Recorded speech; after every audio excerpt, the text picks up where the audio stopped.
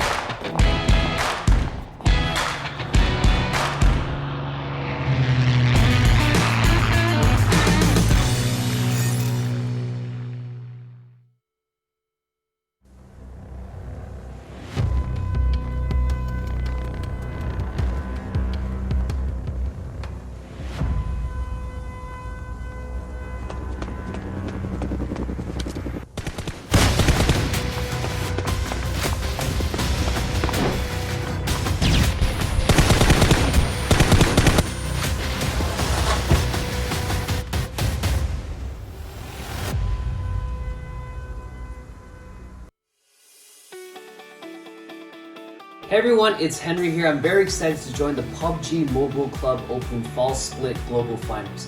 PUBG Mobile Club Open Fall Split Finals. Make sure you tune in yourself. I can't tell you how proud I am of PUBG Mobile to just be leading the way in mobile esports. Every event that I see them do just seems to be getting bigger and better every single time. The PUBG Mobile Club Open is the biggest global mobile tournament in all of esports. So good luck to all the teams competing in the PMCO Global Finals. Get that winner chicken dinner. PUBG Mobile Club Opens will be begin on 29th of November.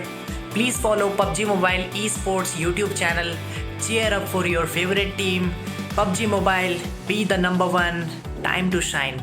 Me and Kino just want to say good luck to all the teams competing in the PUBG Mobile Club Open Grand Finals. Go out and get that winner chicken dinner. So guys, PUBG Mobile Club Open Finals are up from November 29. Make sure that you cheer for your favorite team. Make sure that you subscribe to PUBG Mobile Esports YouTube channel because it's their time to shine.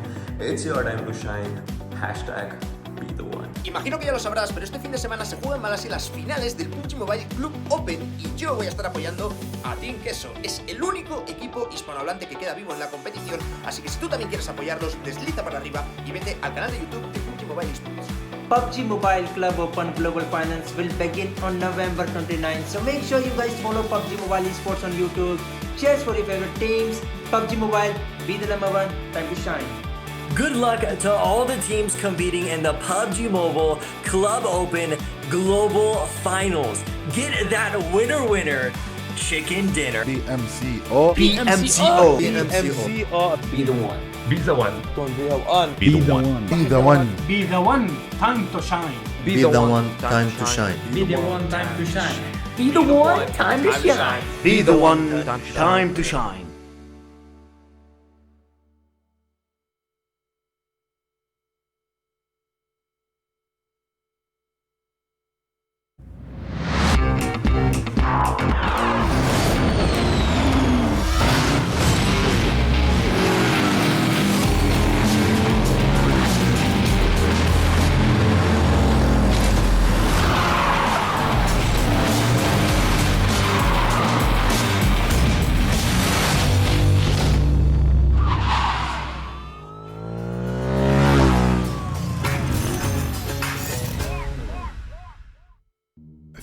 piece of chicken meat on a grill under the blazing sun.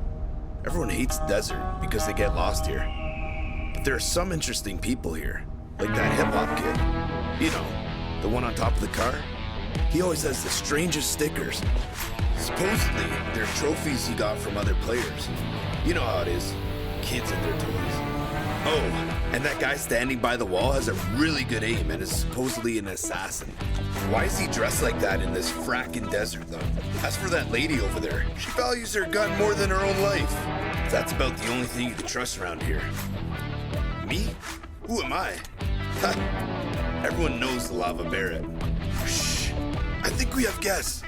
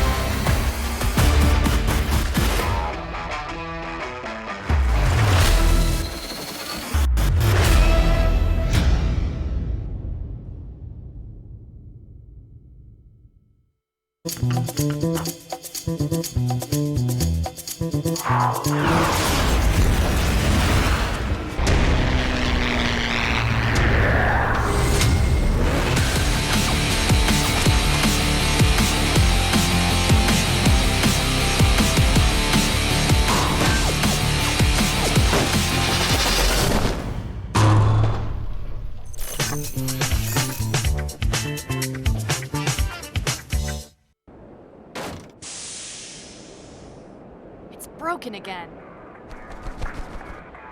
Bird's been following us. Does it think we're rabbits? No, you're more like a bug. A really lazy bug. Watch out! Take cover! We're surrounded! Fly fast? I'll race you. Time to wreak havoc. Let's go!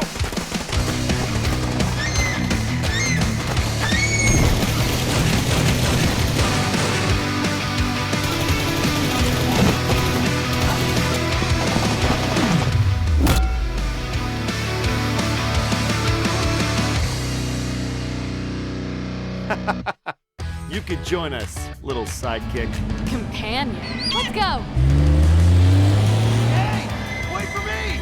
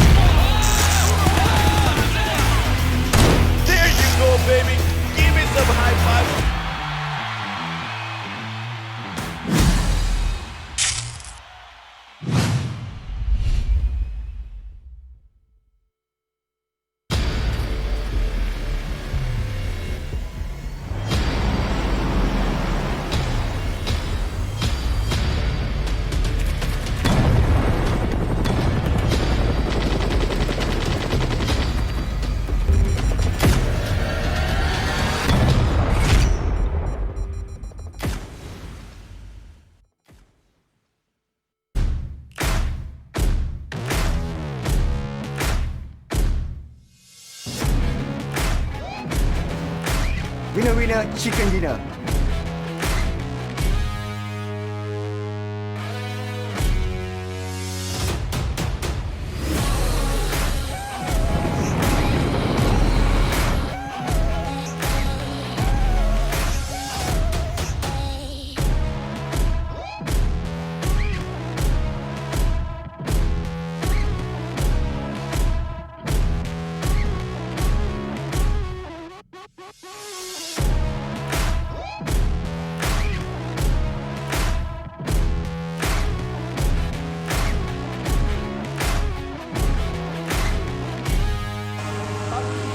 Be the One.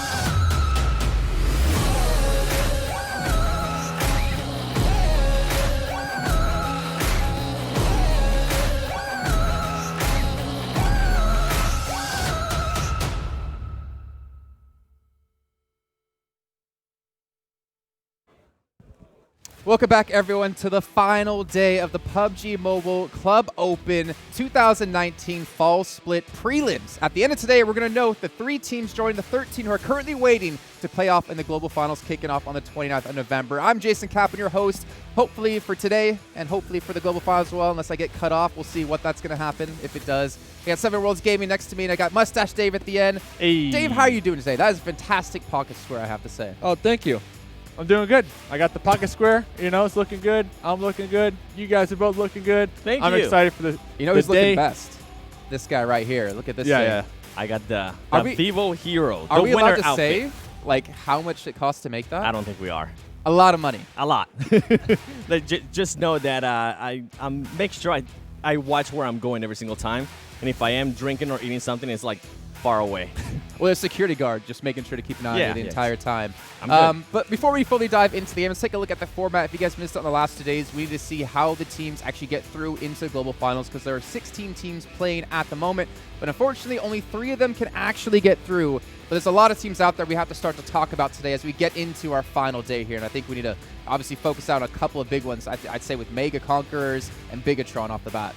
It is, yeah. I mean, at the moment, it's just pretty much going to be a fight for who's going to be first, right? They're so far ahead, especially if they go ahead and continue that performance that we've been seeing from them.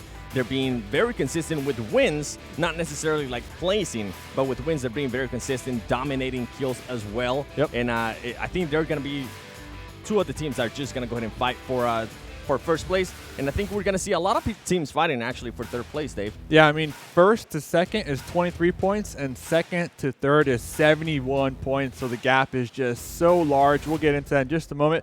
Here is the point distribution. First place will be 20 points, second place 14 points, third place 10 points, fourth place 8 points. Goes down from there, and then each kill, of course, is 1 point. And actually talking about points, all the teams are currently, to be in third place, you just need to go ahead and average around 10.3 points per game.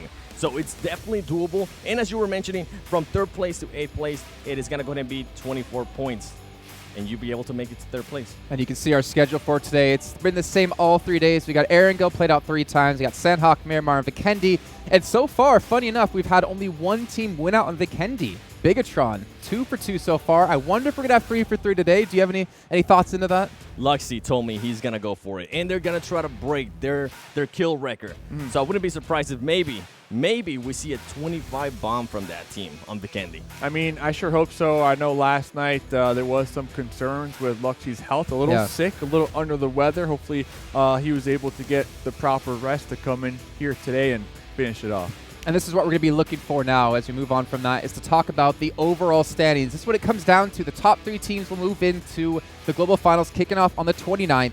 And at the moment, as we've been talking about, a massive point disparity between second and third place. And if it continues to play out this way, I think one thing we're going to have to talk about is that it's just a battle for 1 spot now. It was 3 to start off the entire prelims, but it comes down to the 1. But let's start talking about a certain team out there, a team that, Mustache Dave, you and I got to look at when we were in South Asia doing the regional finals. IND, because they made a big move yesterday. Yep, I mean, they went from 13th to 5th place, and you know what is interesting is we have 3 Erangel matches here today. Looking back at IND's Erangel matches alone, 64% of all of their points come from Erangel. So with that being said, I am expecting that squad to finish top 3 today. I'm going to say that today. I'm confident with that. IND fans, if you're out there, make sure your boy Mustache Dave _ you better follow him because I'm on your team.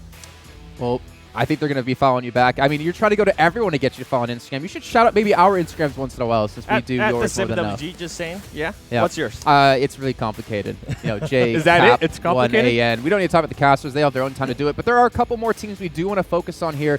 Goskilla 7. This is another team that made some moves. definitely made some moves. We saw them get a win on the first day, and then after that, they just were not consistent at all. And yesterday, they actually started in 14th place, 13th place, 12th place, actually 14 and 13. They got the win. After they got the win, their placing was 2nd place, 9th, 4th, and 5th. So they started being a little bit more consistent, and that's why we're currently seeing them in 4th place. And hopefully they're able to go ahead and keep that consistency. And I wouldn't be surprised if maybe we see another chicken dinner from them. And there's one team, speaking of chicken dinners, we need to talk about. Asterion Myth has yet to get a single chicken dinner, but look at them currently holding that number 3 position.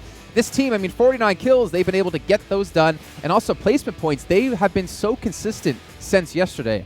Yeah, they definitely have. And just going off kills, I believe from 3rd place to 8th place, all of those teams are averaging about 44 kills in between them. So it's going to be interesting to see why they're going to go ahead and change, because we also have some other teams like Omen Elite, which they might actually, as we're going to be seeing them right there in 11th place, they're going to try to just find a way to go ahead and push forward, because if they don't start hot today, then more than likely they're just not going to have a chance at making it to the 3rd spot. Yeah, I mean, currently, all things said, they need 37 points to reach that top 3 spot. That's saying that all the other teams above them have poor performances today. To put that into perspective, yesterday alone, they got 55 points, so it's definitely doable. They are definitely bringing their A game here today, but I'm concerned because we got some teams down there at the bottom. We were talking to them at the pre-show, and I mean, they're coming in here and they're going to be slinging some frags. Something that actually SWAT69 told me is that they are actually going to try to take out teams. They are going to go ahead and hot drop.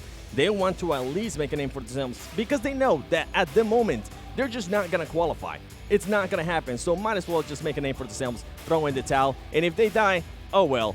I think they're just picking up the towel. They're just picking up, because they told me we're going straight for Mega. We're going straight for Bigetron. We are going to take them out every single game, and hopefully they can back it up. Hopefully it's not just all talk. Well, they said they tried hot dropping Bigetron yesterday. Bigetron just ran away. Which, to be fair, like, that's a smart play out of them. But speaking about trying to get kills and hot dropping on people, let's take a look at our overall kill leaderboard to see which 5 players are currently rocking the most kills.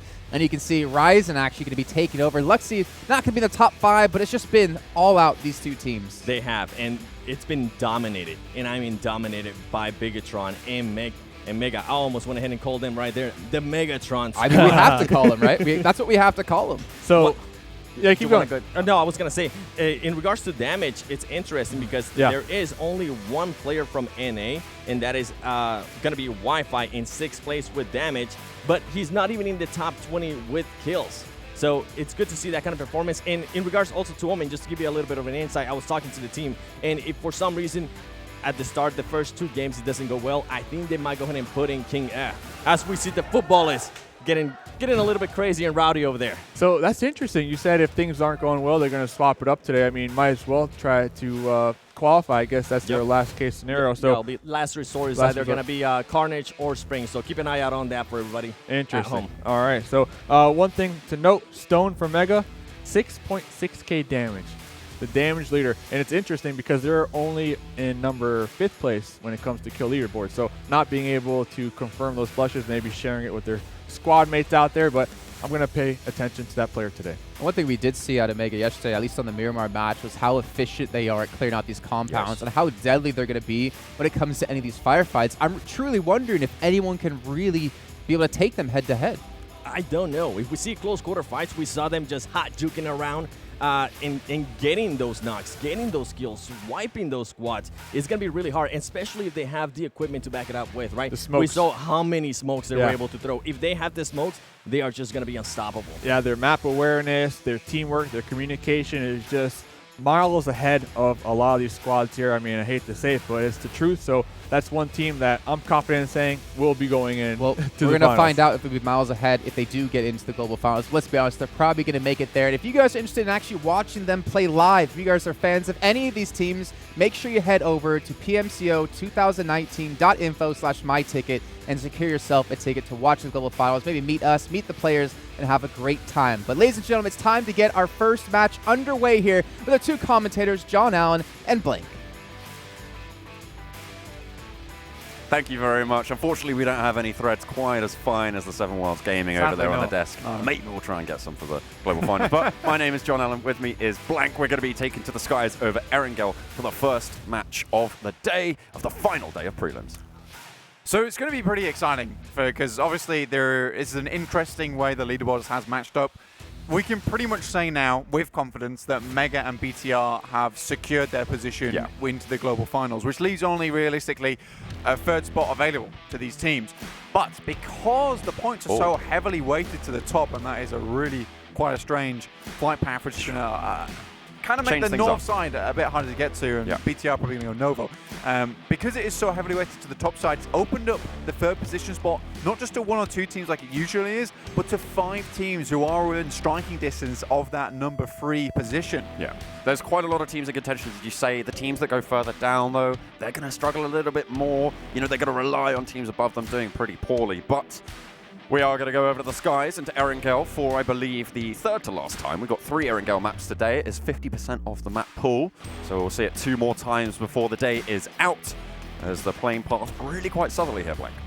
Very much so, yeah, and he goes all the way down to Primos, underneath Primos, which makes Gatka, South George kind of hard to get to. North George is going to take a hell of a while to move on up there, so a couple of teams like Omen's not going to be really happy with this beginning, and Omen's the one team that has to have a pretty much a miracle run here to get into the global finals itself. SWAT69 told us that there'd be hot dropping on a couple of teams, Mega in particular. Okay. They're already down. There's a couple of hot drops going on as well. Victory 5 and FUTBOLIST very close to each other. No, they both like to drop near shelter. They're going to do just that.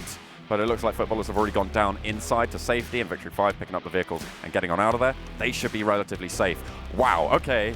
Opposite circle. Damn, yeah. This is a pretty crazy way to start things off as well. So we've got SWAT69 currently dropped in Milta with, I think, 1 player from Mega as they go forwards. Oh, Victory 5, they are going to contest the shelter.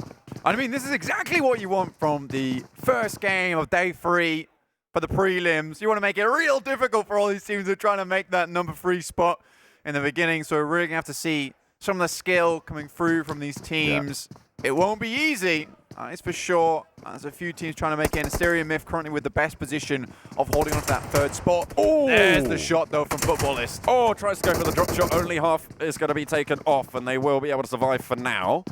Victory 5 staying up and staying strong. It looks like Mega, though. Oh, dear. They are going to get first blood over onto one of the SWAT69 players. 1 player for Mega against, I think it was 3, I think maybe even 4 for SWAT69. One of them goes down early into the fight in Milta. What we've got to remember here, John, is this is probably the worst start for FUTBOLIST today.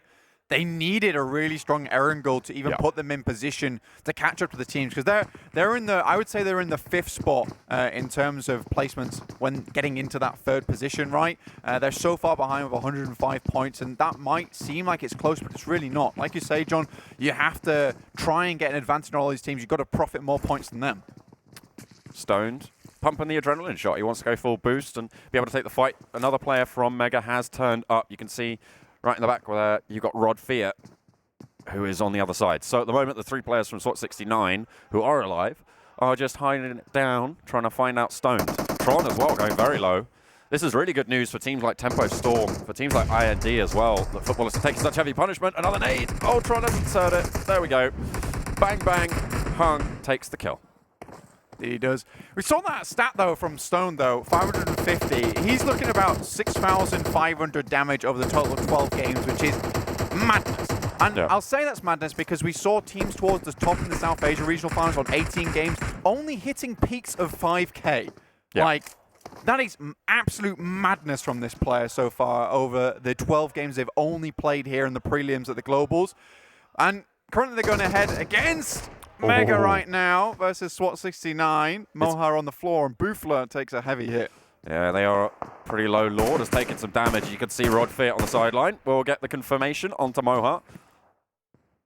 As Lord, okay, he knows where Stoned is. He's waiting for that peak. He's got the Car 98. The 2x is enough at this, sorry, the 3x is enough at this range.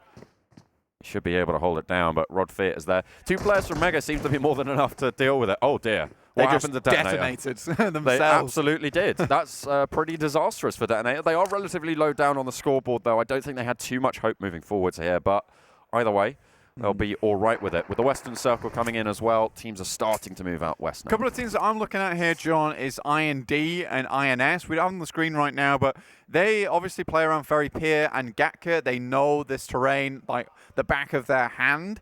And these are both teams that do very well once they get into the latter halves of the game. We saw INS, once they had a north-west shift like this, do extremely well, position themselves amazingly until the circle moved away from them and Tempo was able to get that win through. Here's Lord, though. Try to take it down, will not be able to do so. SWAT 69 not really having the sort of impact that they wanted on a hot drop. Instead, what they're doing, feeding those points up to the top, which, to be fair, is quite good for those teams from 3rd down to 6th, down to 7th even.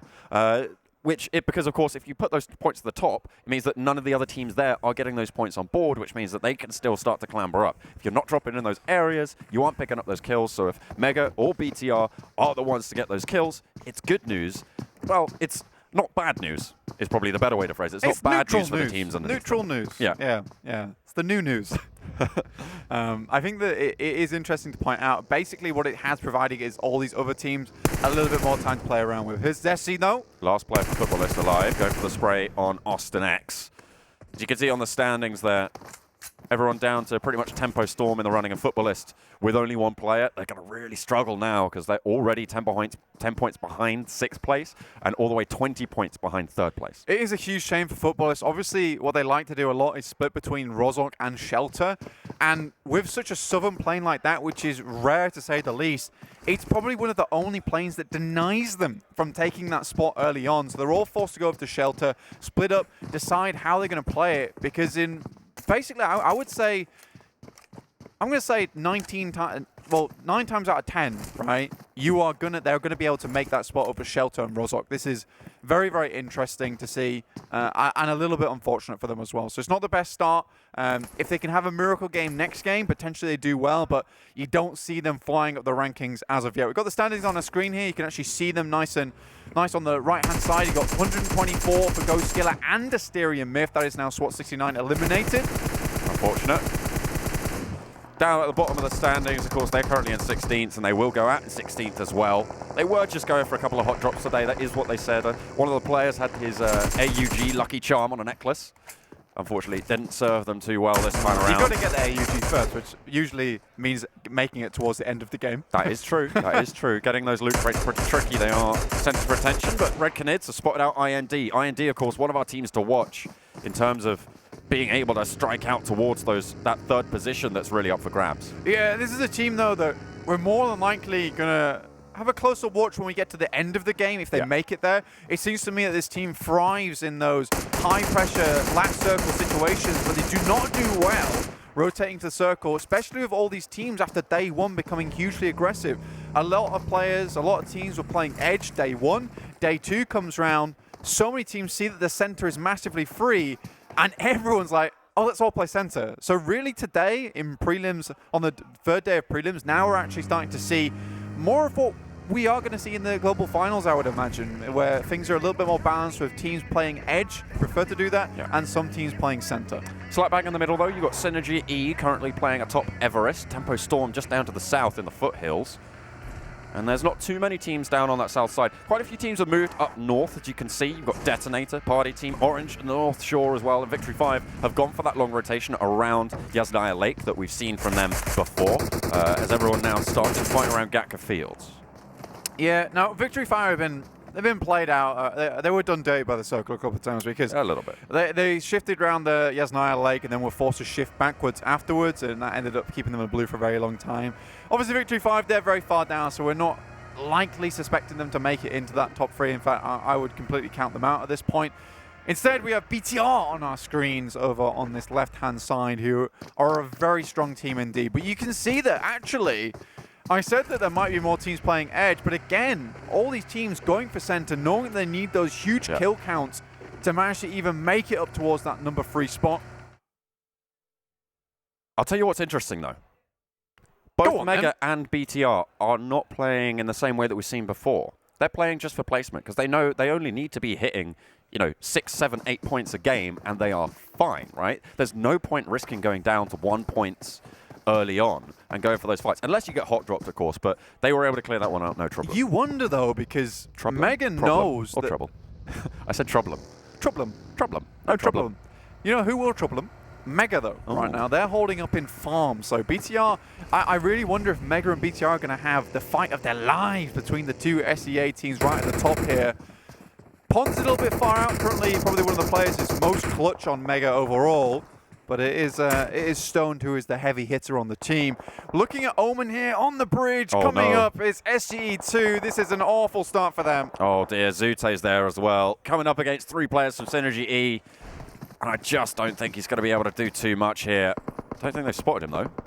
Is he on land? I think he might be. They're a little bit more preoccupied. Oh, he's hiding. I think so he's got info. Austin goes down. Zute has Carnage at his back across the water as well. So if they do want to push down, they might be at risk there. Goes for the spray against Strider. Peeks the crest, but will not be able to get it done. Is Carnage going to be able to back him up? No. Zute takes a tumble. Omen Elite off to a bad start.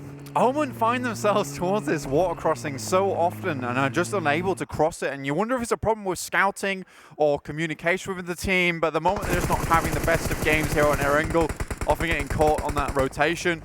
It might just be timing, especially with a team on the other side and SynerGE rocking up afterwards. Nice shot there from Aldic, but now he takes some shots from the side, goes extremely low. Well, Major Alpha has already gone down, so SynerGE will need to respond. Goskilla, of course, one of our teams, again, to watch to strike. Yeah, currently tied in that third spot between them and Asterion Myth at 124 points, so they're in the best position to take it, and currently both teams are still in the running in this game. So a Tempo Storm as well, and they're pretty close by. Picking up these kills could actually prove really, really, very useful. Major Alpha does get confirmed in the meantime.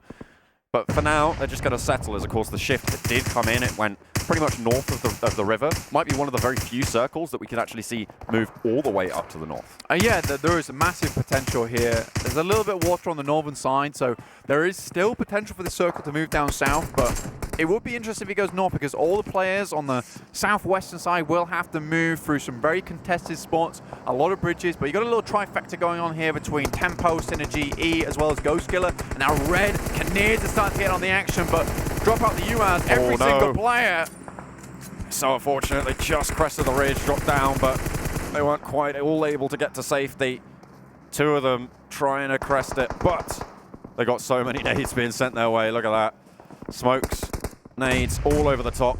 There's the confirmation. RED Canids now on the ropes.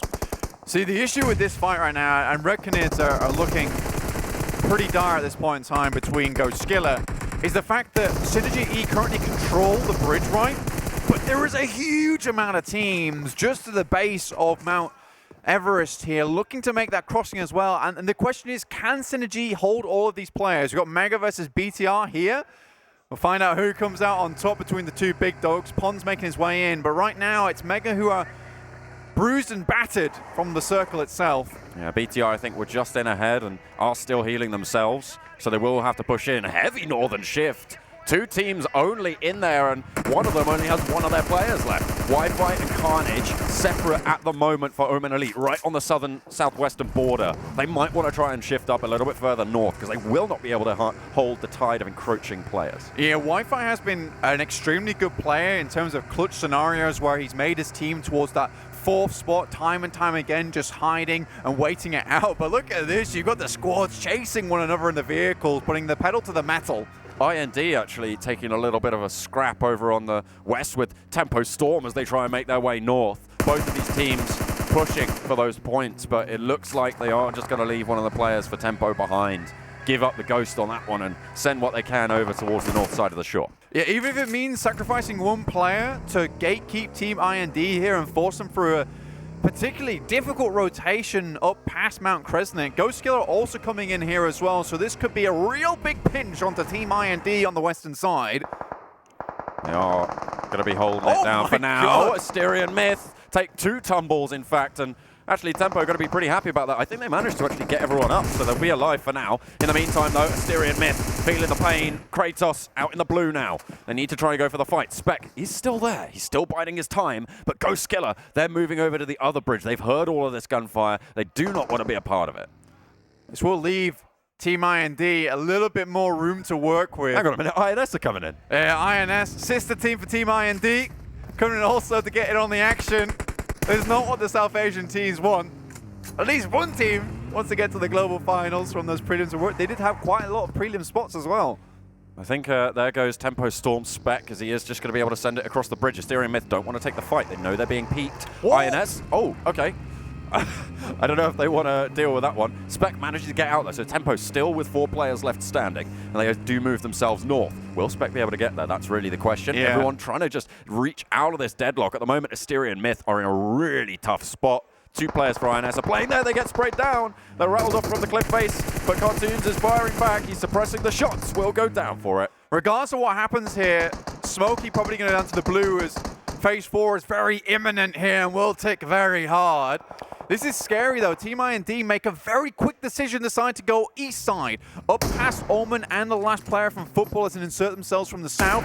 This is probably a very smart decision here. They knew they had to make something happen quick and they want to save resources. Now we're seeing SynerGE versus Tempo. They managed to get the res up onto Rain. I think they just want to send away. Yeah, they're mounting up into the vehicle.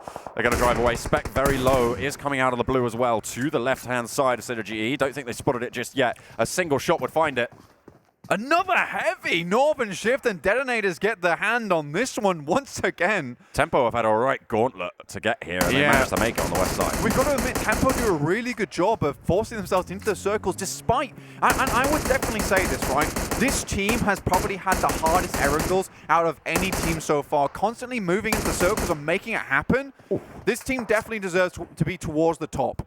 M16 getting the shots off towards Strider. Don't know if he spotted Siervi at the back there. They do need to be careful. But they're just holding it down on the cliff face. The team's now making their way in. You got a MEGA, BTR coming from the eastern side. They've seen each other. They've had a bit of a fight, and no one really won, so they've parted ways. We will see Omen still making their way in. Goskilla very, very close to them, but TeamIND directly sending it from the southern side here, John, but there's very little places to play around here. It's mainly elevation you've got to work with, small foothills, small little ridge sides you can play around. INS Joker goes down. Now it's just Bishma alive for them. Holding down very close to Tempo. Tempo pick up the kill as well. Scary moments for TeamIND here. MEGA passes right past them. They will get one knock and finish too. All right. They're training it back, though, at the moment.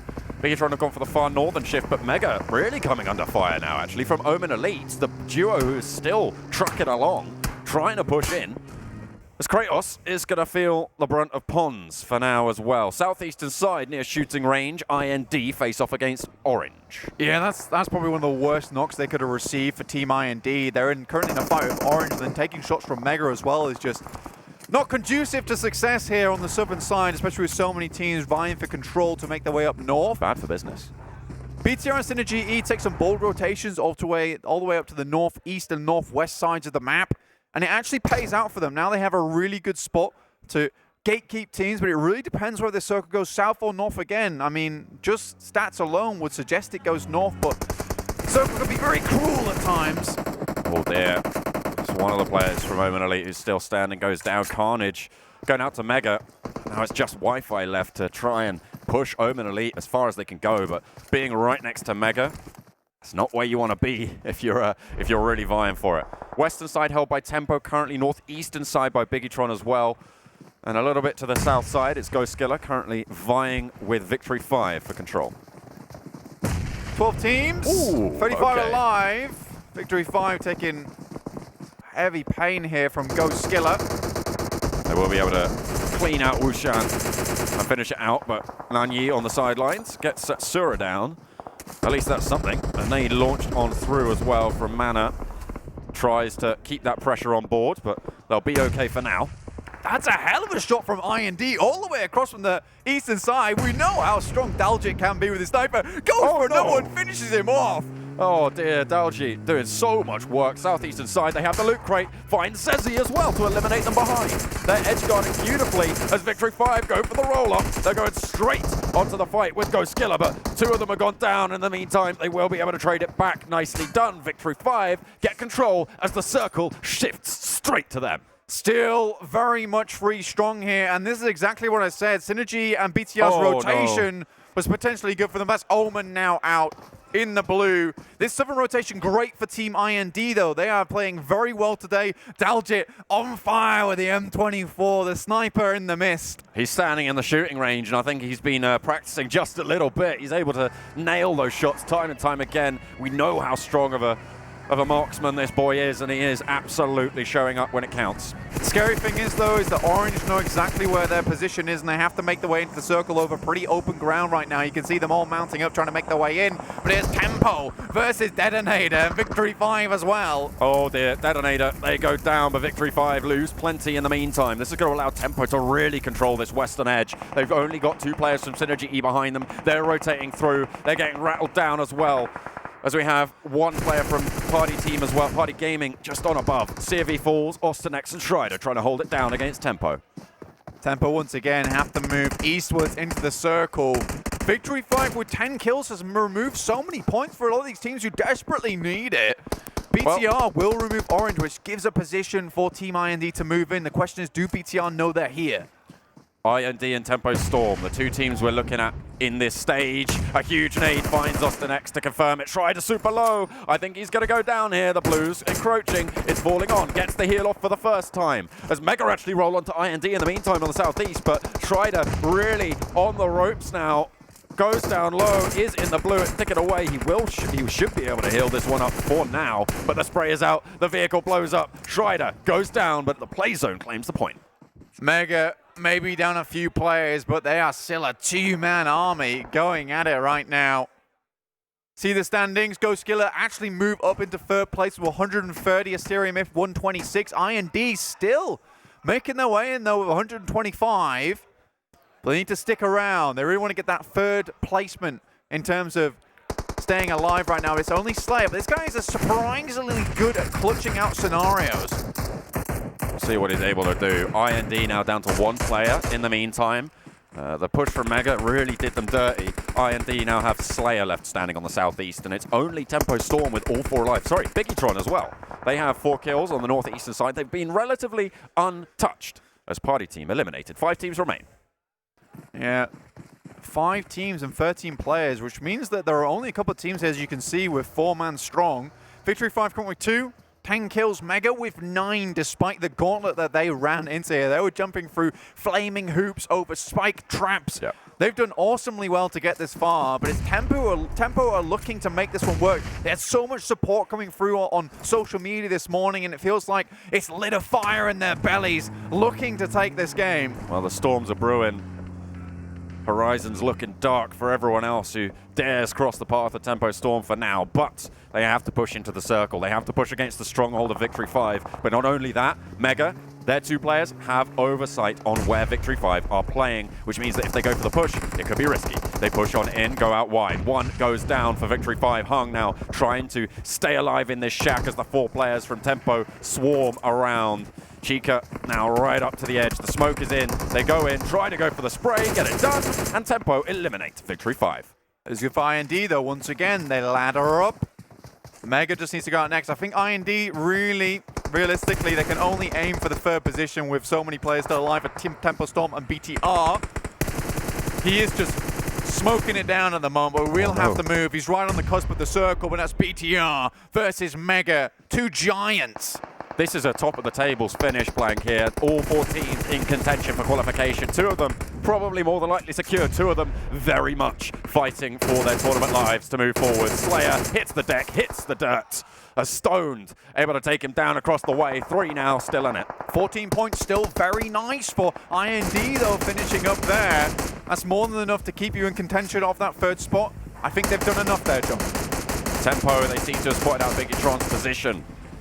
Bigetron, though, with a really decent position moving forwards into the next circle, potentially. They have so much ground controlled right now, and Tempo are clustered up. You can see they need to try and take more ground. That's exactly what they'll do now. Like a landslide, we'll see if they can push down this hill. Rain making his way up into a little ditch with a compound created from broken cars. We'll jump in, try and get an angle over here, just trying to see over the edge, but it looks like Tempo for me, I think they're the team who are most likely to take it down here. BTR are just so open, you wonder if the utility is still there. But if Zuxi's anything to go by, this guy is stacked. You wonder if they have the smokes and the grenades for days, though. MEGA sort of caught in between the middle of this, and one of them goes down. Bigetron actually starting to pick up the point. Pons last now in for MEGA as Bigetron take position on the hillside. Tempo have flooded out wide. Yeah, Luxy might be feeling a little bit ill, but his sniper shots are still sick as ever.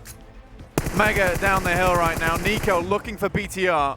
He spotted Luxy right at the back. I think he knows that he's in that smoke. Next circle shifts north, and everybody rushing now. Bigetron trying to make the break. Rain is there to try and claim some sort of superiority into the zone, but Chica gets knocked on the rotation. Spec is safe in the meantime as the drop provides a little bit more cover. Spec behind the tree, behind the vehicle. Doesn't take too much damage. Chica still alive, crawling, but not for long, because McBoy will see to it that he goes down as well. Pons still alive. A ridiculously aggressive push from Tempo. Perhaps they overestimated their ability to go down this hill. Only 2 now remain. Tempo Storm going low. They need to try and pick up as many points as they can here. 8 kills already. They've done a lot of work. That's an 18-point game minimum that they'll be seeing. But Bigetron, they go for the crash. They go out wide. It's Spec versus Zuxi. They get the info as the 2 players go out wide too. Spec very, very low. Nico atop the hill looking to try and hold it down, but they cannot hold him off for long.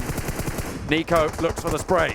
Finds one. Zuxi goes low, but he's low himself. Nico needs to heal up as the zone does start to push in. Not quite confirmed on the Spec. The hill goes down. It's only a matter of time. MEGA still in it as well. Tempo, the storm is about to dissipate, and MEGA couldn't be happy about it. Currently sat in third spot, looking to ladder up here. Tempo Storm go down to just 1 player. It's Nico. This guy can clutch though, but versus 4, how possible is it? And against Bigetron as well, some of the strongest fraggers in the tournament. Nico gets the heal off, goes up and needs to push on in. The circle is right at his back. If he finds Luxy, he might have a chance. Goes for the spray, but he can't do it. And now it's a 1 versus 4. MEGA and Bigetron. Tempo Storm eliminated. 18 points for them. A very good performance. But Pons trying to hold it down. Into the blue he goes. Out wide, takes 1. But he isn't going to be able to do too much more. Bigetron get the chicken dinner. Huge plays from Bigetron and MEGA once again. We expected it from this team though. There's absolutely no way. And these boys aren't going to sit down and be quiet after that one. BTR though, all the way from Novo up to the northern side of the map. Rotations on point once again, but Tempo, what a brilliant start for them today. Is exactly what they needed to go on forward. Beautiful confidence booster as well. IND doing a lot of work too. Surprising. Coming in 4th, 5 kills onto their name as well, which tots up to 13 points. A very, very good scoreline. Super consistent. That's what we said we wanted to see from IND. Getting to those late circles is what got them through from the South Asia Regional, and it's what they're banking on now to get them to the global finals. There's some nades onto Tron. There's nothing he can do there. It goes immediately down. This was a sad start for FUTBOLIST. They just did not get the drop that they wanted. It looked like they didn't have a backup drop either. All down to shelter. They seem to be floundering a little bit. Goskilla, though, managed to ladder up a little bit, going towards the top there. I think they have overtaken Asterion Myth. Asterion Myth being rather quiet that game. Pretty Myth-like in the sense that they might not even have existed on their angle. Yeah, it's only a rumor of their existence. People have heard tell of Asterion Myth, the mythical Red Bull from Europe. Unfortunately, not quite being able to make it in this time around, but there's a few more opportunities left. 5 games now remain. Yeah, Omen just seem to be hemorrhaging players as they go on though. This is the major issue for me, but victory 5. This team clutched out 2 fights once again in pretty close quarters, so hard. Tempo came in afterwards and just finished it off after that. Here's Slam up to the deck. He's like, they can't see me, right? You can see me. You can see. We see you. We see you. We're going to shoot you. We absolutely do. Got to send those bullets your way. I think this push from Tempo was maybe a bit too overzealous. They came down the hill a little bit too early and they were taken down by BTR. Yeah, it's pretty tricky. Very difficult to orchestrate, but in the end, we can see exactly why Bigetron are sat right at the top. We're going to head back over to the desk to break down the action from game number 1. I don't know how much chicken Bigetron can seem to eat, but they are never getting full of it, as it seems. They're able to take another chicken dinner for themselves, and they did it in a pretty damn good style as well. This team just looks honestly unstoppable, Dave. I mean, Megatron, Bigetron, all the Trons, they've been fighting each other the entirety of that game. We saw a similar story yesterday on Erangel as well. These 2 squads are like magnets, but somehow able to make it to the end game. Yeah. while having drive-bys on one another. It's just amazing. Yeah, and I mean, actually, Mega saw some contestants at the beginning of the match in 69. I believe they were able to kill 2 right off the bat, and then everybody just moved in. It was just Stone taking out 2 players, and then he was like, all right, guys, coming in. We can finish them off. So it was great to see that. I mean, I feel like they could have maybe been a little bit more aggressive there towards the end, but good to see. We actually saw BTR yesterday get the win on the first game as well, so I wonder if it's going to be the same story for the next game. Maybe they're going to go ahead and get knocked out 13th. I am happy that SWAT 69 did live up to what they were telling us, though, that they were going to be hot dropping Mega all day long. Yes, it didn't work out. They just happened to have ran into the top damage leader of the lobby. Unfortunate for them, they did get taken out right there. Well, you can see our standings from that last match. Of course, Bigetron taking first place, taking that chicken dinner, and adding another 30 points to themselves. But Mega, to be fair to them, I think those pawns able to just survive for such a long time to really work them up the scoreboard, at least in placements. He gets himself another 24 points too. Definitely, and that's going to be the fight, right, in first place. And what I like to see as well is for third place, a lot of teams that are currently in contention decided to go ahead and have a great first game. Tempo Storm in third place with 18 points, getting kills. I think they were trying to go ahead and get that win, but they just weren't able to figure out the strat there once they had high ground. And TeamIND, Dalji, we saw him with the sniper being able to just go ahead and destroy. And Goskilla, which we're going to go ahead and later break down some plays with beautiful, beautiful aggressiveness from them. Yeah, and you made mention Goskilla. 69% of all their points come from placements. They're a very low killing squad. So this previous game, they got 6 kills. A lot of teams were kind of just pulling up on their location. That one Shack in particular played such a crucial role for multiple teams there. If you can recall, V5 made the pull up. They took it over. They got the smokes in. DeToNator pulled up onto V5.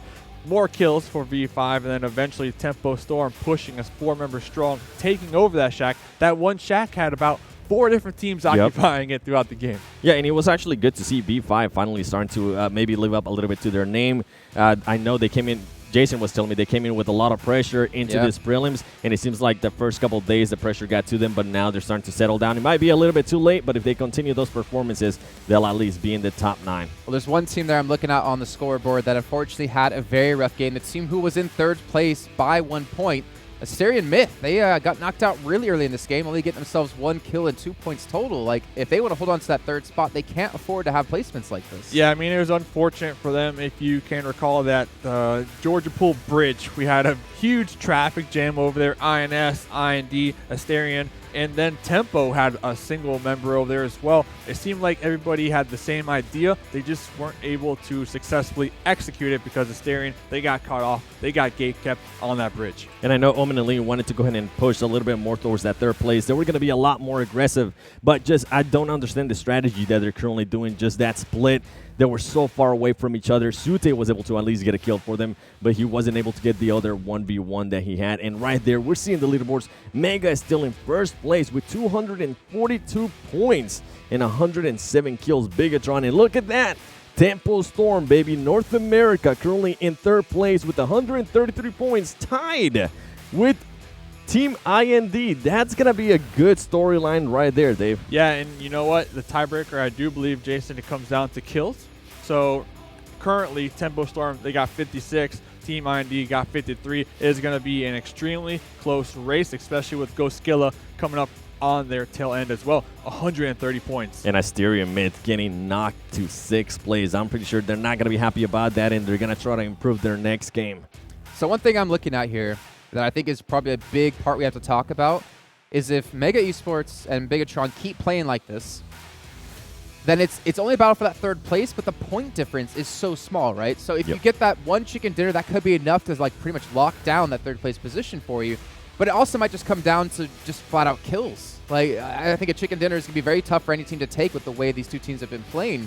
I wonder, like, what's the mindset of these teams coming through into this final day? Yeah, and I think we're going to just go ahead and see what we've been seeing from them a little bit. Just trying to be a little bit more consistent, hopefully try to get more kills, especially from Tempo Storm. That is a great way to go ahead and just start the day. As I was mentioning, mentally is a good thing. Hopefully they can carry that momentum. But yeah, as you were also mentioning, if Mega and Bigetron continue to have those performances, it's just going to leave it down to either placing in kills for third place. And it's going to be really, really close. So today, man, today is going to be amazing. Yeah, and then when it comes down to the squads that are currently tied, Tempo, Storm, and IND, I know for a fact IND, their weakest map is Sandhawk. So if they can avoid getting taken out early on Sandhawk, maybe racking up some kills and not getting sandwiched like they have been the previous 2 games, they should be looking good because they still have 2 more maps on Erangel to go, and that's their strongest map. So Tempo needs to watch out. Yeah, and we know Team IND can get the placing, right? We saw it especially in day 1. Now it's about the kills. They're going to have to go ahead and get the kills because if for some reason it stopped right now, then Tempo Storm will be moving just on kills. So Team IND, Daljeet being able to clutch it yesterday, that was amazing, by the way. If they can go ahead and just step up the kills, they might end up being in 3rd place. The thing is, I'm kind of hoping some other teams do take some chicken dinners, because if you're Luxy right now, what else can you ask him? Icy, I don't know what you're going to ask him, but I'm curious to hear what he's going to say. Thank you so much for having me once again here. And of course, you know, if you're curious what I'm going to ask here, I have, of course, Luxy here from Bigetron. Congratulations once again for winning. And that's pretty much it for you guys. And also, Luxy, I've heard a little bit of stories from you guys. Something happened last night. Mind telling me what happened with you last night? I had a bronchus. Oh, sorry. You were... Bronchus. Bronchus. Okay. So you're feeling better now? Like you had to see a doctor? How was it? Yeah, I'm feeling better. Okay, you're feeling better now. You know, after seeing a doctor, you got better a little bit here. Now you're here back getting more chicken dinners. I'm pretty sure the desk here agrees with me. You've been having too much chicken dinners. I think that's the reason why you got sick, right? Yes, right? Yes. I like that here. And Luxy, a little bit more. Considering that you guys have so much points here alongside with Mega Conqueror, the desk as well has been mentioning, it's going to be a fight for 3rd place, especially for the rest of the teams here. Have you guys made any kind of preparations going towards the global finals? Yeah, we had a lot of preparation. Sorry? We had a lot of preparation for the global final. Okay, so if you talk, who are you looking to beat in the global finals? UNG, Top Esports, and RRQ. Why? Okay, I can understand Top Esports and also RRQ, but why UNG? Because they fighting at my landing location. Again, in the scrims? Yeah, in the scrims. All the screen. Okay, my oh my. You know, is it because they're trying to test you guys out? Yeah. Okay, how many rounds have you guys beat against UNG so far? I think 50-50. 50-50? Oh, yeah. Wow, that's how close it is in the global finals. But considering that you guys have dominant performance here, you know, the rest of the 5 games, do you think that you guys will be able to consistently get the points here? And do you think you will just make it all the way to globals? Or just get all 6 chickens? I think I will make it to the 6 chicken. Okay, I like that. So last but not least, Luxy, you know, anything you want to shout out to your fans or your teammates who's currently on top of you in the kill leaderboard? Bye-bye. Okay, bye-bye indeed. This is the PUBG Mobile Club Open preliminary stages, day number 3. My name is ICBaby12, and for those of you watching, stay tuned because why we have 5 more matches to go, and we're going to be finding out who is going to be going in towards the global stages. See you guys in the game. Next game.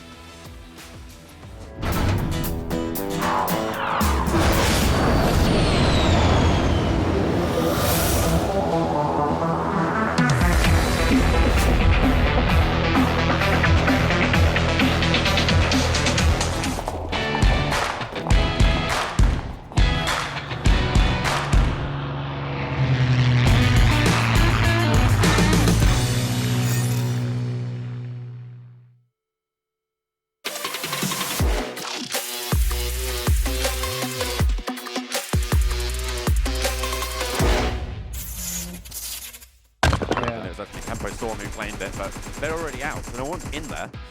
Oh dear. INS. And consume him as with that Molotov. He's priming something, surely a Molotov or a grenade is perfect! And just like that, Bigetron go out in 11. Let's see Stone off the angle. Looks for the spray, will get one. I know it's just Neposo trying to heal on up. They know exactly where he is. Those bullets are flying. They're super deadly. Both of them go down. Hung's the only one who's made it in from Victory 5. Good job from Mega though, that was a really... Oh, actually, maybe... Oh my goodness me. Try and go for the push. There's not much they can do. Unfortunate for them. The smoke is there on the door. They go on out. They're going for their last ditch. Push stone goes down. They're going to trade it, but Online's there to go out. Pons and Online still standing. They did take some casual. The like of Asterion, as there's only 2 players remaining for them as he goes for more. Actually gets the knockdown trying with a headshot, going to be coming down for more. Gets down a second play. This is a 1 versus 3. Oh my goodness! Oh! He's done it! What have we just witnessed?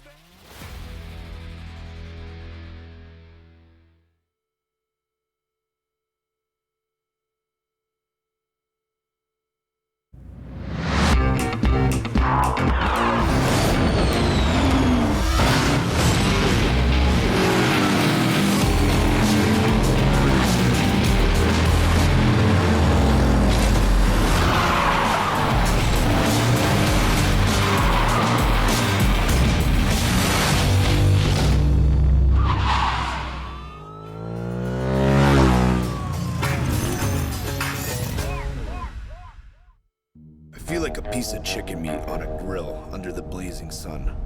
Everyone hates desert because they get lost here. But there are some interesting people here, like that hip-hop kid. You know, the one on top of the car? He always has the strangest stickers. Supposedly, they're trophies he got from other players. You know how it is, kids and their toys. Oh, and that guy standing by the wall has a really good aim and is supposedly an assassin.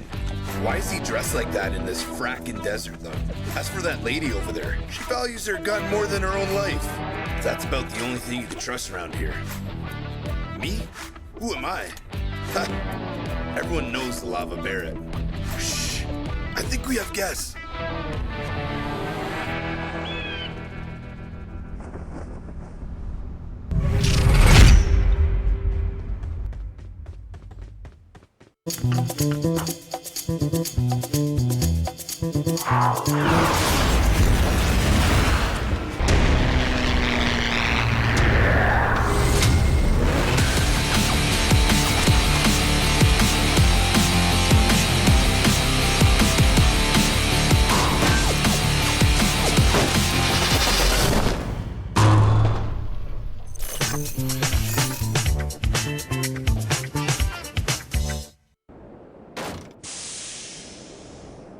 It's broken again. Bird's been following us. Does it think we're rabbits? No, you're more like a bug. A really lazy bug. Watch out! Take cover! We're surrounded! Fly fast? I'll race you.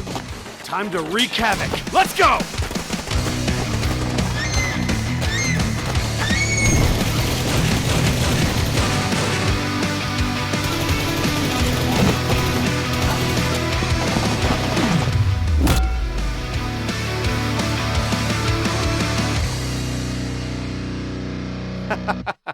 You could join us, little sidekick. Companion. Let's go! Hey! Wait for me!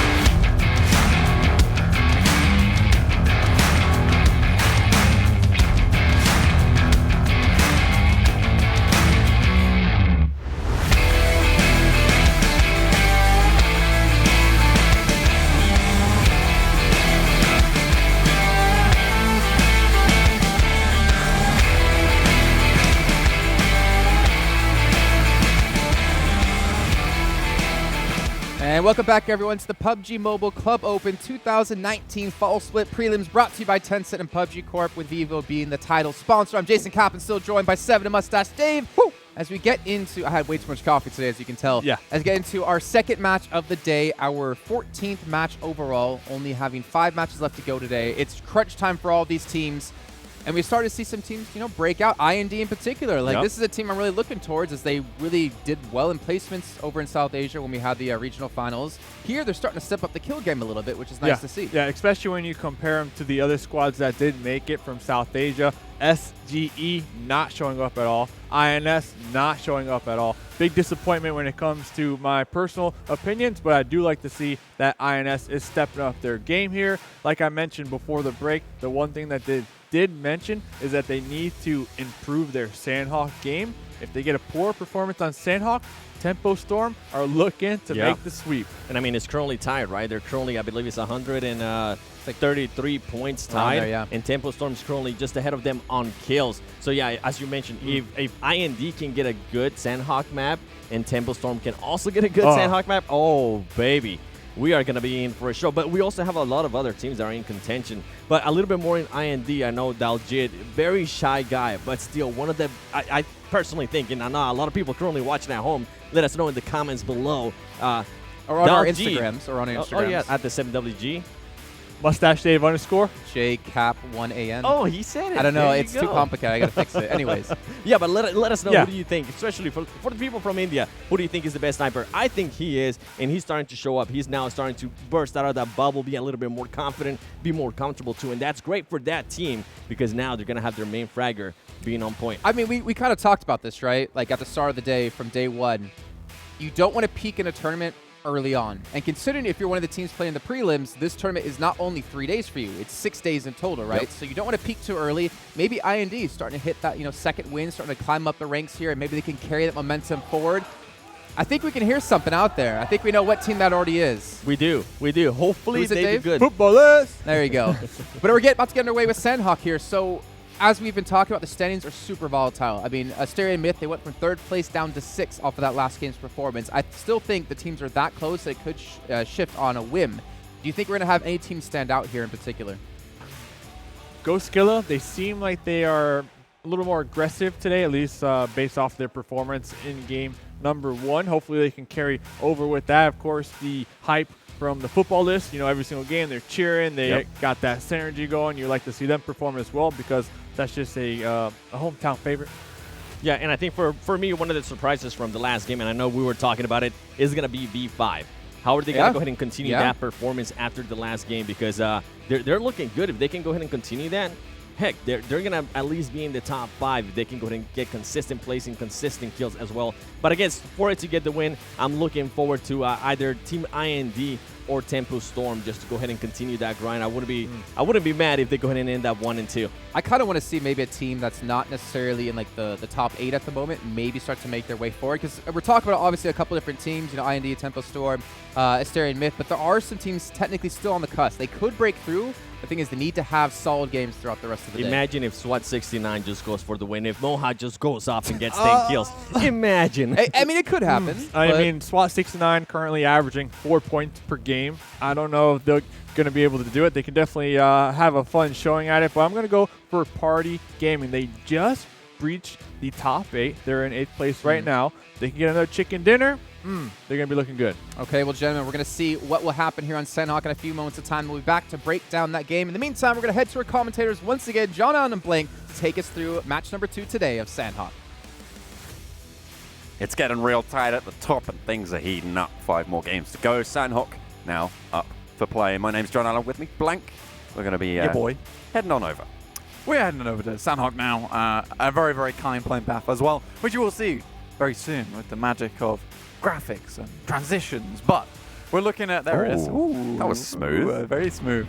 MEGA currently 110 points ahead of 3rd place. I'm just going to throw that out there. And BTR currently around about 90 points ahead as well, which is ridiculous to say the least. And I'm going to be 100% on board with 7 here. I think that Team IND, Tempo Storm, these are the guys that have look like they have the spirit going forward. I think that's a big thing in PUBG is confidence can get to you. It's a massively stressful game. Everyone knows this game takes a mental strain on you, and playing 6 games a day for 3 days. Not only that, you got to think about all the games they're playing in the scrims as well during the morning.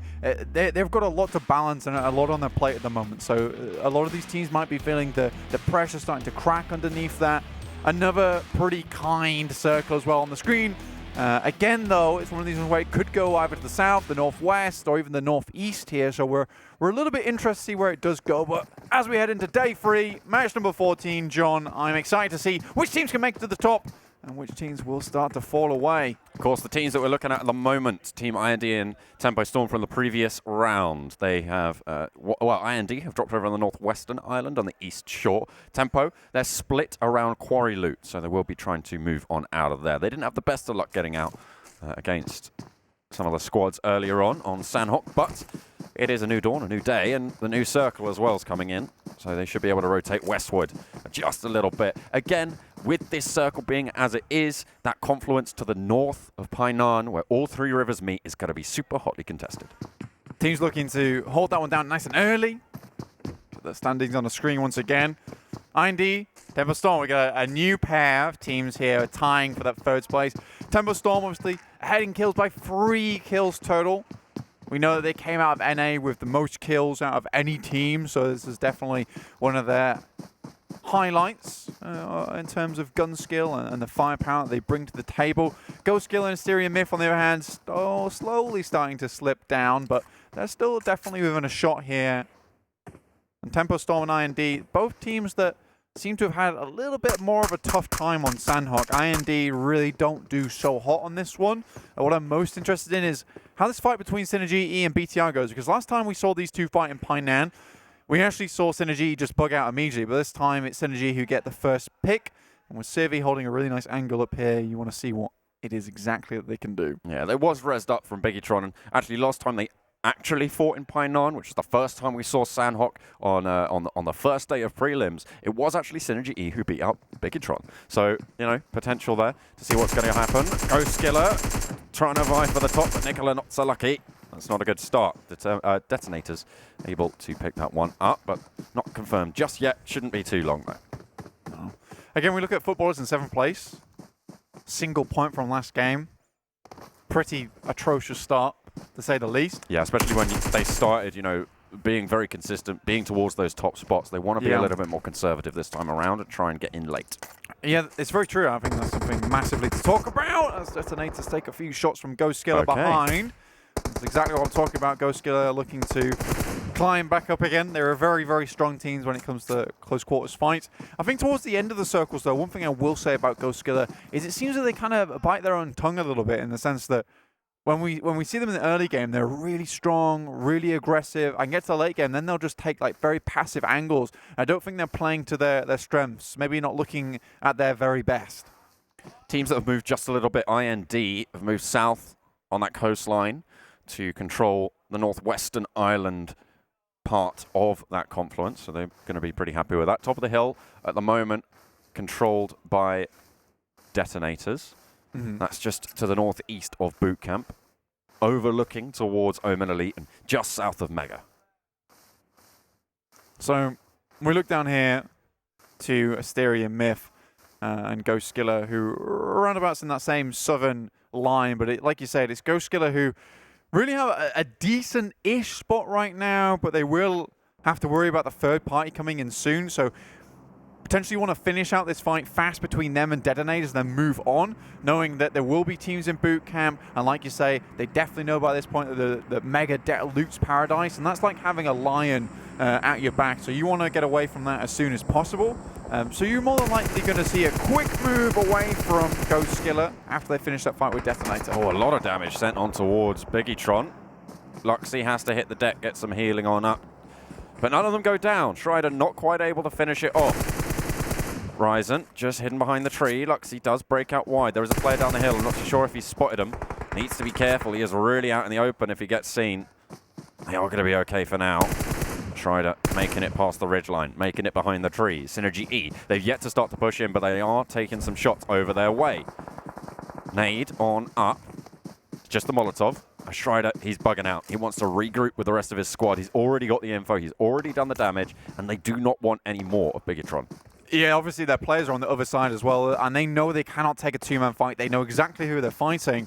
But again, let's talk about what happened just in Paradise Resort there, as I was just stating earlier. Goskilla, they took that fight early on, and they opted not to leave, even though they knew that MEGA, they play Paradise Resort, and they were heading down there as soon as they heard those shots. And Goskilla have been kind of put in the grave because of it. They've lost a couple of players, and losing players on Sandhawk is not the worst in the world, but if you're down to 2 or 3, you still have to play a lot more passive. And right now, Goskilla, they need kill points. They need kill points and placement points if they want to move up. That's the thing as well. Because it's so close, getting kills towards the top could actually be crucial. We know that at the moment, the third-place team is only there because they're beating out the team below them. Of course, Tempo Storm, 3 more kills on board than the team below them, which is IND, which means that they do currently sit in third place. So having more kills on board is very, very important, even this late in the tournament, because of that closeness. Victory 5 were able to pick up that loot crate. They are able to get that M249 on board, and of course, the full level 3 gear up. I'm a big fan of the M249. I'm going to be honest. I think it's that and the Orm. They're my 2 favorite crate weapons. I would say, I think we've seen so many good plays from the M249 come out. Obviously, yesterday we saw, I believe it was Pro Lord on the stairs, jumping down like... As a lunatic. A lunatic, yeah. Jumping down the stairs, like doing what you did in high school, which is where you get to the top and you just try and leap as many stairs as possible. That's what he was playing at. But instead of having a couple of school books in hand, he had an M249 with 100 bullets. And you're completely right, John. That 100 bullets allows you to take a fight for much longer than you would necessarily be able to take with an extended mag on, let's say, an M4 with 40 bullets. Having 100 bullets and that speed, it's so beneficial for going for those 3v1s because the enemy team, they've got to worry about reloading. You don't. You can take the fight to them at any moment. Because it essentially means you have about 140 bullet capacity, because you have a secondary weapon as well, unless you're rolling with a sniper, but probably best not to mix that with the M249. You normally have about 30 to 40 bullets in the back as well. So you've got 130 bullets to chuck out in one straight line, right? Yeah. You can suppress a team so well, and if the rest of your team capitalizes on that time that you can give them, you're more than likely going to win most of the fights you take. Omen here in boot camp, they're very central. Now, a really good position for them when the next circle pops, because they'll have free reign of exactly where they want to go. They're in a great position to cross over the water to the northwest island should it shift up there. But what they also are in a position is one of high danger, because so many teams will be looking to take boot camp, Hill particularly, and also moving through there potentially to the coastal side to cross the bridge themselves. So they're going to come under very heavy fire soon. One thing I am liking is the fact that they're quite close-knit together, which means that should a fight come, they're able to back each other up. So far with Omen, one thing I've very much noticed is the fact that they're not able to back each other up a lot of times because they're very heavily split. The confluence starting to become more occupied. Now we've got the northwestern shore and the southwestern shore, both currently taken.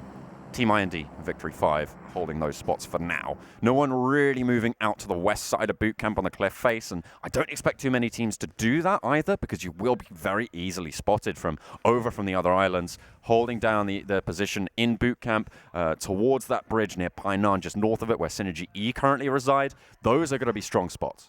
It's why you see Party Gaming and FUTBOLIST up towards the northern side of the map here, actually holding the bridge, just so they can make the quick rotation over onto the northwest side, as well as Victory 5 and TeamIND. You'd imagine that Victory 5 have actually scouted out TeamIND and will most likely move down to the southern side.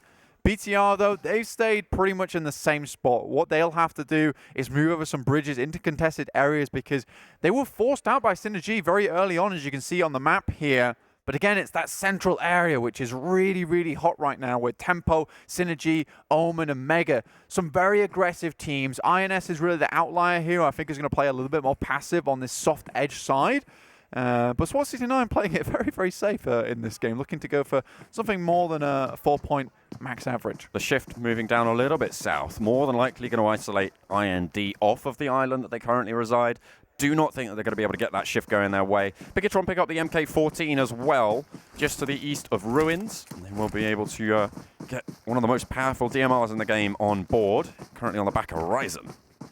Yeah, BTR, they're able to finish off people extremely quickly. The recoil control, as well as the knowledge of when to take fights and where to take them, is insanely good. Whack an MK14 in their hands, and that thing sprays as fast as anything. It'll be like angry bees coming your way. It's going to just be so painful. They'll be able to remove players left, right, and center, and Ryzen is a really good assaulter. This is the same circle as yesterday, though. This is pretty much the exact same circle as yesterday, and one thing we saw from yesterday, which was a problem for a lot of these teams, is deciding when to cross. Some teams went too late, some teams went too early. Omen opting to rotate right now, but we got FUTBOLIST on our screen. Just versus Party Gaming. Party Gaming pretty quiet in that first game, but this is a team who is somewhat in distance to strike out, but it's going to be very, very unlikely until they have a massive game. FUTBOLIST, obviously the ones who want to get some early points now. Of course, FUTBOLIST, one of the other teams in contention. Jihoon dodging, ducking, dipping, diving. He's not quite being able to dodge most of the damage there. Has to heal up behind the tree. Will go down. Lovazin lands the final shot in the magazine in the QBU. I don't think Party Gaming are going to be sending it back. They might try and go for it, but the zone is going to start to push in about 20 seconds, and they already have to get past FUTBOLIST. They might try and just take this time for themselves. Yeah, there's absolutely no way that they're able to go back for Jihoon now. The circle is starting to encroach. Oh, Jianchi actually. They had a vehicle. In the scooter. Yeah. Actually, Tron's blasting him away from that one. Don't stop that. We want no aid in this game, please. Thank you.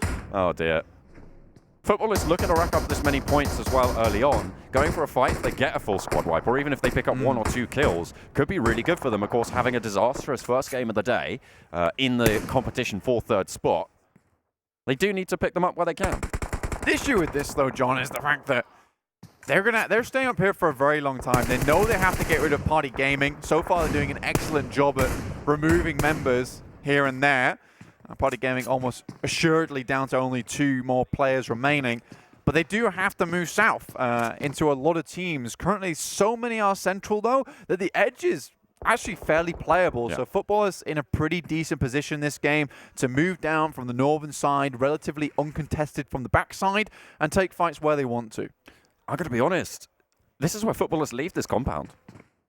They've already taken 2 kills. They know that Party Gaming are to the north of them. They know how difficult it is to push, and they can just move down to the south. So some of those compounds there and try and take ground early on. But they're greedy for these kills right now. I think that, in contrast, let's look at it a different way, though, is that FUTBOLIST, they know that all the teams have been playing so central since day 2 that they're not expecting teams to be on this edge side, so they can move when they want. And I think trying to get rid of those players behind you who can become a thorn in your side later on is not a bad idea, especially when they know that there are quite a few compounds open for them. Really, the major kicker is going to be the fact that if it goes a super heavy southern shift, yes, then FUTBOLIST going to have a really terrible time trying to get through Bootcamp Hill and then obviously being squashed past Quarry. There's really no way to rotate round Quarry at the moment on the eastern side because it's in the blue. SWAT 69 going for round 2 with MEGA now. They go around the edge and Mohar goes down, stoned, able to get it done. 3 of them now alive. Mohar not quite finished off. They'll give that one over to Stoned as well. More sprays coming their way, but in fact it's Satan who gets the better of Pons in this engagement. Doing a lot of damage as well. They have a decent off angle, and INS is starting to chime in. Oh dear, that might be pretty tricky. Rod Fiat goes onto a sliver of HP, stays alive for now. I think if they can remove MEGA early on, it's going to be very useful for a lot of these other teams. Currently, MEGA seems to be in that last circle. It's always like the final boss. Satan takes a nasty headshot. Poofler as well, backing it up beautifully. Satan not even taken down, which means they still hold down the shack. A really decent focal point of pressure for these squads, and the fact that INS have oversight onto this is beautiful for so many teams out on the eastern side. It's a really nice crossfire here, and especially because they're backed up by Quarry. It means that they know that the only place that they can be third-partied from right now is from the southern side, and obviously they're going to have Bishma holding that and watching within these compounds. The circle goes actually a heavy northeast shift, which is really good for FUTBOLIST. As we said before, they're currently taking the fight with Party Gaming up north, but right now, it's just MEGA cleaning it up right now with SWAT 69. Poofler sends it away. Is just going to leave himself the last player remaining for SWAT 69 out into the blue, going for a bit of a long rotation as looks like MEGA want a little bit more. They've been donated these kills last game and they want them back. They want a second donation on board. Party Gaming over in the north side did get eliminated. Oh no, not quite hurt. It's still going. As football is still out in the blue a little bit as the next shift heads onto the northeast. Now I will agree with you, John. Now this is very greedy because you've had time to actually come into the circle, and the circle's favoured you too. Now is not the time to be going for that single kill. It is very greedy. They'll get the points maybe. Bufla not quite able to get it done, and SWAT 69 are out in 16th again for the second time. Yeah.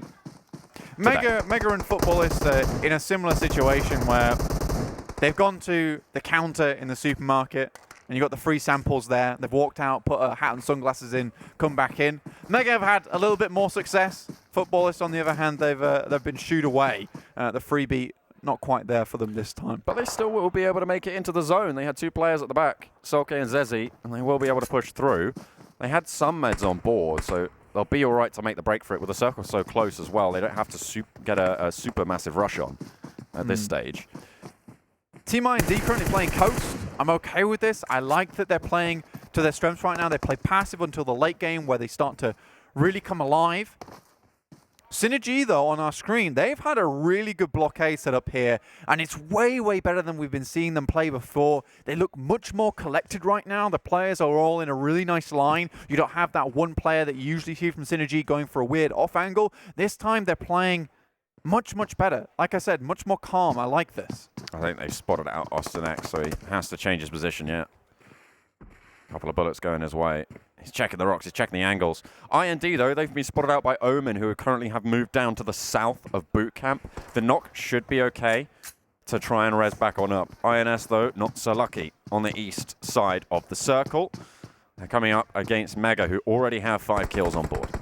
There's a good angle that Mega took there versus Bishma. Cartoons goes down next, and now it's just Joker, the last player from INS remaining. They've got Smokey as well, but they're very separate over the hillside. It really is just two of them behind this rock. Rod Fiat goes up close, takes a lot of damage, will go down as well. And Joker, not going to confirm it just yet because he's got bigger things to worry about. A flying micro Uzi spray from Pons does the job. Pons is like Batman. This guy does so many cool little drop shots or the jump shots. It's very difficult to deal with. Next circle comes in, goes all the way west, actually. SynerGE have to move north, but Omen, this is finally the good Omen that they were looking for. Yeah, nice position on the southern side. They can move up to a compound should they want to, get very central. And already the great migration from a lot of these teams is coming through. Cartoons, a really heavy fragment for his team, obviously just joining them in prelims after not taking part in the South Asia Regional Finals due to exams. So he does need to step up for them when it counts, and this is exactly where that is. They need to make a massive break. They're against 3 members now from Mega, as he was able to flush one of them out. Pons goes out wide. I don't know if he spotted it, has the nade in hand. I think he knows what's up now. Tries to go for the challenge. In he goes, but to the back, it's Pons. Again, the micro Uzi. So devastating. Indeed, the adjudicators, Mega come in, and Deem Cartoons sadly failed on this exam. In particular, Luxie and BTR rising over here versus Victory 5. Victory 5 actually having some pretty decent success, mainly because SynerGE have forced BTR in an uncomfortable situation. Luxie, last player for Bigetron. Coming off the back of their win last time around, they're not going to be happy with that. They're on 0 kills as well, so not the greatest of situations for now. Don't know if he's been spotted out, but Asterion Myth certainly have. Luxie really ruining that. Not going to be happy. They go past him. Oh dear. Luxie, the Super Snake. Oh no, he's got the M249. Whereas Luxie, did he get taken down in the fray? I think he did. He is going to go out as well. So Bigetron eliminated 2. This is good news. Victory 5 were the ones to pick it up as well. Huge crunch here going on now. Omen, they have a free sightline onto all the way in the southeast, but what they have to worry about is Orange, as you can see here, coming in, but Spring. Great little scouting here, knowing that that's the only other rotation that could really be the thorn in their side right now. I'll tell you what other guards are going on right now. Tempo Storm on the eastern side against RED Canids and Mega. You can see the crash coming in on the hillside. They'll be aware of this one. Will Mega try and vie for the position? It looks like they are going to unload just here, and Tempo Storm, oh, they're moving up. The Sharks swarming. They're right on the sidelines as well. They only know that the Red Canids, their nades in, not quite hitting it. Just on the other side of the tree. Perfectly diametrically opposed around the trunk, unfortunately. And Tempo Storm give their ambush away. Mega now with the info. The roots are strong. The tree holds up in the face of grenade, surprisingly, and Mega will start to remove RED Canids, who are coming up from the hillside. Is a poor position to be in for this poor team. IND and Team Tempo Storm, are still in. Nexo comes in, favors Team IND, and they're in a ridiculously good spot right now. Yeah. Phase 6 is when we will see a hard shift away from water, so you're most likely going to see this end on the outskirts of bootcamp. But IND have such a wonderful position to start pushing in from. Really, they only have to worry about Orange's push from the north. I don't think Levi's managed to get that one off in time. The nade will confirm Chica, so Tempo Storm down to 3. Oh, no way. He goes down after getting the knock onto one of the Mega players. That's good news for Tempo Storm, though, because it evens the odds. They're now in a 3 versus 2 against those players. The RED Canids still have one player, Chowski, alive. A heavy fragger for the squad. And they're trying to play spoiler on the side. Tempo still up top. Omen Elite are popping off in the meantime against Victory 5 and SynerGE on the push. Nico able to get the knock. Goes to the confirm as well as Pons takes a tumble. 1 kill now for Tempo Storm. As RED Canids get eliminated down the hill, Mega with 2 wants to get away from this one. Nico drops the backpack, and just like a snake shedding its skin, will be blending much more into the grass now. But he has to move. Rain moves in as well, which is immediately taken out by Omen. Omen having a cracker of a game now. They have had such great position so far into the game. Nico, as we said before, the snake in the grass needs to make a break, but I just don't think he's going to be able to do it. There's so many teams in his way. IND are going to be so happy with this circle. They need to face off against Orange for the control of the coastline. Look at this position from Omen. They hold all of the hillside to themselves. Anyone who is ruling down is just going to be taken down by the caltrops set up by Omen. They're pushing around. They're in a really tricky spot, and Omen are racking up those kills as they go. Austin X falls, and Major Alpha and Siavit last standing. Down the hill he goes, but I think he knows that Orange is there. They are pushing up just a little bit. Another shift comes down a heavy southern way, and Orange, they're now in dominant control. FUTBOLIST, Goskilla, and IND have to make the southern shift. Now things start to get a little bit more difficult, and that push from FUTBOLIST early on just starts to come back to bite them. Not quick enough at all, and now they've got to remove themselves from the outskirts of bootcamp, which is so very, very visible to the eyes of Team IND. Gonzo, however, has made his way all the way up to the 8th position right now. If you can ladder up a little bit more, it will keep Goskilla going a little bit longer, but Orange right now a ridiculously good position. Starts taking shots onto IND. How the hell will they remove themselves from here, John? 4 solo players still remain in the zone. That's a lot of points to rack up if you can pick off those individuals. Oh no, Kratos takes a tumble off the cliff. Get a spell disaster as well. Stalker does get knocked in the meantime. It is SynerGE still into the fight. Civi gives his position away. Omen Elite looking to push down. Wi-Fi able to dodge around those bullets. Beautifully done. But in the meantime, Victory 5 are eliminated.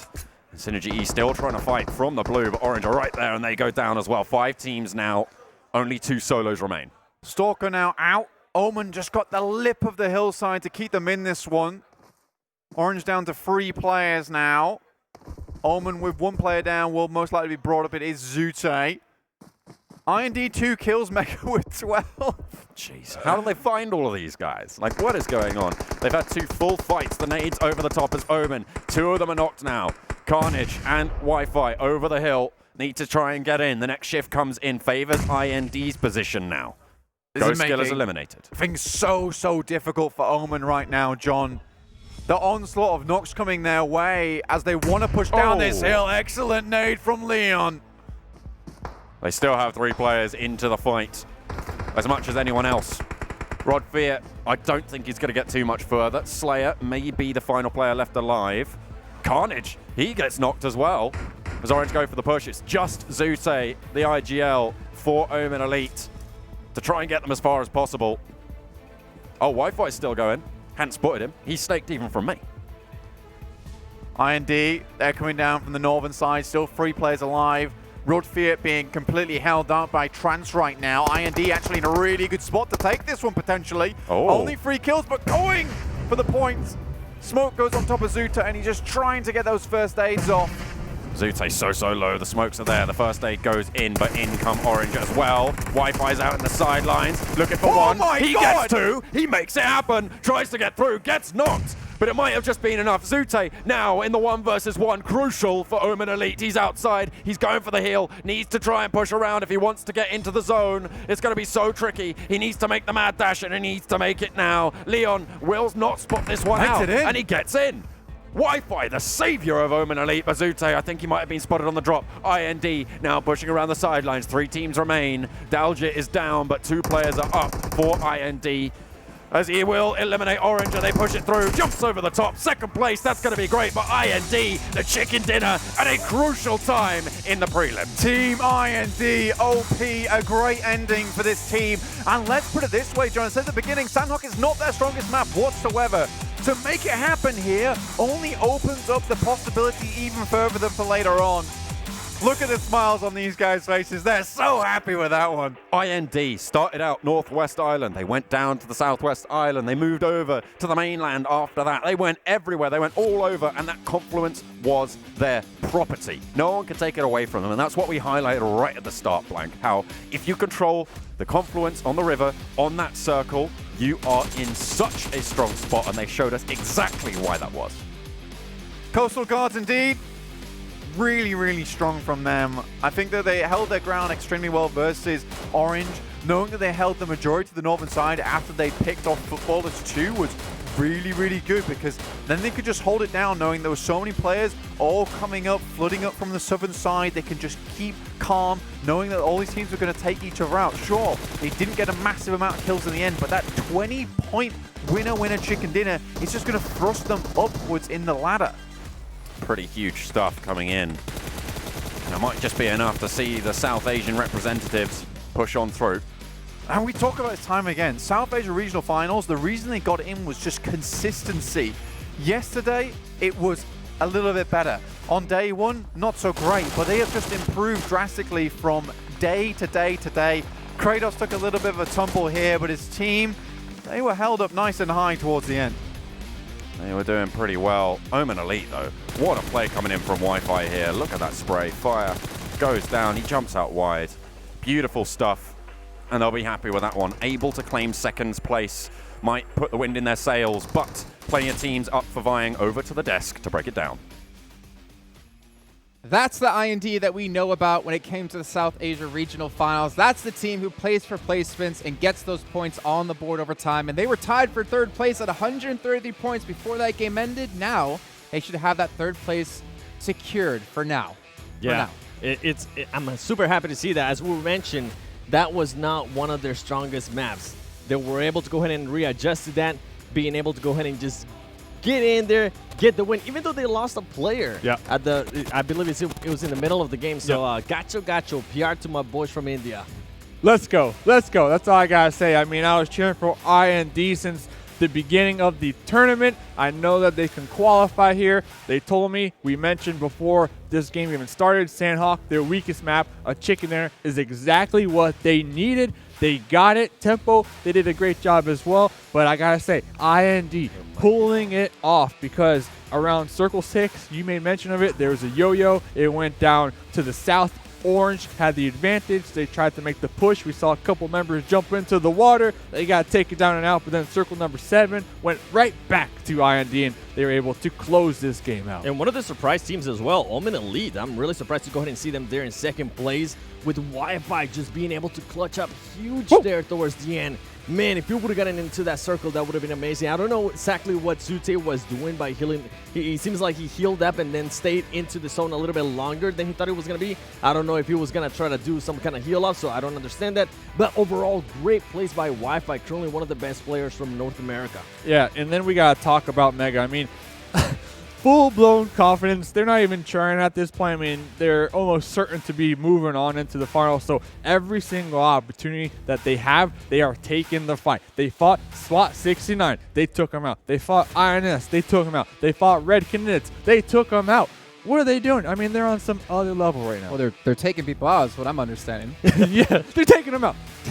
They took me out. That's correct. Now, another team that I was hoping they will do a little bit better here on the stand is what's going to be Tempo Storm. They're going to definitely, I think they placed it 10th, if I'm not mistaken. I was hoping they would just go ahead and maybe end up in 3rd place, especially now with Team IND getting that chicken dinner. It's gonna be interesting to see how third place plays out throughout this day. And right there, Tempo Storm with 5 points and 2 kills in their name. Guys.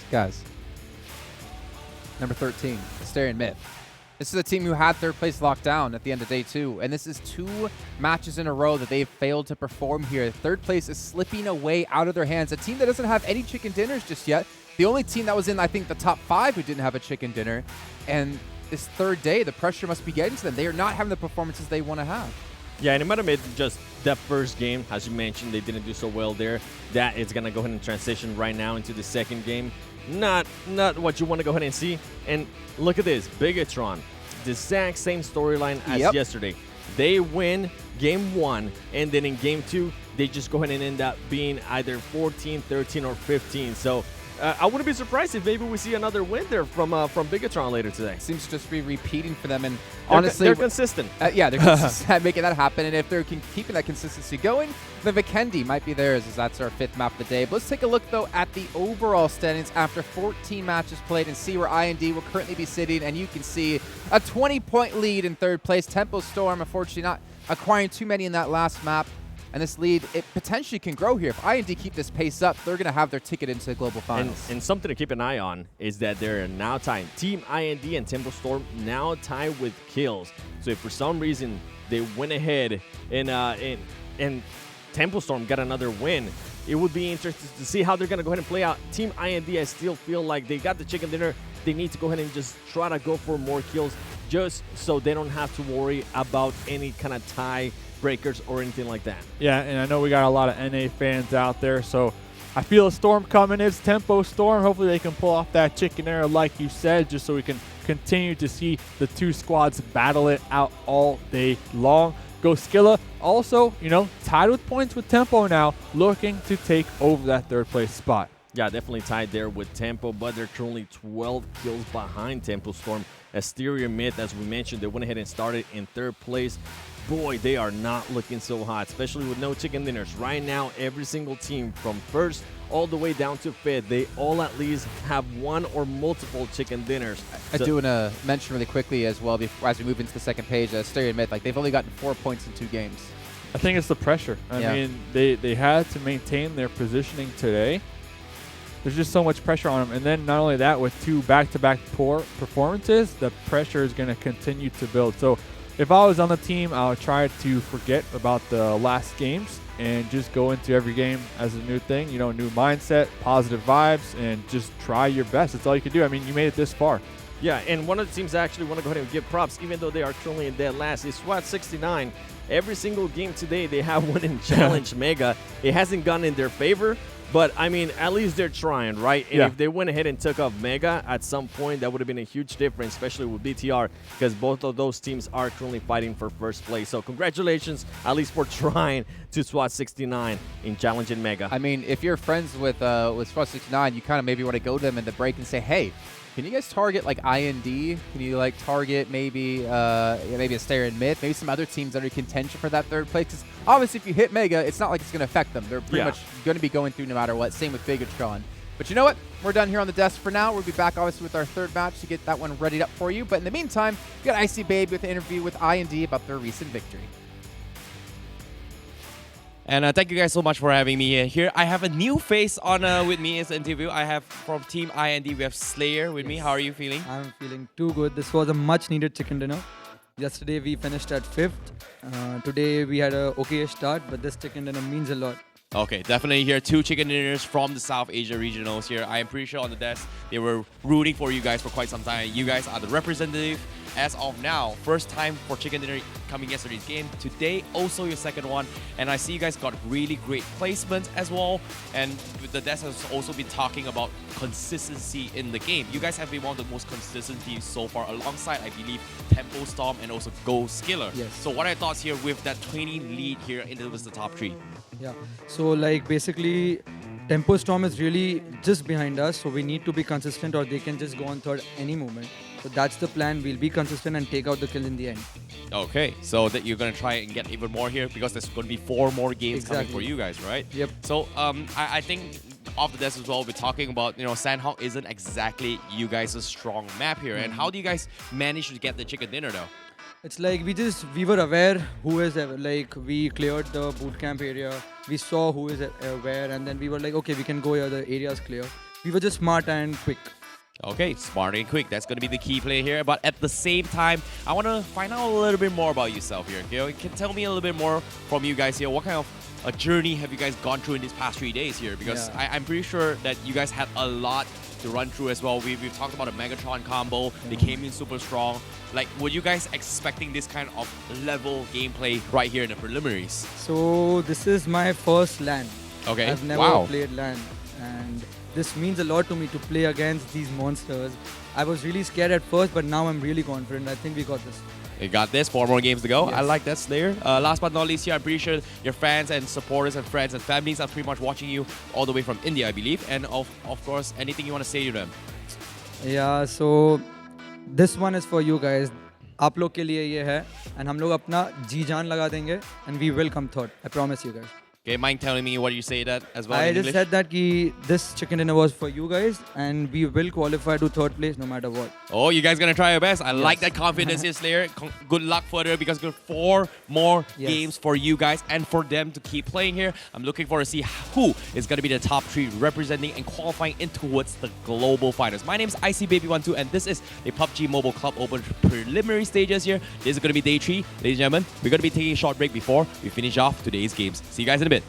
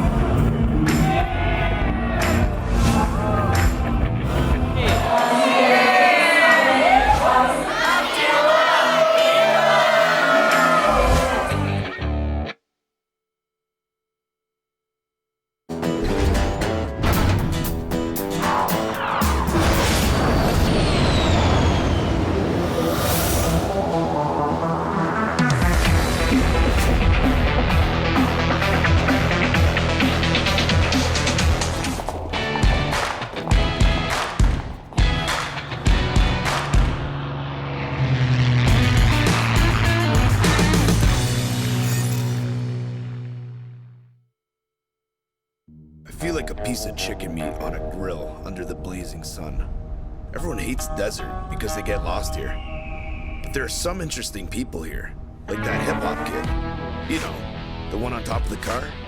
He always has the strangest stickers. Supposedly, they're trophies he got from other players. You know how it is. Kids and their toys. Oh, and that guy standing by the wall has a really good aim and is supposedly an assassin. Why is he dressed like that in this frackin' desert, though? As for that lady over there, she values her gun more than her own life. That's about the only thing you can trust around here. Me? Who am I? Ha! Everyone knows the Lava Barret. Shh! I think we have guests.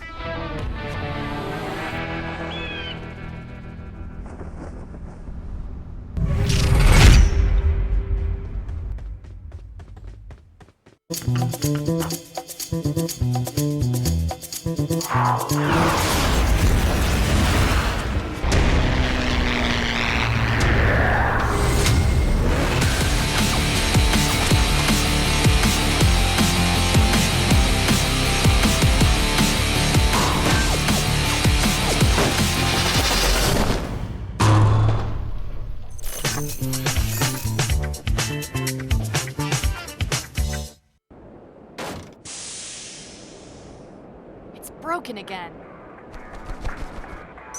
Bird's been following us. Does it think we're rabbits? No, you're more like a bug. A really lazy bug. Watch out! Take cover! We're surrounded! Fly fast, I'll race you. Time to wreak havoc. Let's go!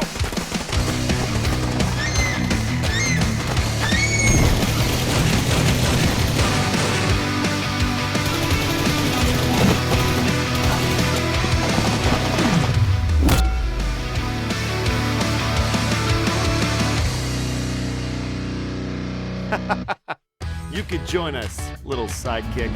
Companion. Let's go! Hey! Wait for me!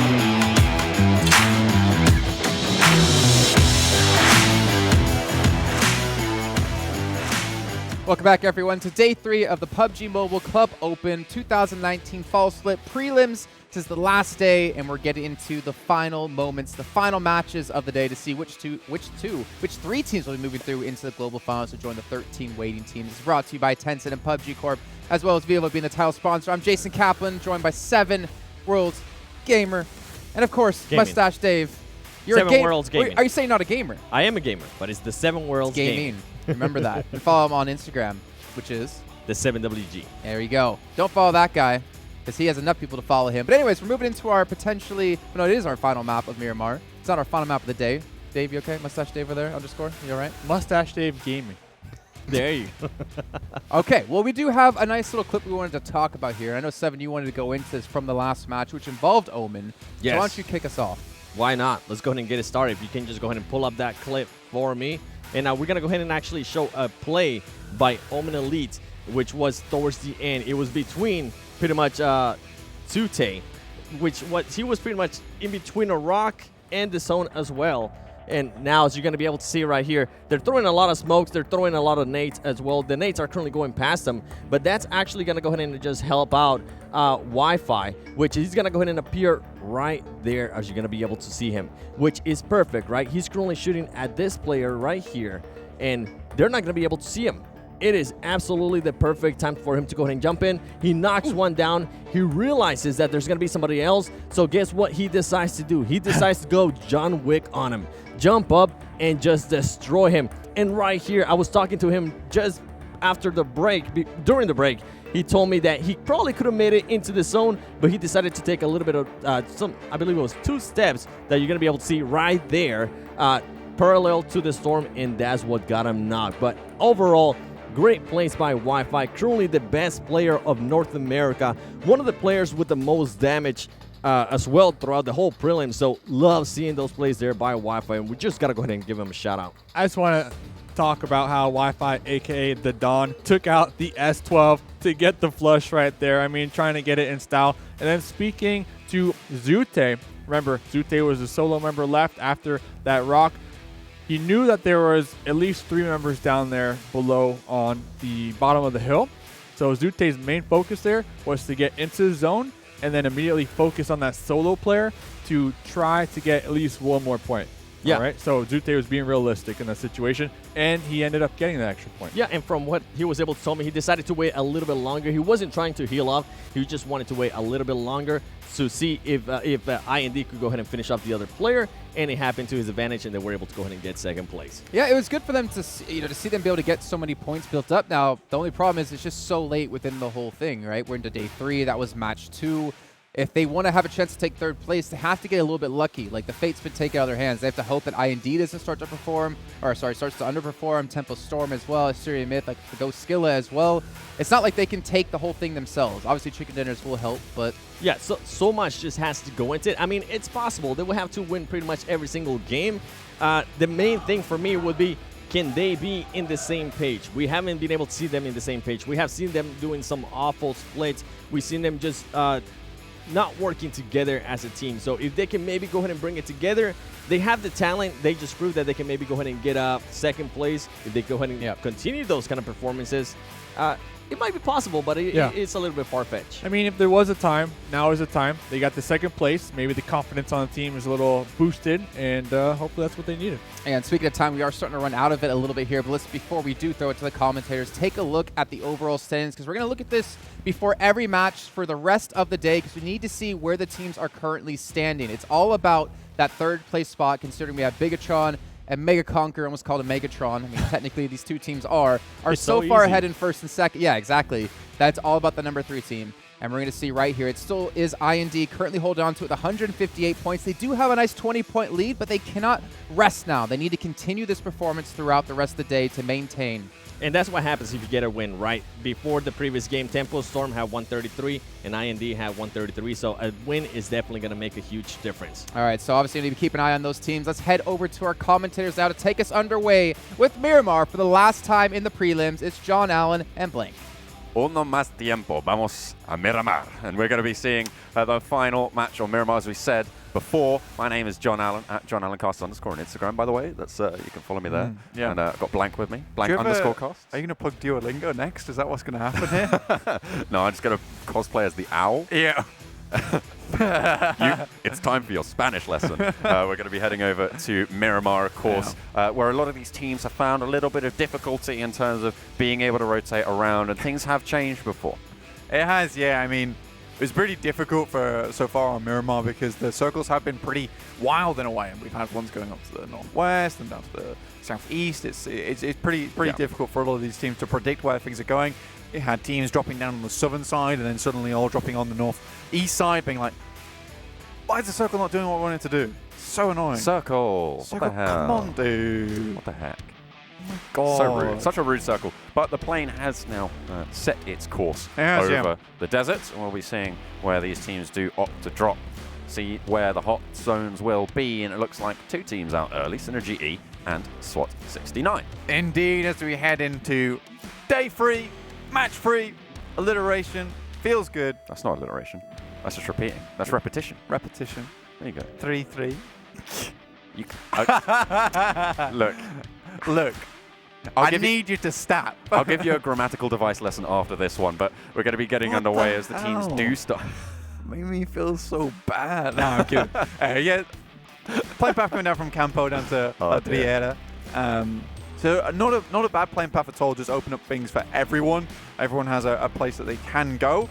So strange watching SWAT Season 9 go to Campo Militar and so many teams actually being up near Tierra Bronca.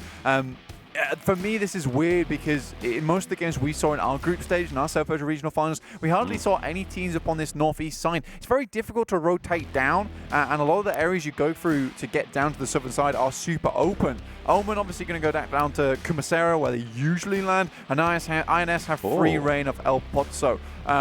So an interesting start to the game. FUTBOLIST going for their classic 2-2 split early on. And here is the circle on the screen, onto Impala.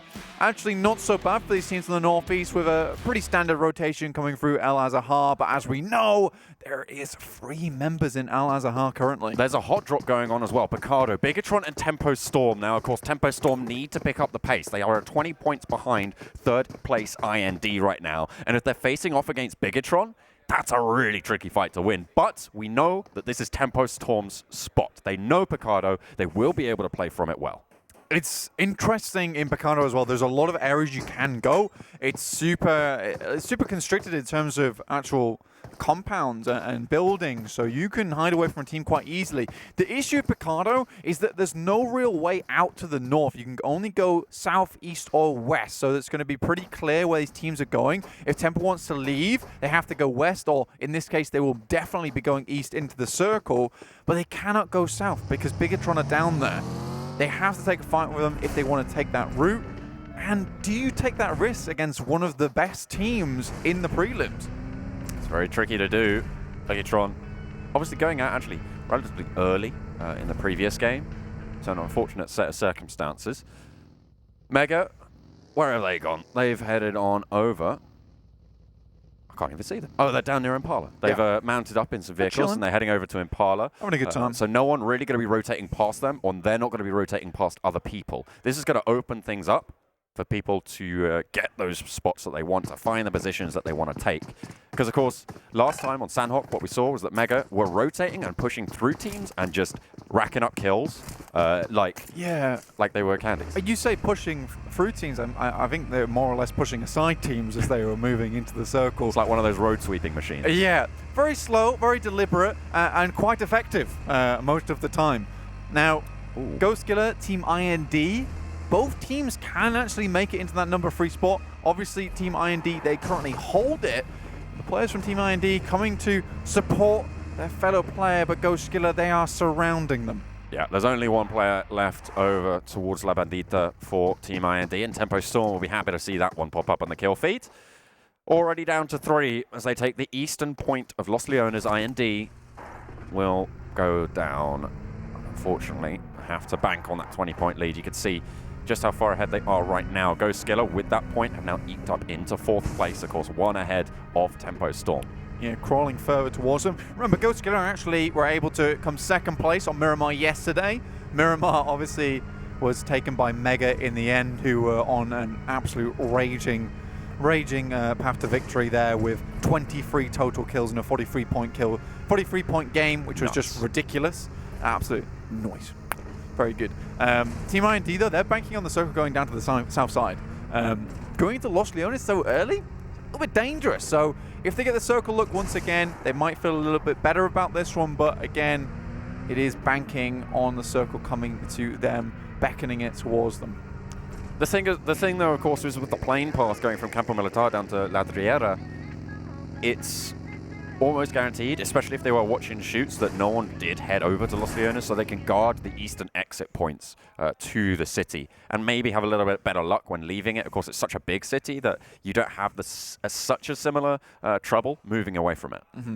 Tempo, they tried to hold down in Picado for a little while, and like I said they would, they've moved east towards Los Leones. They're going to pitch up over on the hillsides that surround the large city of Los Leones. But right now, what I'm most looking towards is this northern side of the map, where you've got a huge amount of teams who will be all coming down through Minas Generalis and all this eastern rotation. There's going to be a massive traffic jam coming up soon from all these teams, and whoever makes the move first is going to be most successful. But again, they're going to be the team who has to deal with several teams all trying to clump up towards them. That means that the early rotation tempo is all the more intelligent as well, because they knew that from Mikado into the center of the circle was going to get crunched in from the top, packed down. Speaking of packed down, it's Az getting packed down into the dirt. Osanex going to see to it. Oh, no, Strider from the road will be able to claim that one. Janshi not able to protect his teammate. Michael. Let me have that one. Tempo, though, they're holding a rather large junction here, down here, knowing that most teams will be rotating through vehicles. And if they can hold the roadsides, which tend to be a little bit raised on Miramar, they can probably find a lot of success here. Obviously, they are a team known for their gunfight potential, especially from their just their games in North America in the group stages. Here you see the circle obviously just goes directly down again on top of Impala. Los Leones, a little bit in it, and Goskilla there holding around the crater just south of Minas Generalis. A lot of central positioning actually coming through from, I think that's at least 6 teams there. Asterion Myth also looking to get involved. RED Canids currently one of the teams vying for it around the foothills of the Labendita crater. FUTBOLIST take a tumble, Zezzy out. Should get confirmed there. There's no cover for miles around. The bike not quite able to speed him past to safety.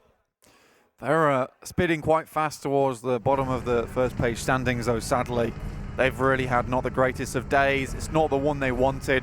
Sometimes luck just does not go in your favor, and here, FUTBOLIST, they have kept on running into road bumps all the way through the game. INS, though, this is the team that we praise. Have been quite good on Miramar. They're coming down from the northwestern side, going to move through Power Grid over the hills of Picado. Victory 5 taking a pretty dominant position up on this hillside right now. They're looking to just move on. Ooh, okay. Evil Knievel, Nanyi, drops himself down the cliff face. Not even phased, not even bothered. They take the north side of the circle again. Yo! He sends it up. Oh, there's a 180. Sticks it. Nicely done. What a beast. Showing us off the skills. To be fair, I think one of my favorite things on Miramar is definitely traveling around on a bike. It's so freeing. You feel like it really gets the adrenaline sails. Yeah, it really, really does. But a lot of the teams might struggle to move past this glut of squads in the center on a bike. If you're bumping about, you're not going fast, and the shots can land pretty heavily. As we saw, even Zezzy on open ground was able to get shut down by the RED Canids spray. So it's pretty tricky to do. Impala to the west seems to be owned right now. IND still in Los Leones. They are. Not deciding to move as of yet, and I think really at this point in time with so many teams central, this is the smart move from IND. Not moving south or north, it means that they know there are a lot of teams that are surrounding them. Really what will happen next is all depending on where the next circle goes, depending on where people will have to rotate. Picado, Graveyard, obviously quite barren in terms of players because it is just such open ground. You don't want to get caught out there. Next circle, Pops, and TeamIND, unfortunately, are just a little bit out, and they will have to contend with the likes of BTR and Goskilla if they want to move into the circle. BTR have taken heavy fire from these rotations so far. Both RED Canids and we saw earlier Goskilla were shooting onto them. They managed to find a little bit of ground. They are really open. Look at that. There's a wasteland around these boys. They need to, they've got their work cut out for them to get to a foothold. Moving on forwards. IND can move to the north peak of Los Leones. They don't have to leave just yet. Might be smart, though. 9 minutes 30 into the game, John. 60 players alive with 16 teams. This is what always happens on these Miramar games. These teams have got so good, so used to one another that they're able to go very, very central without catching one another's rotations too heavily. Now you're just getting this case of like the entire map just being filled with color, filled with teams who are about to just come into close contact with one another. 4 of Bigetron in one vehicle. This is so dangerous. If anybody spots them, if they get spotted out, if the vehicle goes up, and I think that Nico will scout it out, they die. That's it. They are completely out, but Nico has given them the information. They do take a little bit of damage. They dip around the outside and immediately get out of the vehicle. This is the smart play from Bigetron. This is what I was talking about earlier as well. Taking this roadside, this junction, just allows them to pepper shots onto so many different teams who are trying to make their way into the circle. It was a really strong rotation at the beginning of the game from Picado down to here, like you mentioned earlier, John. but can they hold these players off? Can they hold these teams at bay in such a hotly contested area? IND is starting to come into the junction. Bigetron, Goskilla, and IND all in one spot again as well as Tempo Storm. It definitely will not stop the action. But at the moment, Tempo Storm most central. Bigetron currently caught with only one vehicle to rotate with. IND probably don't want to get involved in this fight. They want to maintain that points lead.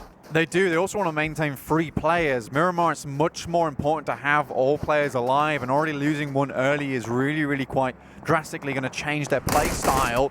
Daljit drops out, and Nico will drop him down to the floor. This is the perfect situation. It's exactly what Tempo wanted, to be able to take down IND, get those points, and take down the team ahead of them. That is absolutely beautiful turn up for them. Yeah, they could definitely turn this table topsy-turvy with Tempo Storm quite easily going into 3rd place. Just Slayer left for IND. They're down to 1 as Asterion Myth did get the knock onto one of the other players from IND before, but they crash back. They want to try and take this compound away from SynerGE.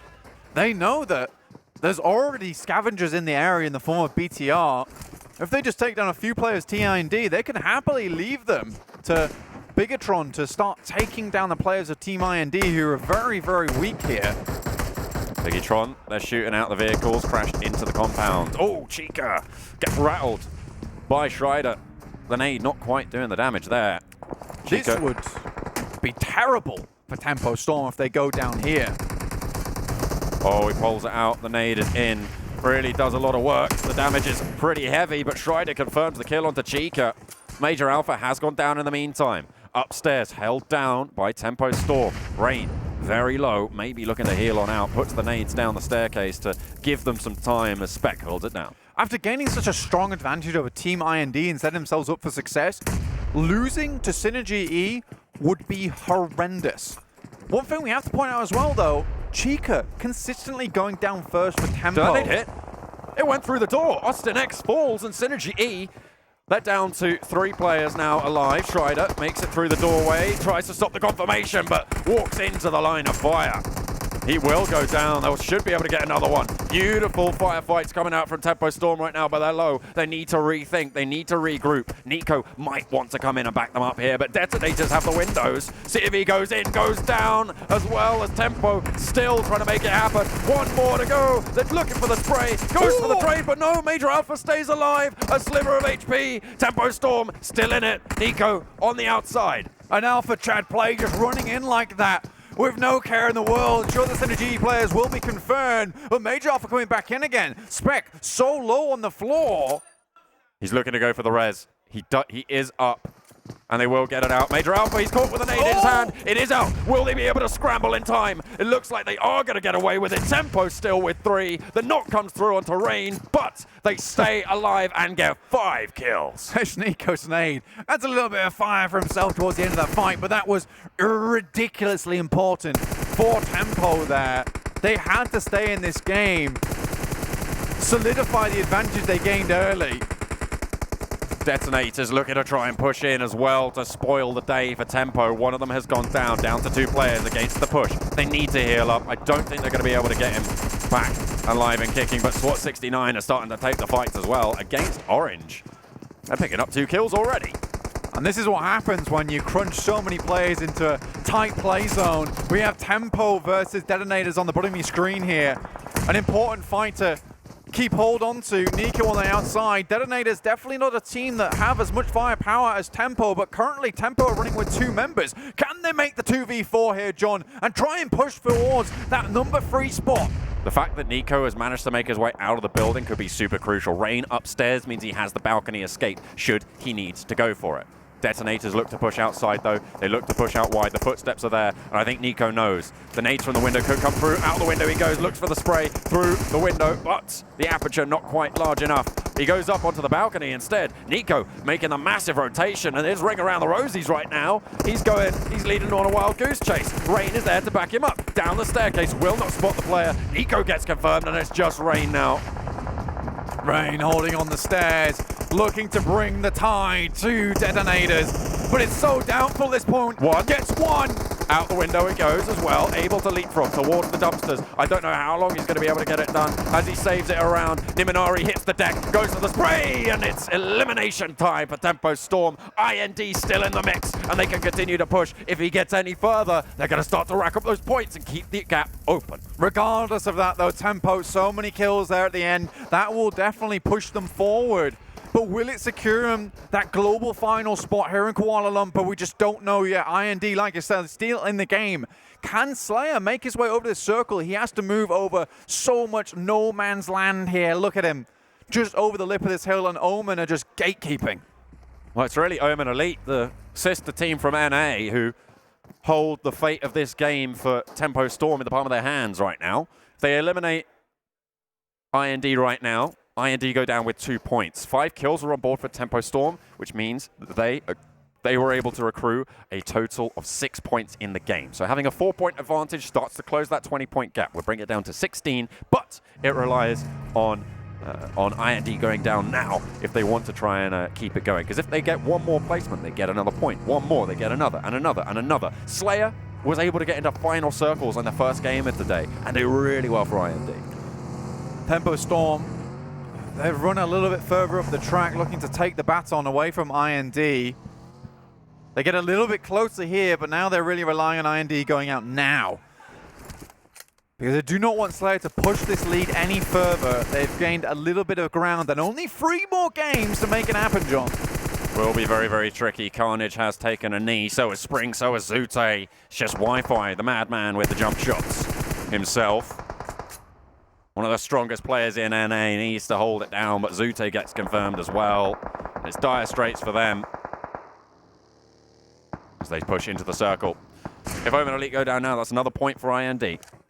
Slayer can start to make his way in now, knowing that teams have moved away. Omen looking for a spot on the bottom, but now they are eliminated. IND go up into 9th place.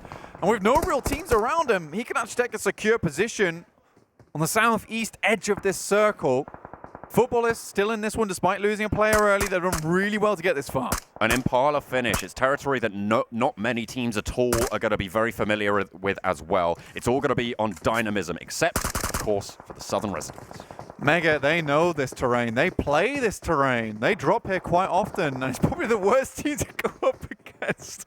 Oh, for a lot of these teams, they really don't want to deal with these boys.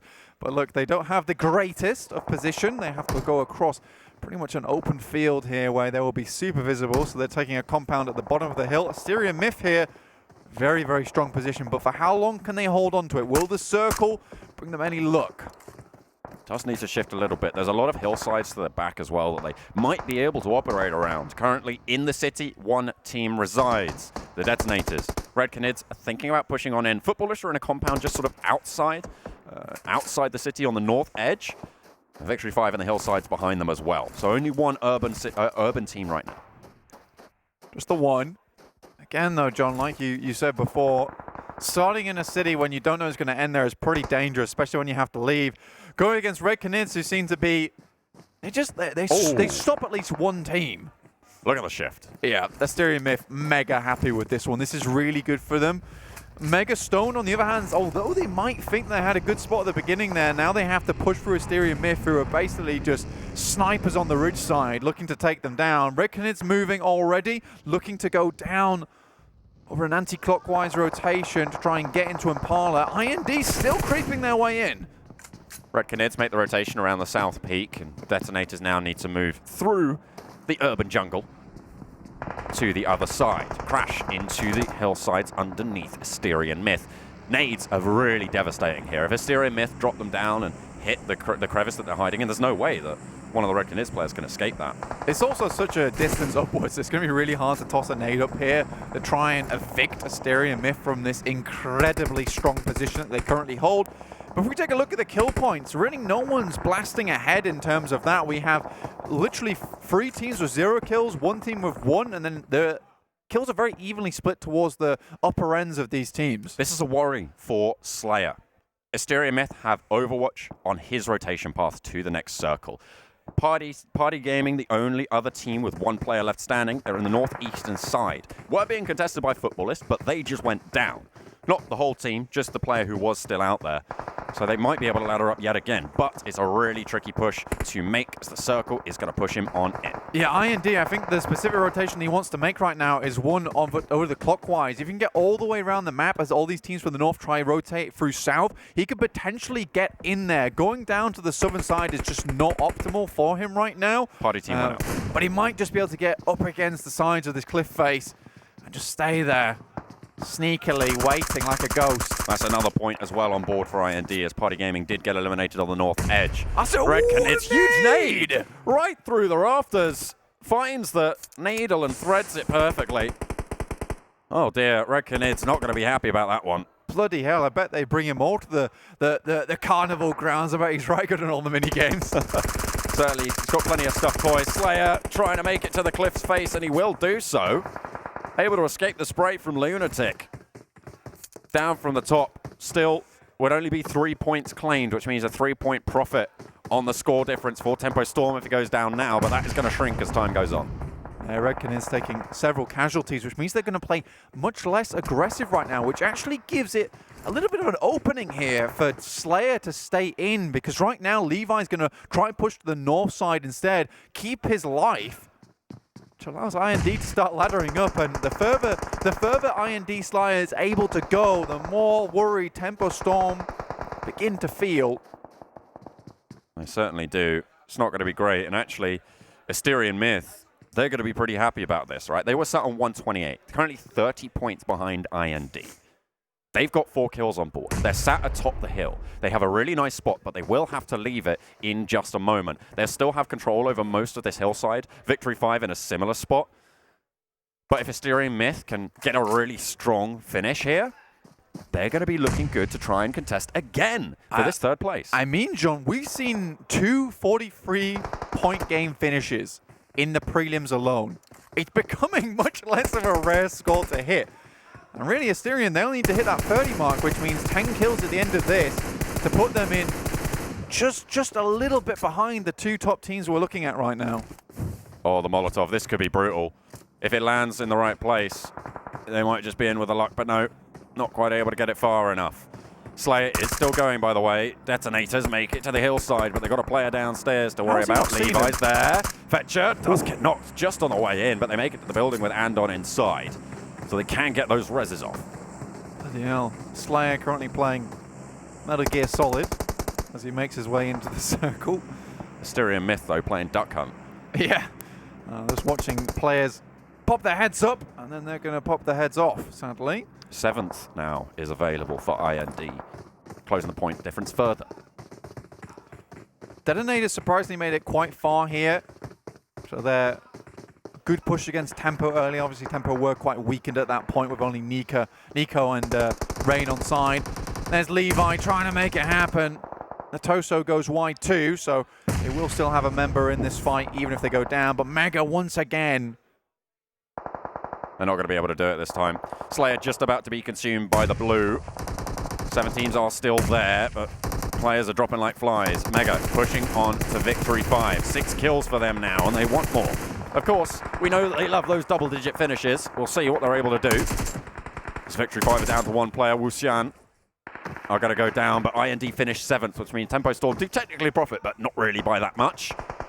They'd go down just before the RED Canids as well, which is unfortunate for IND, but they maintain that difference. Now it's up to Asterion Myth to try and eke themselves towards that final circle. Stone falls. The rock slide is brutal. Dude, this guy is a master of jump shots. Andon goes down underneath. SWAT 69 holding them out, so SWAT 69 actually making it really, really far, and it looks like they might get one of those games where it is a bit more than a 4-point average, which is a nice way to end out the day for them. There's a really interesting circle here, John, as it moves down to the southern side. There's so much space afforded by this huge mountain that allows so many teams to play around like this. And Satan is one of these players below. This could be a one-nade wonder if he sees it, if he sends the nade there. Oh dear. They are right down the hillside, but Mega might be on for it as well. Asterion Myth, 4 players alive. So do Mega, but Asterion Myth, they have to heal up right around the edge. The shift goes their way, and Mega slap bang in the middle. What is going on? I told you, John, this is where they know to play. They understand this terrain so well. And they're playing a beautiful split towards the end of the last circles. With online below as the backstop, knowing that teams would have had to push to them if the circle had gone their way. Here's Moha actually looking down to Asterion Myth. He could be playing a spoiler here. They do need to push through, but they have the high ground. They can just push over instead and actually challenge out Mega's position. So this might be good for Asterion Myth in the end of it. Rodfire playing very, very close to Asterion's position right now, as the DeToNators are just trying their best to open something up. Nice Prolord lands the shots over onto Moha, as he has the first aid. I don't think he has any nades left, otherwise he would have used them earlier on DeToNator. They're worried around this corner though. Rodfire, I don't know if he's been spotted out just yet. They go for the trade. DeToNators are eliminated. Prolord goes down to the close angle, and they do know where he is now. The Megastars take down Satan atop the hill. So they keep on going. Yep, okay for Asterion Myth. Takes down Rodfire. Looks for the confirmation as well. 3 players now alive for Mega. Asterion Myth still on 4. SWAT 69 on the top of their hill. They will get the res off. Prolord managed to finish Rodfire there, and there's a ghillie suit and an AUG waiting for them.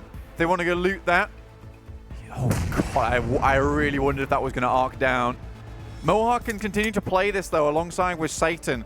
Surprisingly, it's Satan who's holding a heavenly type of ground rather than underneath at the moment. He's got Moha as well with him. Mega Conqueror really going to suffer here, but Moha goes for another peek over towards Asterion's spot. The nades aren't quite out. The smokes are there, so there's plenty of cover from on top. I think he spotted Lunatic. He just misses the shot. Not quite on target there, but the blue zone will start to crunch soon. Damage is in. Now, Mega, they need to be worried. Asterion Myth try and push down, but the nade is in. Did it hit? Oh, it's just the smoke. It's going to block off the top of the angle, which means that they can start to push out wide. Lunatic is alive, but Mega has started to push towards the cliff face, and they're starting to go around. Lunatic will have this information. He'll have the off angle as the smoke fades. Pond spots him out, though. And they get the info. It's now 1 versus 3, but Asterion only lose 1. Mega lose 1 as well. It's now a 2 versus 3 on the ground with 2 wildcards up top from SWAT 69. 10 kills now, already the double-digit finish. 1 player left alive for Mega. SWAT 69 looking to take this game. Mega so low, and Asterion Myth just want to pad those scores right now. They've dealt with 2 teams at the same time, and perfect smokes have created the fog that they've needed to push through. Oh my goodness me, the nades up top, SWAT 69. They might not even have to drop. I'm not too sure on the exact finish of this circle, but they go over to try and peek Asterion again. No nades left in the back. They're just spraying down on the smoke. 1 player for Mega. If Asterion Myth can clinch it here, they might just send themselves up into 3rd blank halfway through the day. So much good plays going on here from all the teams. They've been playing so wary around this ridiculously interesting terrain. The smokes are beginning to dissipate. Moha finds the pick onto Mega Ponds. And now Asterion Myth, they're up to over 20. They're positive. They're on 21 points currently. They're looking to get up to 27 and maybe make that 29 with the 2 kills atop the cliff face. But how much utility does this team have left? Is it enough to keep them in this one? Asterion Myth, they go. Oh dear, 2 down now as they trade it. Just Poser now. SWAT 69 from the bottom of the table. They strike and potentially play spoilers. Satan goes over the top. They know where he is. Looking to try and drop down. The spray is in. Satan falls. There's 1! All the way down, and now it's a 1 versus 1 Moha. Half HP. Asterion Myth have the zone as well, and they are just going to go for the first aid. Is the heal off going to be there? Will they try and get it? But Moha has the oversight. He's trying to drop off the cliff face, but no, he has the smoke. He's going to go for the res as well, the Molotov, to zone them away, but he doesn't know their location right now. Oh dear, from atop the cliff, there's 2 now. And it's great for Asterion Myth. It's brilliant news. He slides on down. He spots it out. And it's Asterion Myth right at the 11th hour to put themselves back in the running. Lucifer falls from heaven. Moha joins him below. And it's Asterion Myth who will push themselves forward between the pearly gates towards that top spot. Incredible game for all these teams. Beautiful stuff. And I believe if my calculations are correct, that is going to see them directly into 3rd spot. We'll have to wait for the overall standings, but that's going to heat things up.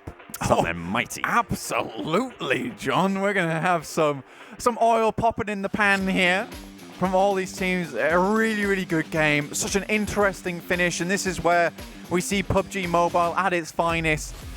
players using utility to its maximum effectiveness.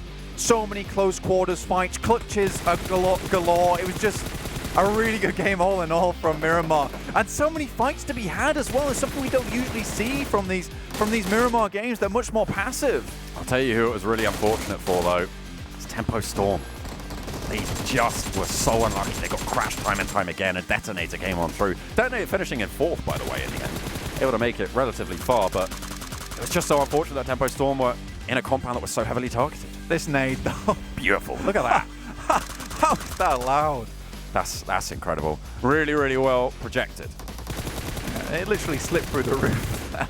Here's Stone, though. Again, Mega showing us exactly why they deserve to be in those global finals. I think it's nigh and impossible to remove this team from the top spot. Very, very tricky to do.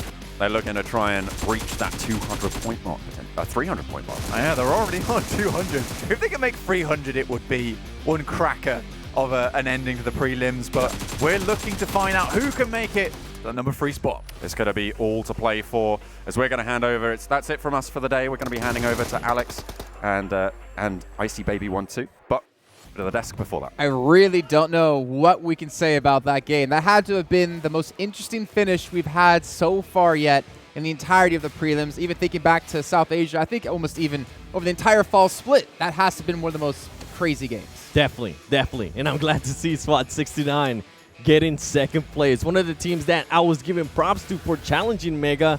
And look at that, they made it to 2nd place, so they're trying to make sure that they don't end up dead last. SWAT 69 making the comeback here, almost getting the win. I feel like if they would have pushed together down the cliff edge, that might have been the play instead of sending 1 by 1 there, because you are at a disadvantage when you are jumping off the cliff, especially if the enemy is already pre-firing on top of you, and they did allow the revive onto Asterion. But great game. I mean, interesting ending to say the least. And Asterion finally getting that win. Yeah, a very big win for them. Let's take a look at the scoreboard to see how many points they did get from that and potentially where it could take them maybe into 3rd place, taking 28 points. SWAT 69, I feel like, I don't know the exact number they had, but I think that's almost half the points off one match than they had out of the first 14. Yep, I think they just pretty much doubled their points by getting 2nd place. But Asterion Myth with 28 points, that is huge for them. That's going to go ahead and push them a little bit closer to 3rd place.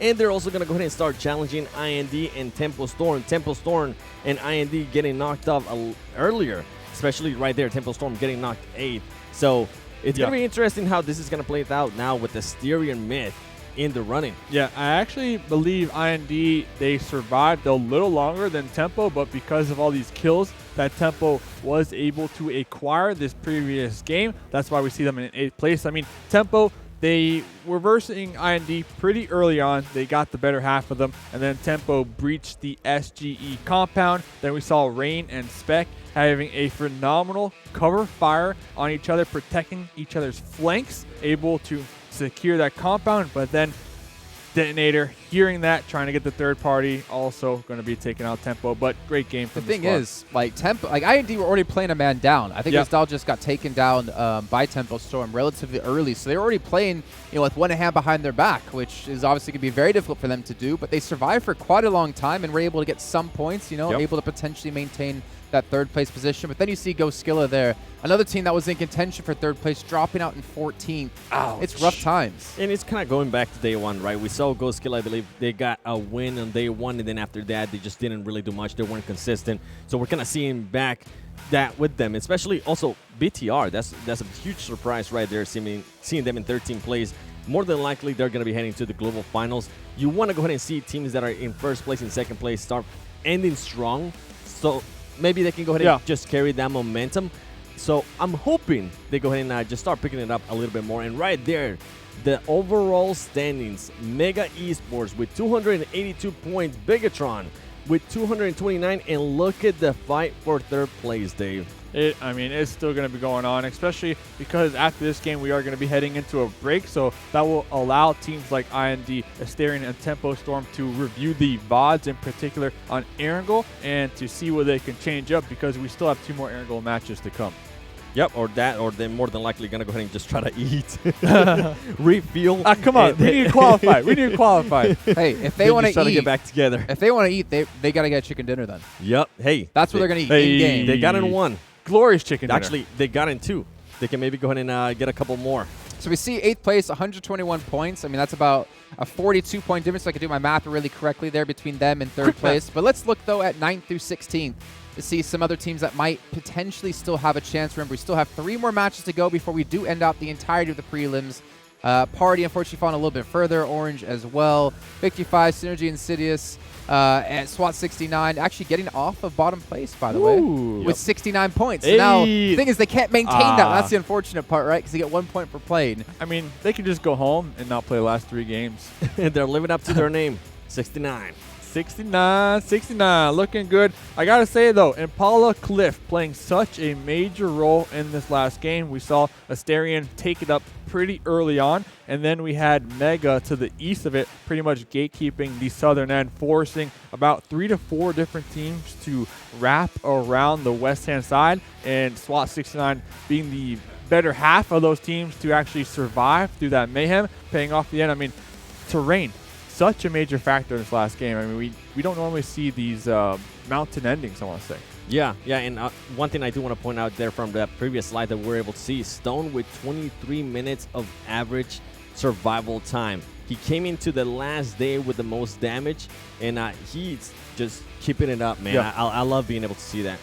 Yeah, doing a fantastic job, and obviously we're probably going to see. I think Mega Conquerors have solidified their spot no matter what. I don't think any team can really catch them. Maybe Bigetron can with what they've been doing. They have been Kendi coming up a little bit later on today, and they've been able to be 2 for 2 on that. But if you want to come down and see some of your favorite teams, maybe meet some of the talent as well, and root us on and the teams. Obviously, you had to give them a little bit of love. You can head over to PMCO2019.info/myticket. Pick it up. Come on down. If you're not in Malaysia, we'll fly on over. It's not too far of a flight.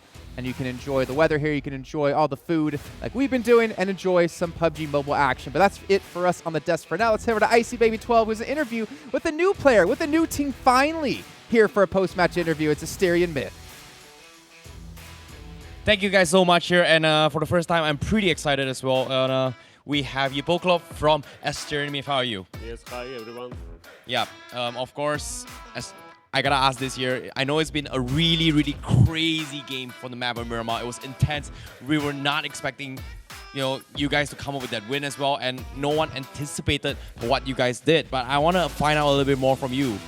What did you guys do? Because I know Asterion Myth have had a really, really rough start, but you guys have played consistently throughout all days. But now, making it to the top 4 is going to be making it hard for all these teams to contest the top 3 spot here. What do you think about that?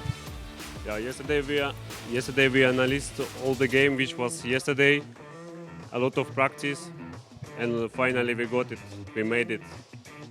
But it's going to be a long way to go because you guys are going to be contesting another team as well that is going to be taking that slot towards the global finals here. And you have 3 more games to go. Is there what kind of a mental or attitude or strategy are going to be bringing into you? Can you share a little bit here? We're gonna play just for placement, more kills, and hopefully we will become a 3rd place. Hopefully. Okay, Hopefully. I like that. Yeah. Last but not least, I want to find out a little bit more of you. I know you're a little bit excited and nervous as well, but can you tell me a bit more about yourself? Like, how long have you guys formed up together as a team from Asterion Myth and qualifying here into the stage? We are together since European qualifier, so it's about 4 months. 4 months? Yes. Okay, that's great here. We made team from 4 different teams. Okay, one more question now. What do you think about this preliminary stages, especially from all the regions combining together and competing here? What do you think so far? Yeah, I think it's I think it's really nice experience for everyone, because when you play like in LAN tournament, so you become a good player. Yeah, and that's it. Keep trying. I like that. Okay. Last but not least here, anything you want to say to the fans who's been supporting you guys, especially from the Europe region? Yes, support us. Can I say it Russian? Yep, you can. Ребята с России, поддерживайте нас. Мы сделаем все возможное, чтобы доказать, что СНГ команды могут спокойно соперничать с командами со всего мира. И мы вам покажем это. Asterion. Okay, Asterion indeed. And ladies and gentlemen, here, this is the PUBG Mobile Club Open 2019 preliminary stages. Day number 3. 3 matches has gone, 3 more to go, and it's been an intense battle so far for the top 3 position. Let's find out who's going to be coming in here. But as of now, we're going to be taking a short break before we head into this game number 4. For you guys, stay tuned, stick around. My name is Icy Baby. See you guys in a bit.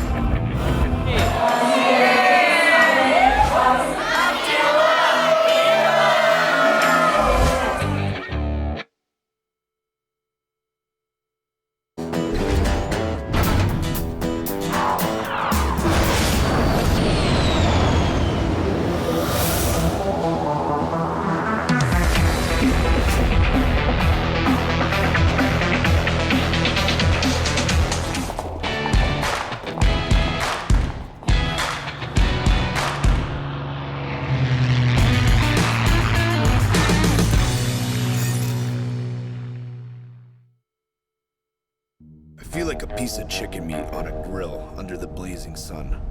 Everyone hates desert because they get lost here. But there are some interesting people here, like that hip-hop kid. You know, the one on top of the car? He always has the strangest stickers. Supposedly, they're trophies he got from other players. You know how it is, kids and their toys. Oh, and that guy standing by the wall has a really good aim and is supposedly an assassin. Why is he dressed like that in this frackin' desert though? As for that lady over there, she values her gun more than her own life. That's about the only thing you can trust around here. Me? Who am I? Ha! Everyone knows the Lava Barret. Shh! I think we have guests.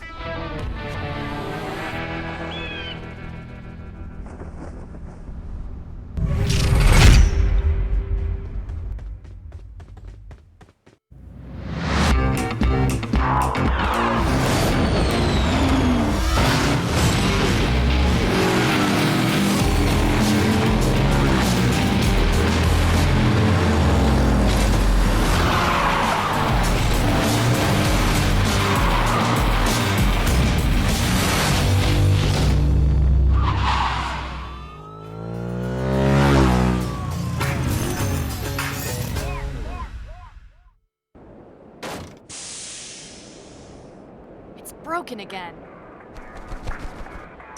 Bird's been following us. Does it think we're rabbits? No, you're more like a bug. A really lazy bug. Watch out! Take cover! We're surrounded! Fly fast, I'll race you. Time to wreak havoc. Let's go!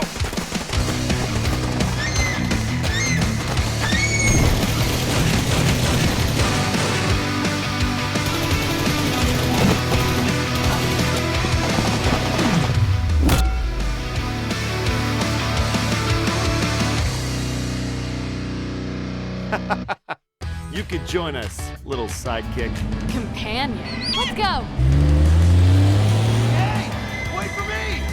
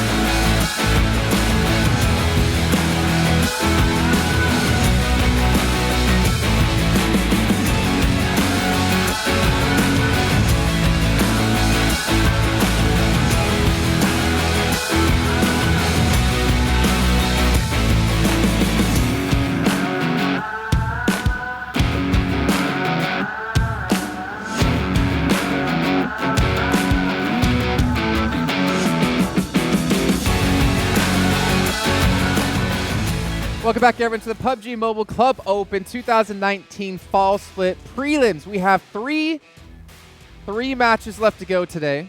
Three matches? Three matches? Three matches?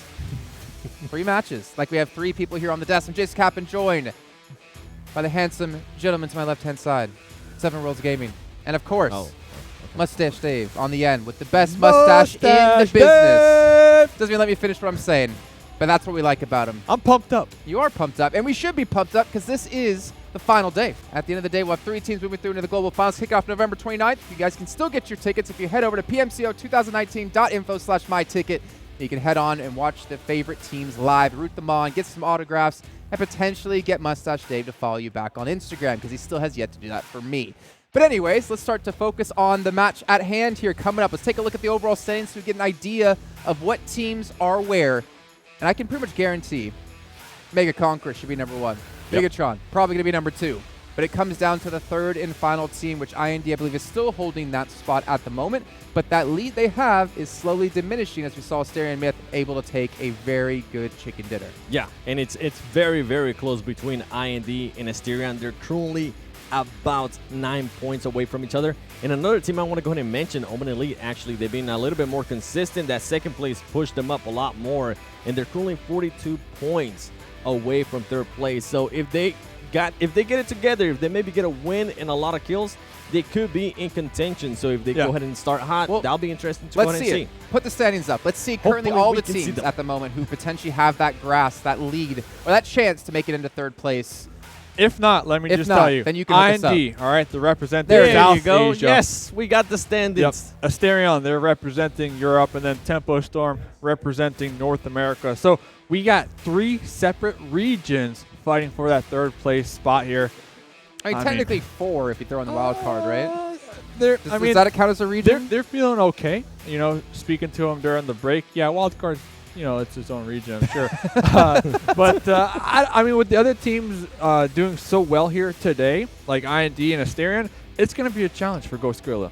And SWAT 69, no longer in last place. Are they going to be able to go ahead and come back and maybe get another 2nd place or maybe a chicken dinner?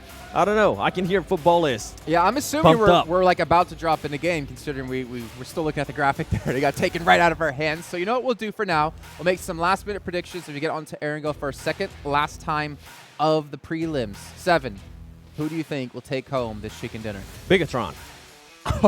That's a no safe reason one. why. Safe Just one. Bigetron. I'm going for IND. I need them to get another chicken dinner here so that they can solidify their 3rd place spot, and I could make South Asia proud with my prediction. Can I get a prediction? Am I allowed to? Definitely. Wait, hold up. You got to give us top 3. I think that's better. Top 3. Top 3 in like the overall? No. Top 3 in the next match. Okay, well. 1st place, 2nd place, and 3rd place. Tempo Storm, number 1. Ooh. Always Tempo Storm. Okay. I want to say Asterion Myth 2nd, and I want to say IND 3rd. I kind of want to see all those teams get in there. But you know what? The game is ready, and we have some brand new commentators to bring you the action on Erangel for our last 3 games of the day. It's going to be Alex Byfield and Icy Baby 1-2. Thank you, Jason. I'm back again with Terrence. We're here for the final 3 games of the prelims, finding out which 3 teams are going to be making it all the way to the global finals. However, we kind of know 2 teams locked in already. It's going to be Bigetron and then Mega, but it's that fight for 3rd. Yeah, definitely here. And currently our Asterion Myth out of nowhere, you know, taking that chicken dinner in the previous round here, now solidifying into the 4th place. They're giving IND a run for their money. So far, so good. IND looking pretty solid, right? Like, they've got 2 chicken dinners so far in general. And will they be able to keep it up here? Because, like you said as well, it's going to be tense. We saw how close it was for them as well. And now, 3 more games to go. I don't know, man. Who are you rooting for? Like, I think IND. I think IND. I think the reason being is 2 games on Erangel. We already know that Erangel is the best map for IND. They're a passive team. They play off of rotations. That's what their strengths are. And then we look at Asterion. Obviously, they took Miramar.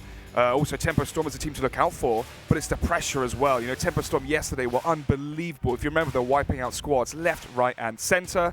Today, not so much so. It's been quite a quiet affair for them. So let's see how things do shape up for them here in game number 4. Yeah, and at the same time as well, in the previous games of Erangel, we saw Tempo Storm making it to the top 3 finisher alongside Mega and also BTR in the first game today, right? As well. Yeah, exactly. Yeah, they got a pretty good start early on here. I'm not too sure what exactly fell off the following few games here, but hopefully after this long break that we had, every team, this is where things get a little bit more interesting just because we see all these teams gathering at top here. Speaking of However, the interesting, flight path, oof. Yeah, this is very, very strange. I mean, when you think about teams like DeToNators who usually go towards Georgia Pool, there's no really a chance here for them to actually get over towards that vicinity of the map, and they're going to be leaving the plane immediately, maybe swapping out Georgia Pool for Yesnaya. Yeah, they may consider that as well, but at the same time, I'm worried for the teams heading towards Georgia Pool, like you said as well. I believe there was like at least a good solid 3 teams to go there as well. DeToNator being one of those teams, Omen Elite, if I'm not mistaken, as well. I believe so. Kind of goes there, so they may need a little bit of long rotation. So it comes down to where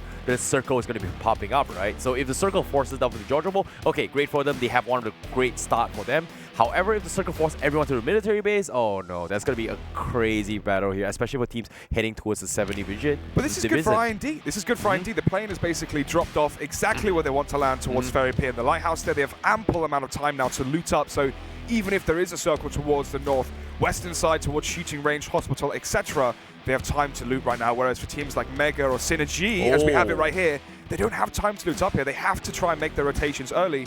And actually, this is so strong for teams such as Tempo, INS, and IND. Well, off the kill feed as well, we saw Wi-Fi getting a couple of knocks as well on the kill feed. And FUTBOLIST, you're actually scouting one of the guys here from V5 who's trying to go for this kind of vehicle drop. And unfortunately, say V5, they will lose 2 members right off the bat. They are indeed. Trying to see on the map, actually, which part that is. It's going to be just below Mansion, I believe, on the western side of Prison. And Victory 5 are going to be in a prison here as FUTBOLISTs have been running rampant over them the first minutes of the game. Yeah, this is getting unfortunate there. Like V5 immediately, FUTBOLIST taking the very early M16 here, coming from Zesty. Scouts are 2 members from the side of V5. And pretty much, it's unsavable now, considering that it's still early in the phase game. There's no vehicles, there's no utilities or weaponry to actually contest this. And it's going to be a freebie here. I think Zesty is going to try and punch him here. Punch him, you think? Yeah, he could. Save his ammo. I mean, he's got 9 bullets. Yeah, Here we go. Oh, yeah, let's go. Giving him the back down, beat down. As he does go down, it's going to be the first bloods coming in favor of FUTBOLISTs. And here are the live prelim standings as well. You can see MEGA, Bigetron towards the top 2. IND currently in 3rd. But Asterion only a few, 7 points behind. Tempo, Storm, Goskilla as well are still in the running. And we just spoke about FUTBOLIST getting those early kills in the start of the game.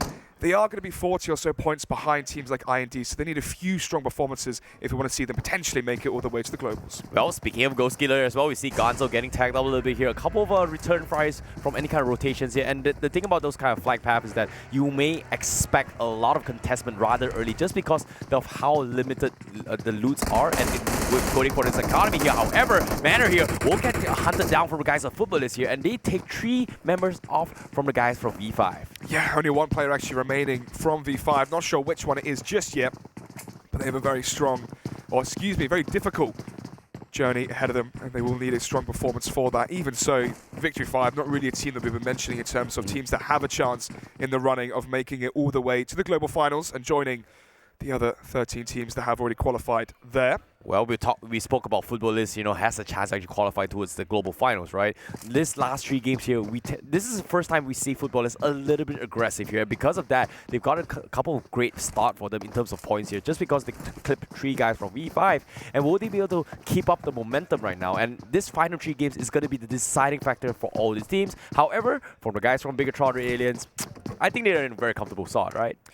Yeah, actually trying to see where they're located. They're actually on the military base right now on the eastern side, so they're probably going to go for the rotation up north towards Farm instead of going towards the lighthouse where Team IND are, because it's just notorious that they will be there. It's funny now, actually, teams starting to rotate away from the lighthouse and Ferry Pier because they know that IND are always camping that position. So yeah, Bigetron, and I imagine as well SWAT 69 going to be going towards the Ferry Pier and then go for the rotation around and then centralized all the way through. For now, though, there is still time to loot up and try and work out the best rotations to go for to avoid as much conflict early on. Oh, definitely here. At the same time, RED, we see them going to be dropping towards the vicinities of Primos here. They may try and contest the guys from IND as well, considering they've been neighbors for quite some time. And also the point about the Bigetron Radiance as well, because seeing how the circle is relatively far away, they may consider taking, just tanking the first 2 zones before actually venturing in. Just like how MEGA Conquer does it as well, considering that they're both teams, they have a very similar strategy and play styles overall in general coming from the Southeast Asia teams. But speaking of Southeast Asia teams here, RED Esports in Yasnaya, uncontested.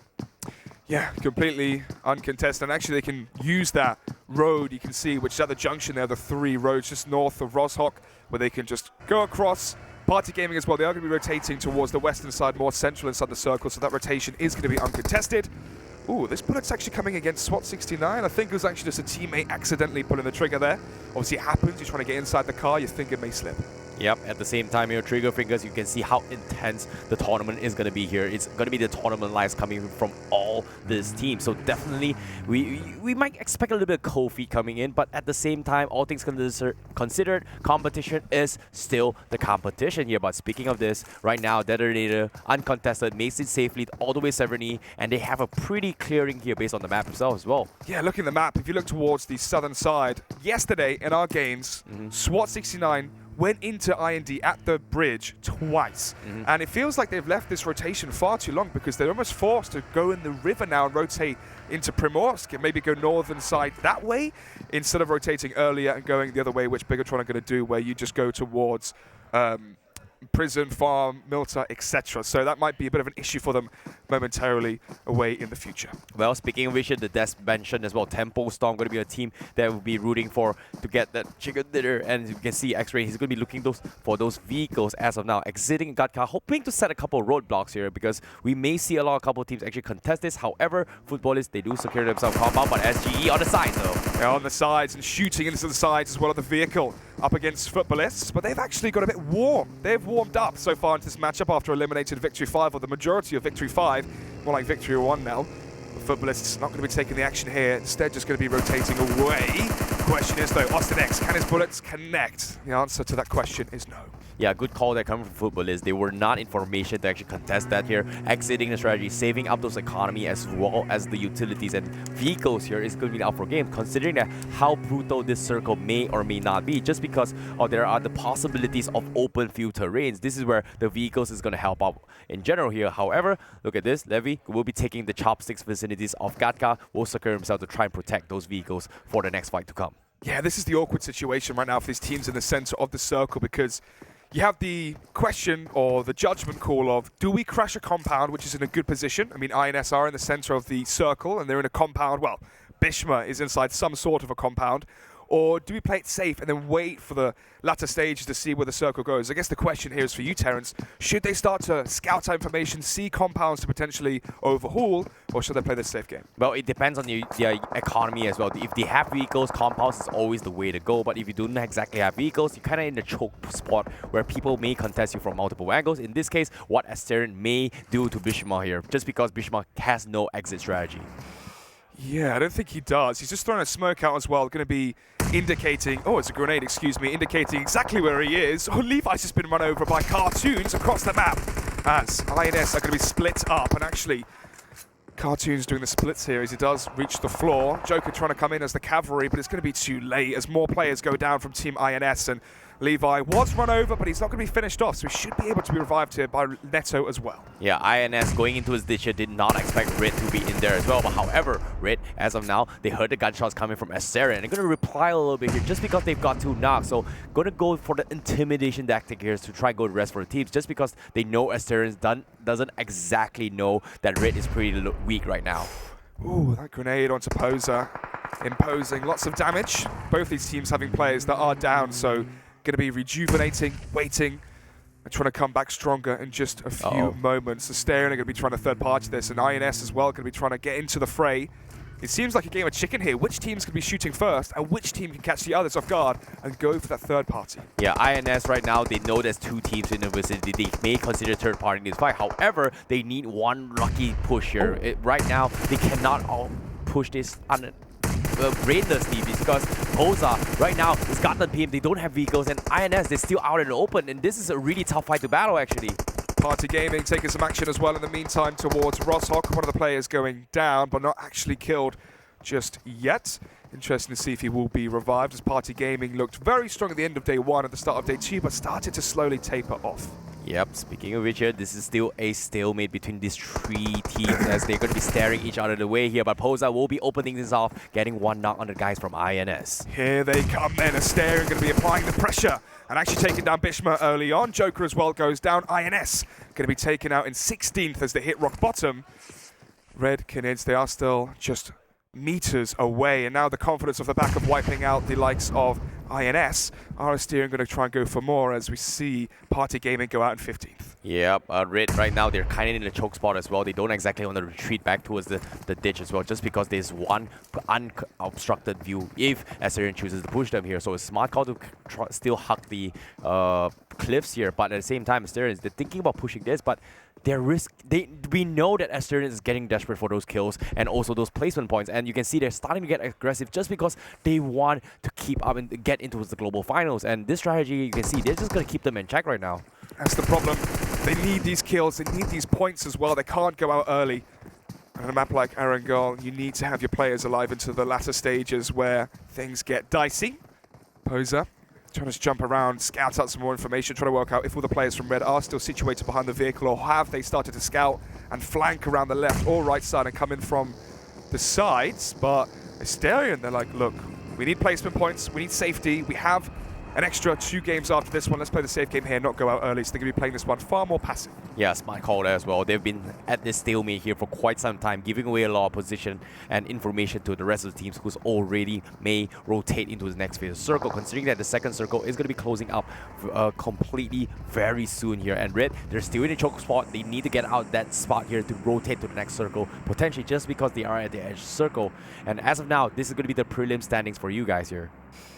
Yeah, and I think the kills, yeah, they have. They were 7 points behind IND before. Now they're just 4 points behind Asterion. If they wiped out RED Canids, they would be joint third.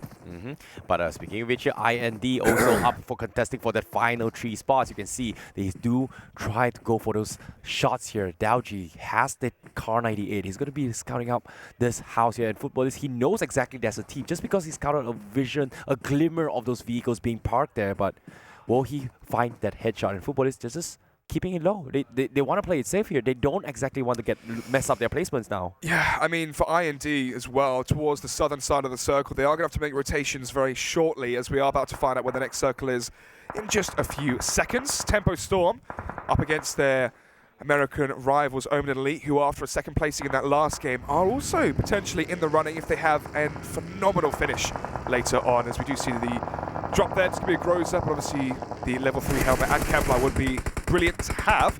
And so would a few kill points here from the side of Spring as Nika goes down early from afar. Yep, at the same time here, like you said as well, North America is going to be picking against each other. You can see Carnage going to be going for the flanks here. Will he catch up Spec now? Let's find out. Going for the run over. Actually just going to be crushing into the compound. Low HP here for Spec. One of the bullets from the AK will take him down. And down he goes. Carnage going for the kill points as well. Nico is down, so it's going to be even more in favor of Omen Elite as Tempo Storm are being wiped out here inside their own compound. Chica trying his hardest to fend off a few of the players, but look how far away he is from the rest of his teammates. This is dire. Yeah, this is definitely dire here. And Omen Elite, I didn't imagine them to actually contest that here, but what a play there coming from Carnage here. He almost lost his life just because he got his health dropped so low just because he jumped out the car a little bit too early. And because of that, he was almost taken out, but still, he still came out of upper hand here. We saw a couple of nice, interesting jukes, but unfortunately, they will be the victors in that. Lunatic looks like he's lost in the open. I think that was Bigetron who are currently directly next to him. Goskilla in close proximity as well. Oh, shots coming in left, right, and center. Yeah, Lunatic there, and the kill feed going to be taken out by Bigetron. And thankfully, we can actually see the map. Oh, maybe not. But we did see the map, and Bigetron were in the center west side. Yeah, the northern section of the Pubg vicinity here. This is where RRQ Athena is always famous for camping this spot here. They're going to be taking a page from BTR, and it's working out in a way. However, Asterion, they lost their scout here from Silent Lunatic, and Goskilla, they have the compounds outskirts of the school vicinity. So this trick here is a great compound, especially for messing up any kinds of games and rotation. But as a defense point here, a lot of teams may be able to contest this. But as of now, Goskilla, they're split up here. They're trying to solidify this position to force everyone on the sides here, especially preventing them from pushing this compound, and that's exactly what Goskilla is doing. And Asterion, they may fall into this trap here being set up by them. But BTR, they have the mountain terrain still, northern section of Pubg. They're hearing gunshots here, and they know there's people in Pubg. But look at this, Ryzen is going to scout out Tempo Storm's rain here on the other side of that mountain. Nothing going to come out of it as of now. They got their 4 vehicles lined up, and they might just use those cars as well to create their own compound if the circle does go towards the northern side of Pachinki in the fields, they can make that V formation, which they've made famous. But at the same time here, we see Micro Boys scouts out that hit coming from Tempo Storm, gives away the information, but they have to be careful here. But I like this formation coming from them here. Parking those cars here makes it easier for them to go for a couple of barricades here in case any team tries to rush for them. So if the team sprays down one car, they still have second, 3, 4 cars as protection. However, Omen Elite now. Omen Elite wanting to finish off the job and continue where they left off, which was taking down 2 of the players from Tempo Storm and also taking out their chances of trying to qualify for the global finals. Wi-Fi early had that impeccable play, so he's definitely going to be feeling the groove here on Erangel. Rain as well, just being supple. Oh, third one does the charm. Wi-Fi with a knockdown. It's all going to be down to Chica. You can see him as well, just waving the white flag to get away as fast as possible. And with that, going to be leaving his teammate behind. Wi-Fi may even go for the beatdown as well with the fist to save ammunition, but also try and get a bit of a dig. Well, Omen Elite here not letting Tempo Storm off the hook here. They took out 3 members, and Chica, he might be next here because he's on his run for his life, and he's out in open fields, like you say, the potato farm. He might actually get scouted out a guy from SWAT 69. In this case, Lord is pressing the fire. Each way he goes, he's going to be moving into more members from SWAT 69 as Buffer goes down from SWAT 69 to the play zone. Not sure how that happened. TeamIND just in front of them is going to be Mega. A few of the players, only 2, only half is the other on the other side of the ridge, and they need to be together here. Otherwise, more are going to be falling down, but Pons does win that initial duel versus Trance, I believe it was, from TeamIND. FUTBOLIST is going to be making a mockery of Omen Elite across the map. Yep, definitely here. But at the same time, Mega Conqueror picking fight against IND, but Pachinki seems to be a messy fight here. FUTBOLIST and Omen Elite. Oh, they're going at it again. Wi-Fi onto low HP. Going to be going back inside the compound to heal up as fast as possible. It seems like Nox have gone down 2 a piece, trying to gather all the information we can. Tron there all the way at the back. They've also got Carnage. He's actually down as well. So this is awful from the side of Omen Elite. As FUTBOLISTs, they need strong performances here. They are going to be higher up in the table than the likes of Omen Elite, currently in 7th. So they need the kills and the placement points here for a chance. Wi-Fi, maybe not too much of a chance, as he's going to be taking damage from the zone, while also having to fight out 2 players from FUTBOLIST, Loverzin and Tron. Oh, nicely done there from Loverzin, going for the disengage. Wi-Fi tries to tag him off. Unfortunately, it's a little bit too late here, so Loverzin will make a safe exit here, whereas Omen Elite, they're trying to heal up here. They're going to play the healing game, but Bigetron RA it is. He sees Loverzin, he wants to go for it, but at the same time, he scouts out Kratos instead. Oh, Kratos maybe getting into the crater. No, he can't quite make it. Going to be going down, and I'm not sure how close IND are, as there's more action going across the other side of the map. DeToNator so far in this one, they've been quiet, but maybe now they can start to wake up. They're going to be going versus Asterion as well, who needs strong performances in this matchup. Kumel going to be turning them into Caramel as they're going to go out in 14th. Asterion Myth. That is not the performance they wanted. Exactly. That's why I'm talking about it here, the trap being set up from Goskilla here. They put them that spot, and because of that, another team crashed them. They went head to head, and that is the reason why. One of the big factors here that made them lose that fight. However, off this side as well, Loverzin, he somehow survives, but off the kill feed, we see Mega Conqueror and Bigetron still stomping their way through. Someone got run over as well. Not sure how that happened. Just in the kill feed there. Gonna have to use your imagination for that one back home. Loverzin, excuse me, the only player here for FUTBOLIST, is going to be coming inside the zone. Has to rotate around because he knows there's going to be teams if he does go in towards the center side of School or Pachinki. And yeah, here it is. Kumal's going to be going for more as he does get down to low HP there. Onto that final player there from FUTBOLIST. Loverzin onto 30% HP or so. Going to get inside the compound. But yeah, I mean, he's kind of quarantined here. To the left, he's got Kumel. To the right, he's got 3 players from Goskilla. Yeah, nicely done there. And at the same time, Goskilla, they forced the regroup themselves here after expanding the position. They know multiple teams going to push their way in here, but because that, the strategic positioning coming from Goskilla is pretty much what set them up as well. Because all these teams, they have to play around Goskilla, and you can see FUTBOLIST, they've lost a couple of members. Same goes for DeToNator to the zone, and also the engagement early on from Asterion Myth. And because of this, they're down to 1-1 member here. This is an easy pickings here from Goskilla. If, let's say, DeToNator or even FUTBOLIST walks into that trap, and this may be a little bit of trouble for them, considering that Goskilla is also in the running for the top 3 position. It's very true to mention. There's almost 4 teams in the running, as you said. Goskilla in 6th, Tempo Storm in 5th. Asterion, they did go out. IND, that's so good for them, the fact that they went out, and I believe it was 12th or 13th. So TeamIND still in the running with one of the players, Slayer. Maybe get some more. Oh, as I say that, just perfect timing. Gets behind the rock, so the chance to try and stay alive and get a few more placement points is still there. for Team IND. Bigetron as well taking action from left to right from all angles. As Bigetron, Luxy going to be getting downed. And in the open as well, it's going to be so hard to revive him.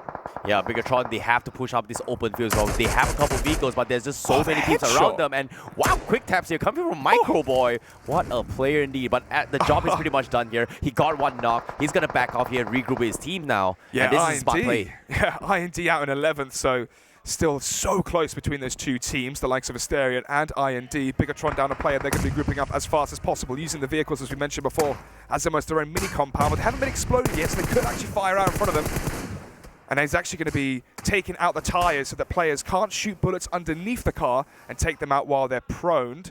Just looking at the landscape here, MEGA going to be coming in fast. 2 vehicles going to be in the running here as they're going to be splitting out 1 apiece. 4 just going to be in their line down the hill, trying to get better angles onto RED Canids and onto Bigetron.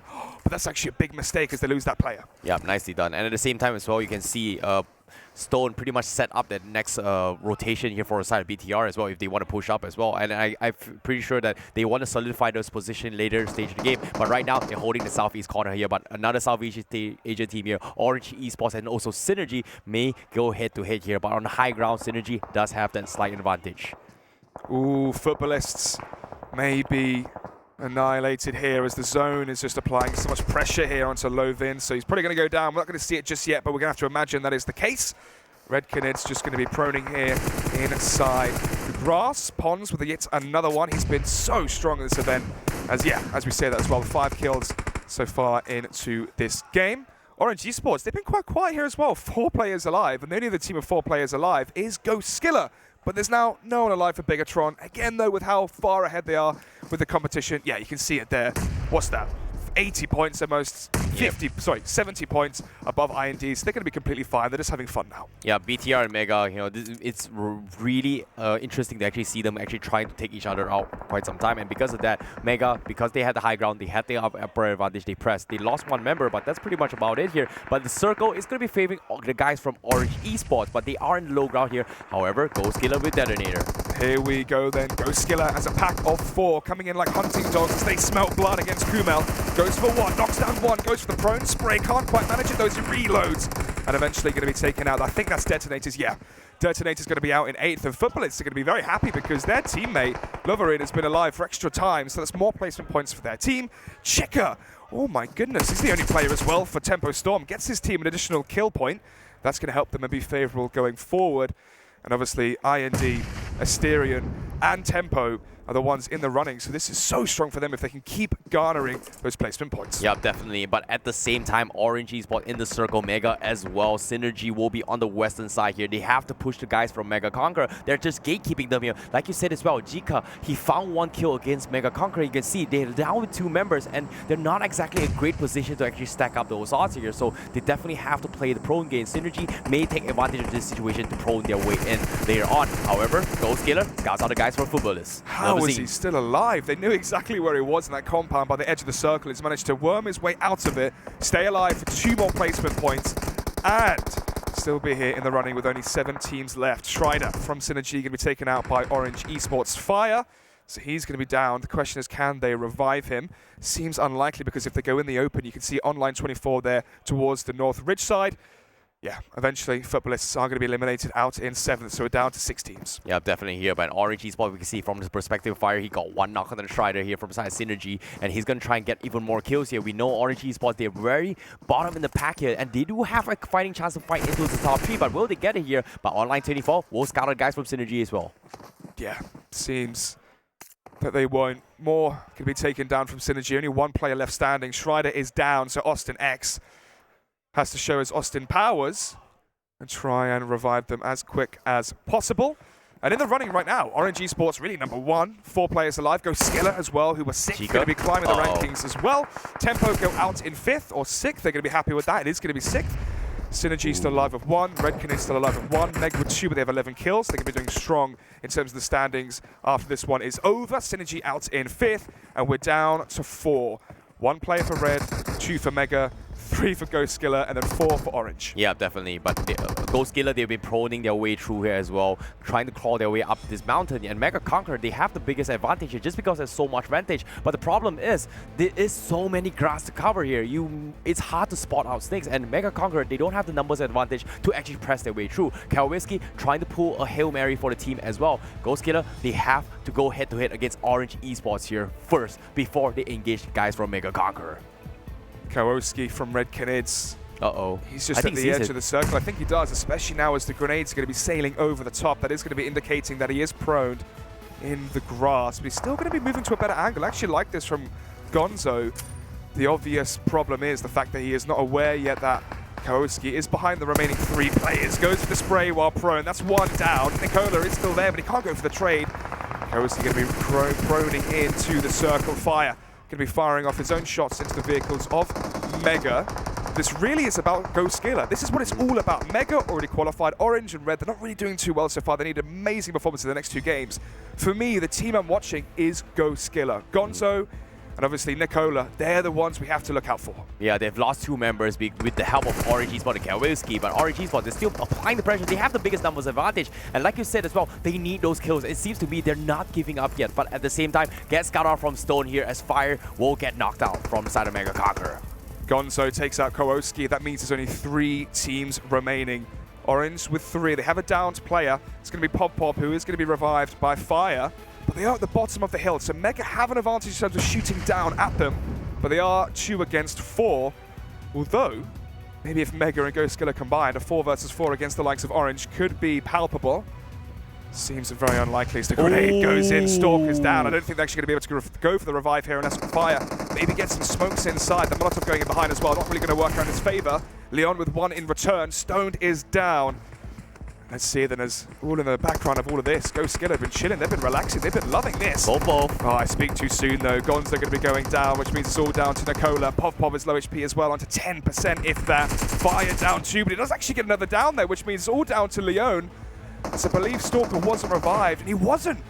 Orange are now down to 1. MEGA down to 1. Goskilla down to 1. But as I say that, Gonzo's going to be revived behind the tree. Yeah, MEGA Conqueror, he managed to pick up Stone apparently here, and Online 24, that's going to be making it into a 2v1v1 situation here. MEGA Online 24, he's going to make a little bit of barricade for him, but Orange Esports, Nikola will try and solidify those kills, and Gonzo gets picked up from the sides. Oh my goodness, he just overextended slightly, just a little bit too much there. Went for the kill, he got it. Nikola did go for the revive and the heal, so we can actually revive now Gonzo.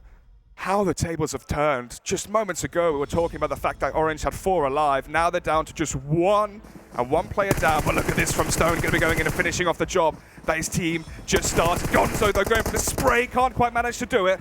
And now we're into a 2 versus 1. Pubg and Leon. But Leon going to be the only member standing here as Pubg does eventually bleed out Leon into the 1 versus 2. This is going to be critical here for the chance if they want to try and do it. They need 2 chicken dinners in the remaining 2 games if they want a real chance. But they have it in this one at least. Versus Online 24 goes for the spray. And he's going to get it. Orange Esports take it. He clutched it 1v2. Orange Esports, Leon. What a Hail Mary. Who would have thought that actually happened? What a clutch indeed from Leon. But that was a good spot there from Leon to actually scout out that 1 member from side MEGA Conqueror on the edge, gets a knock, could not react in time, goes in for the spray. What a play indeed, Alex. Yeah, all the pictures now going on the gram, looking cool. Swaggers, they're loving it. Going to be more points for them, but I feel like a broken record at this point. Once you get to day 3, it's pretty much, look, an amazing performance, but we needed that day 1, we needed that day 2. They're towards the lower echelons of the table, so maybe it's futile, maybe it's not, who knows? Terrence, maybe they get 2 more chicken dinners and they're the dark horse going into the top 3. Well, it may actually happen here, but we've talked about dark horses here. I think Goskilla and Party Gaming, it was Dave's dark horse being selected, right? But at the same time, let's talk a little bit more about the games here. You can see a lot of teams tend to be a little bit more aggressive now, but FUTBOLIST was the one that really stood out for me because they were super aggressive going for the hunts. But eventually, like you said as well, Goskilla, the macro gameplays here, they pit FUTBOLIST and DeToNators and also Asterion Myth on the sides. That was a crazy play from them. Yeah, Goskilla are after the Skrilla because if they had just got a few more placement points, there are a few more kills, they may have been solidified into the top 3 and they're going into the remaining 2 games. The pressure would have been on IND's shoulder and Tempo as well. And as I say, that Tempo were just on our screens in this highlight here where they had a poor start. They lost 2 players early. Chicken did his best to stay alive for as long as possible. Yeah, and as the game progresses as well, you can see everyone was trying to push up towards the mountain. Everyone kind of struggling here just because how the terrain was super messed up. You need those vehicles to work with, and unfortunately to say, they didn't have it as well. And Goskilla made this play right there. You know, it was a little bit too late, but Whiskey, what a nice one from him. That's going to give him a little bit more points. Yeah, exactly. And he actually was the backstab as well against Goskilla, so he did really dent the chances and make it much, much easier for Tempo Storm and IND. And yeah, there he was going down, obviously, at the end there. RED Esports taking it. But let's see what the take is on the desk as Jason takes it away. Well, with the next 3, I think they turned that into a glorious orange chicken dinner. Let's be fair about that. Finally, them able to get on the board yet again. They were started off things in 8th place, but we'll see where they'll be currently located now with that victory. But nonetheless, who was still in the top 3? We had Mega Conquerors there, 2nd place. Yep. Goskilla was in there, Tempo Storm. Well, he had a rough start. Cheek was able to keep them alive at least a little bit longer, but let's actually go straight into the scoreboards. Let's just see where everyone was sitting before we do fully dive into this, just to get an idea of things. And again, 27 points. Even though they didn't get the chicken dinner, they still took home the most points out of match 16. And it just goes to show how many kills they're getting today so far. On this is the breakdown. 10 kills in the first game, 12, 10, 13 kills. Averaging 11 kills per game today. That is insane. And it goes to show why they are currently in first place, and it's going to not even be close. And Goskilla in 3rd place. That's actually pretty good. Hopefully they can just spark up a little bit and continue that consistency because they're currently in contention for 3rd place. Yeah, and then we see in 7th and 8th place Omen Elite, Tempo Storm. Omen Elite popping off that game, getting 7 kills. I hate to see it because we saw some North America on North America violence over there. We did see Omen Elite pull up on the Tempo, and that's when we had that solo member trying to survive as long as possible. Here we go, though. Asterion Myth not doing the best here, only getting 5 kills. Yep, and only 1 placement point. And not only that, check out TeamIND getting only 1 point that whole game. You do not want to see that kind of stuff, especially if you're trying to get that 3rd place and qualify to the global finals. So, man, I really want to go ahead and see a better performance from them. I know they won it. Maybe it was just an off game. They have a little bit of time to break. I'm pretty sure they might be feeling a little bit tired after day 8.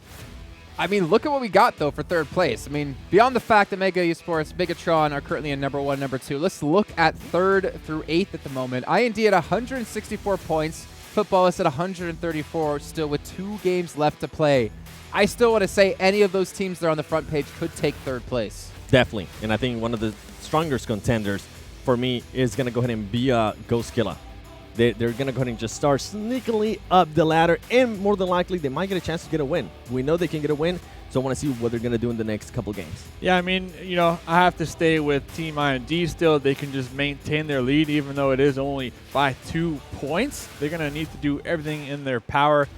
I'm concerned, though. I mean, Bigetron, they haven't been doing the best here today, but they currently have a 100% win rate on Vikendi. Let's see if they can maintain that. I know, Seven, you mentioned that we should expect another chicken from that squad. Yep, and I expect nothing less from them. Hopefully, they can actually get that win. It'll be good for them, and maybe they can go ahead and get another win in Erangel for the last game. It'll be interesting to see what happens. And then Mega Stone right there, 46 kills, just dominating the field. Yeah, I mean, if you can recall, coming into today with around 6.6k damage, and that was before the previous 5 or 4 matches that we did play today. So, my goodness, I mean, this individual player is just putting up the numbers, allowing Mega to continue spreading that point gap that they have. No one's going to touch him. He had like 8 kills, I think, towards the end of that game as well. And I'm looking at Mega, and I have to imagine they're just playing a little bit for fun, right? They're not really worried about points. They're guaranteed first place now, pretty much. So it's going to be hard to read into them, but if they play with fun or for fun like that when it comes to global finals and they can still put up numbers like that, I'm worried for a lot of other teams out there. Now, what I would like to see, I mean, Mega, Bigetron, you guys are going to the finals, right? I want to see something different from the team. You know, try a new strategy that you might not have played in the past 2 days. Have fun, like you mentioned. That's all they're here for now. They definitely have earned their spot. The hard work is done. let's see if we can give another team in 3rd, 4th, and 5th place maybe a fighting chance. Yeah, if they're going to go ahead and try to do anything, I guess now is the time for those teams. They have such a lead. They are pretty much guaranteed to go ahead and go to the global finals. So definitely go ahead and try something new, see if it works out. If it does work out, perfect. Yeah. If it doesn't work out, well, then continue with your same strat, maybe just adjust a little couple things. Well, speaking of something new, we have a new team yet again today taking over Chicken Dinner, and it's going to be RED Esports over with Icy Baby 1-2. Thank you so much here. And of course, I have the winners from the previous match here. We have RED Esports CG Stalker. How are you feeling, Stalker? Good. Just feeling YOLO. Okay, just feeling YOLO. And at the same time, you taught me something off the camera as well. Neom Slime Cambodia. What does that mean? It means I love Cambodia. Okay, indeed here. But at the same time, Stalker, I've seen you guys, I've seen your name on the kill leaderboards for quite some time. And you were one of the top kill leaderboards. But, you know, you start to fall off a little bit here. And this past 2 days, and now finally coming to day number 3, finally taking your first ever Chicken Dinner. And you've pushed yourself into this top 7 position. Do you think you still have a strong chance to actually make it to the global finals? Let's see. Don't know. Just do your best. Just do your best, I guess. One more thing as well, Stalker. Before that, I heard a couple rumors as well that you guys are having some struggles a little bit. Mind sharing me a little bit here? What's happening with you guys? For me, my eye have problem when I play. My eye just go blur. I don't know why. I sleep early, but I don't know why when I play my eye just dry. I think because of too cold here, and then my eye just dry and I go blur in the Sandhook map. So I just everything just go wrong. Like didn't feel good today, but I do my best just to have fun and do my best for Cambodia also. Thank you. I really hope that all things considered here, there's going to be 2 more matches coming from you as well. And of course, I've heard rumors that you guys have a viewing party back in your country, and also fans and families and friends who's always supporting from you guys here. Anything you want to say for them? ខ្ញុំចង់និយាយថាអរគុណអ្នកនរគ្នាសម្រាប់ការតាមដាននិងការគាំទ្រពួកខ្ញុំទោះជាពួកខ្ញុំលេងមិនក្តោយតែអ្នកនរគ្នានៅគាំទ្រនៅស្រឡាញ់ចិត្តពួកខ្ញុំហើយពួកខ្ញុំនឹងខំប្រឹងអត់ពីសមត្ថភាពអ្វីដែលខ្ញុំមានទោះខ្ញុំអត់ទៅស្រួលខ្លួនមិនក៏ដោយគឺខ្ញុំនឹងខំប្រឹងអត់ពីសមត្ថភាពដើម្បីឈានទៅកាន់វគ្គបន្តទៀត Thank you for everybody that support and love RED Esports CG. We will keep on fighting to get to global final. All right, seems like they have not given up here. There's 2 more games for you, and good luck further, Stalker. I'm looking forward to see amazing games coming in from you guys here. And once again, that's pretty much the interview session for this session. There's going to be 2 more games here at the PUBG Mobile Club Open 2019 Fall Split preliminary stages here in day number 3. Do not go anywhere because we're going to be finding out very soon who the top 3 is going to be representing and head into the global finals. And this is the PMCO. See you guys in the next one.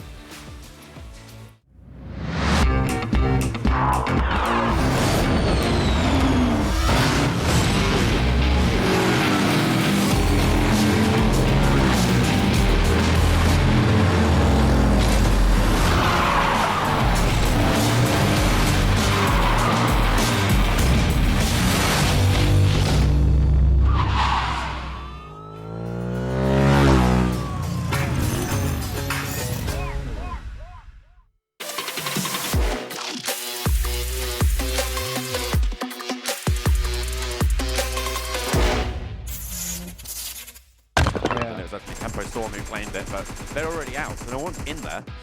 Oh dear. INS. I would assume him as with that Molotov.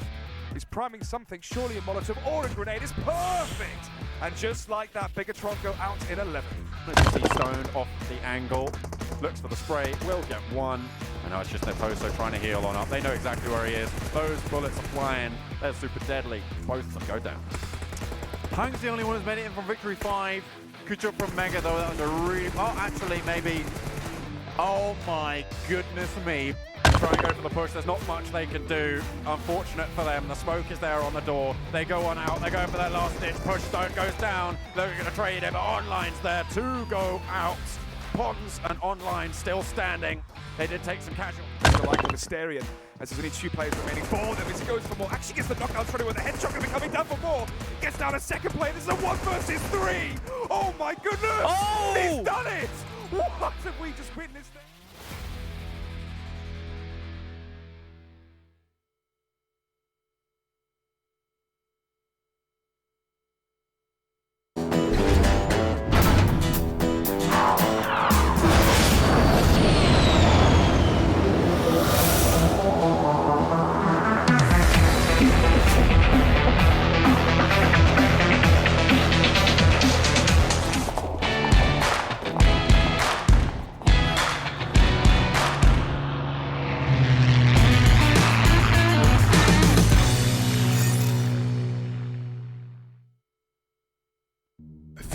piece of chicken meat on a grill under the blazing sun. Everyone hates desert because they get lost here. But there are some interesting people here, like that hip-hop kid. You know, the one on top of the car? He always has the strangest stickers. Supposedly, they're trophies he got from other players. You know how it is, kids and their toys. Oh, and that guy standing by the wall has a really good aim and is supposedly an assassin. Why is he dressed like that in this frackin' desert, though? As for that lady over there, she values her gun more than her own life. That's about the only thing you can trust around here. Me? Who am I? Ha! Everyone knows the Lava Barret. Shh! I think we have guests.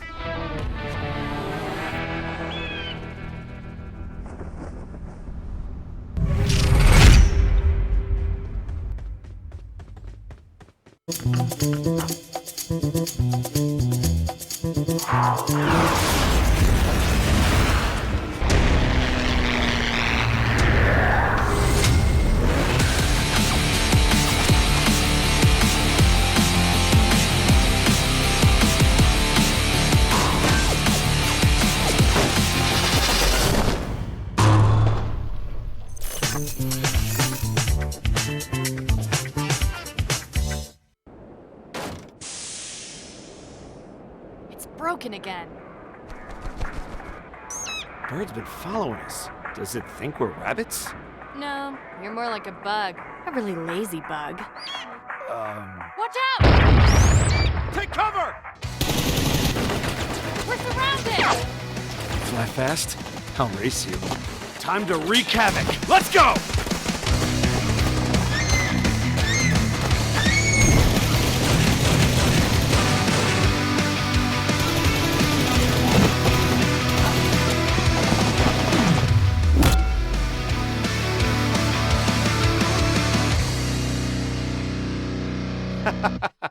You could join us, little sidekick. Companion. Let's go! Hey! Wait for me!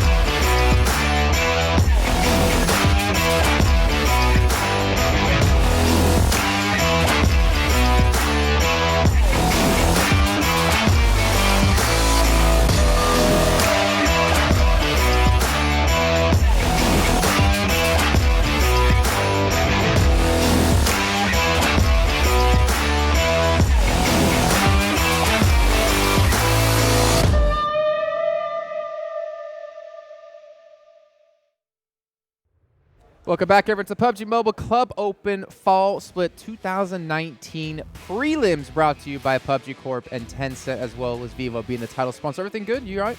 I'm giving thumbs up to all you guys. Doing a good job. You know who else we should be giving some thumbs up to? Do you know who it is? Who? Do you know who it is? Me. Vivo? The Vivo. Well, Vivo, obviously. Yeah, obviously baby. Vivo. But also Goskilla, a team that's kind of rising through the ranks, a team that's been getting back on the board in the matches today. And I think, if I'm not mistaken, Mustache Dave and Seven, we have a clip we are going to break down here about him. Because especially from game one, they were really aggressive and their strategies were just amazing, especially when they were pushing people. So hopefully we can go ahead and just pull up that clip. That way we can showcase it to the people at home, because they were able to use smokes perfectly and they were able to just be synchronized on their push and also their rotations. If we can maybe... It'll come up when we high five. You think it's going to come up? Oh, no, please. You didn't high five hard enough. Bring up the clip, baby. There you go. We made it happen. So this is pretty much game number 1, if you do recall. RED Canids, they were pulling up, pull up. They did get this ledge right here. Gonzo opening up right here, getting the knock. Very important knock right there. And this is the aggression that Seven brought up. Once when they got that knock, full-blown push right here coming out from Gonzo and the squad. And right here, look at where he's at right now. This guy right here. And I like that. Actually, you know what? Let me go ahead and just clear that out. I like that he's currently behind cover just to be safe and making sure they go ahead and suppress fire, which is going to go ahead and allow this player right here to go ahead and just sneak in and start shooting at them from a different angle. So strategies like that are definitely going to come in handy, especially if they want to go ahead and get to the global finals. And when they get to the global finals, that's what's going to go ahead and get you out to the top. And if you were just going to go ahead and roll the clip a little bit longer Look here, what they do next. They toss the smoke so that they can close the gap. There's 1, 2, 3. Not only are they tossing smokes, they're throwing grenades as well. And the perfect thing about this smokes right here is that it's just going to go ahead and confuse the enemy, right? They're not going to know exactly where they're going to be coming from. They can probably see the bullets in the minimap, because that's actually one of the features of PUBG Mobile. But other than that, they're not going to know. If they decide not to shoot, where they're going to be coming from? Where they're going to go ahead and come out from that smoke? Exactly. So we got 1 there, and then we're going to send 2 over here, and then we are also going to have a off angle. I love it. Yep. The different angles always come into hand, and that's something that a lot more people, if you're currently watching at home and you want to become a pro player and you have a team and you want to maybe turn that team into a pro team, definitely work on your on your angles. It will help you out immensely. I mean, this also just goes to show you their team communication was on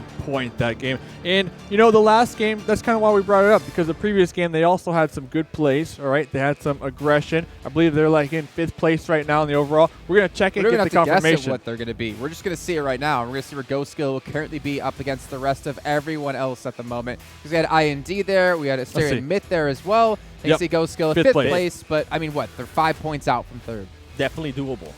Definitely doable, especially if we see plays like that. That clip that we just showed you, that was 4 points alone.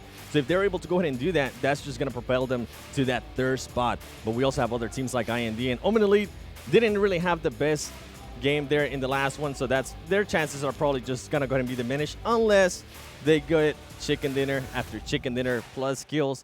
But just by what we've been able to see, I'm going to be I don't think it's going to happen. I'm glad you stopped when you said chicken dinner after chicken dinner, because there's only 2 maps left. There's only 2 matches left to be played over the course of the prelims. And when we're done with that, we're going to have our 3 teams. Yeah. I mean, they're popping up, all right? Yeah. They're getting kills, but like you said, they're going to need a lot more than just 2 chicken dinners. They're going to need at least 20 kills to go with that. So TeamIND looking good.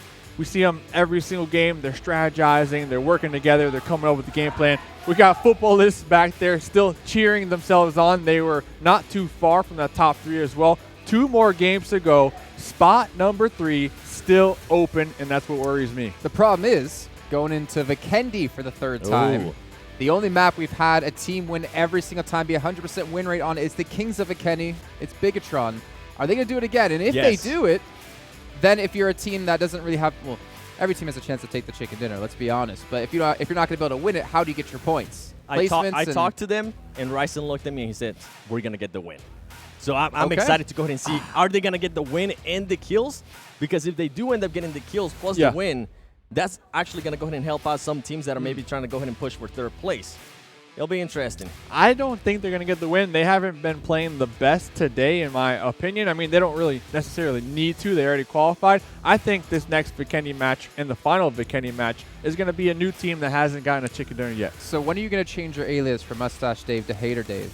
I'm not a hater because I've been cheering for IND all day long, but I'm just being real. All right. First place, Bigetron. Second place, IND. Third place, Tempo Storm.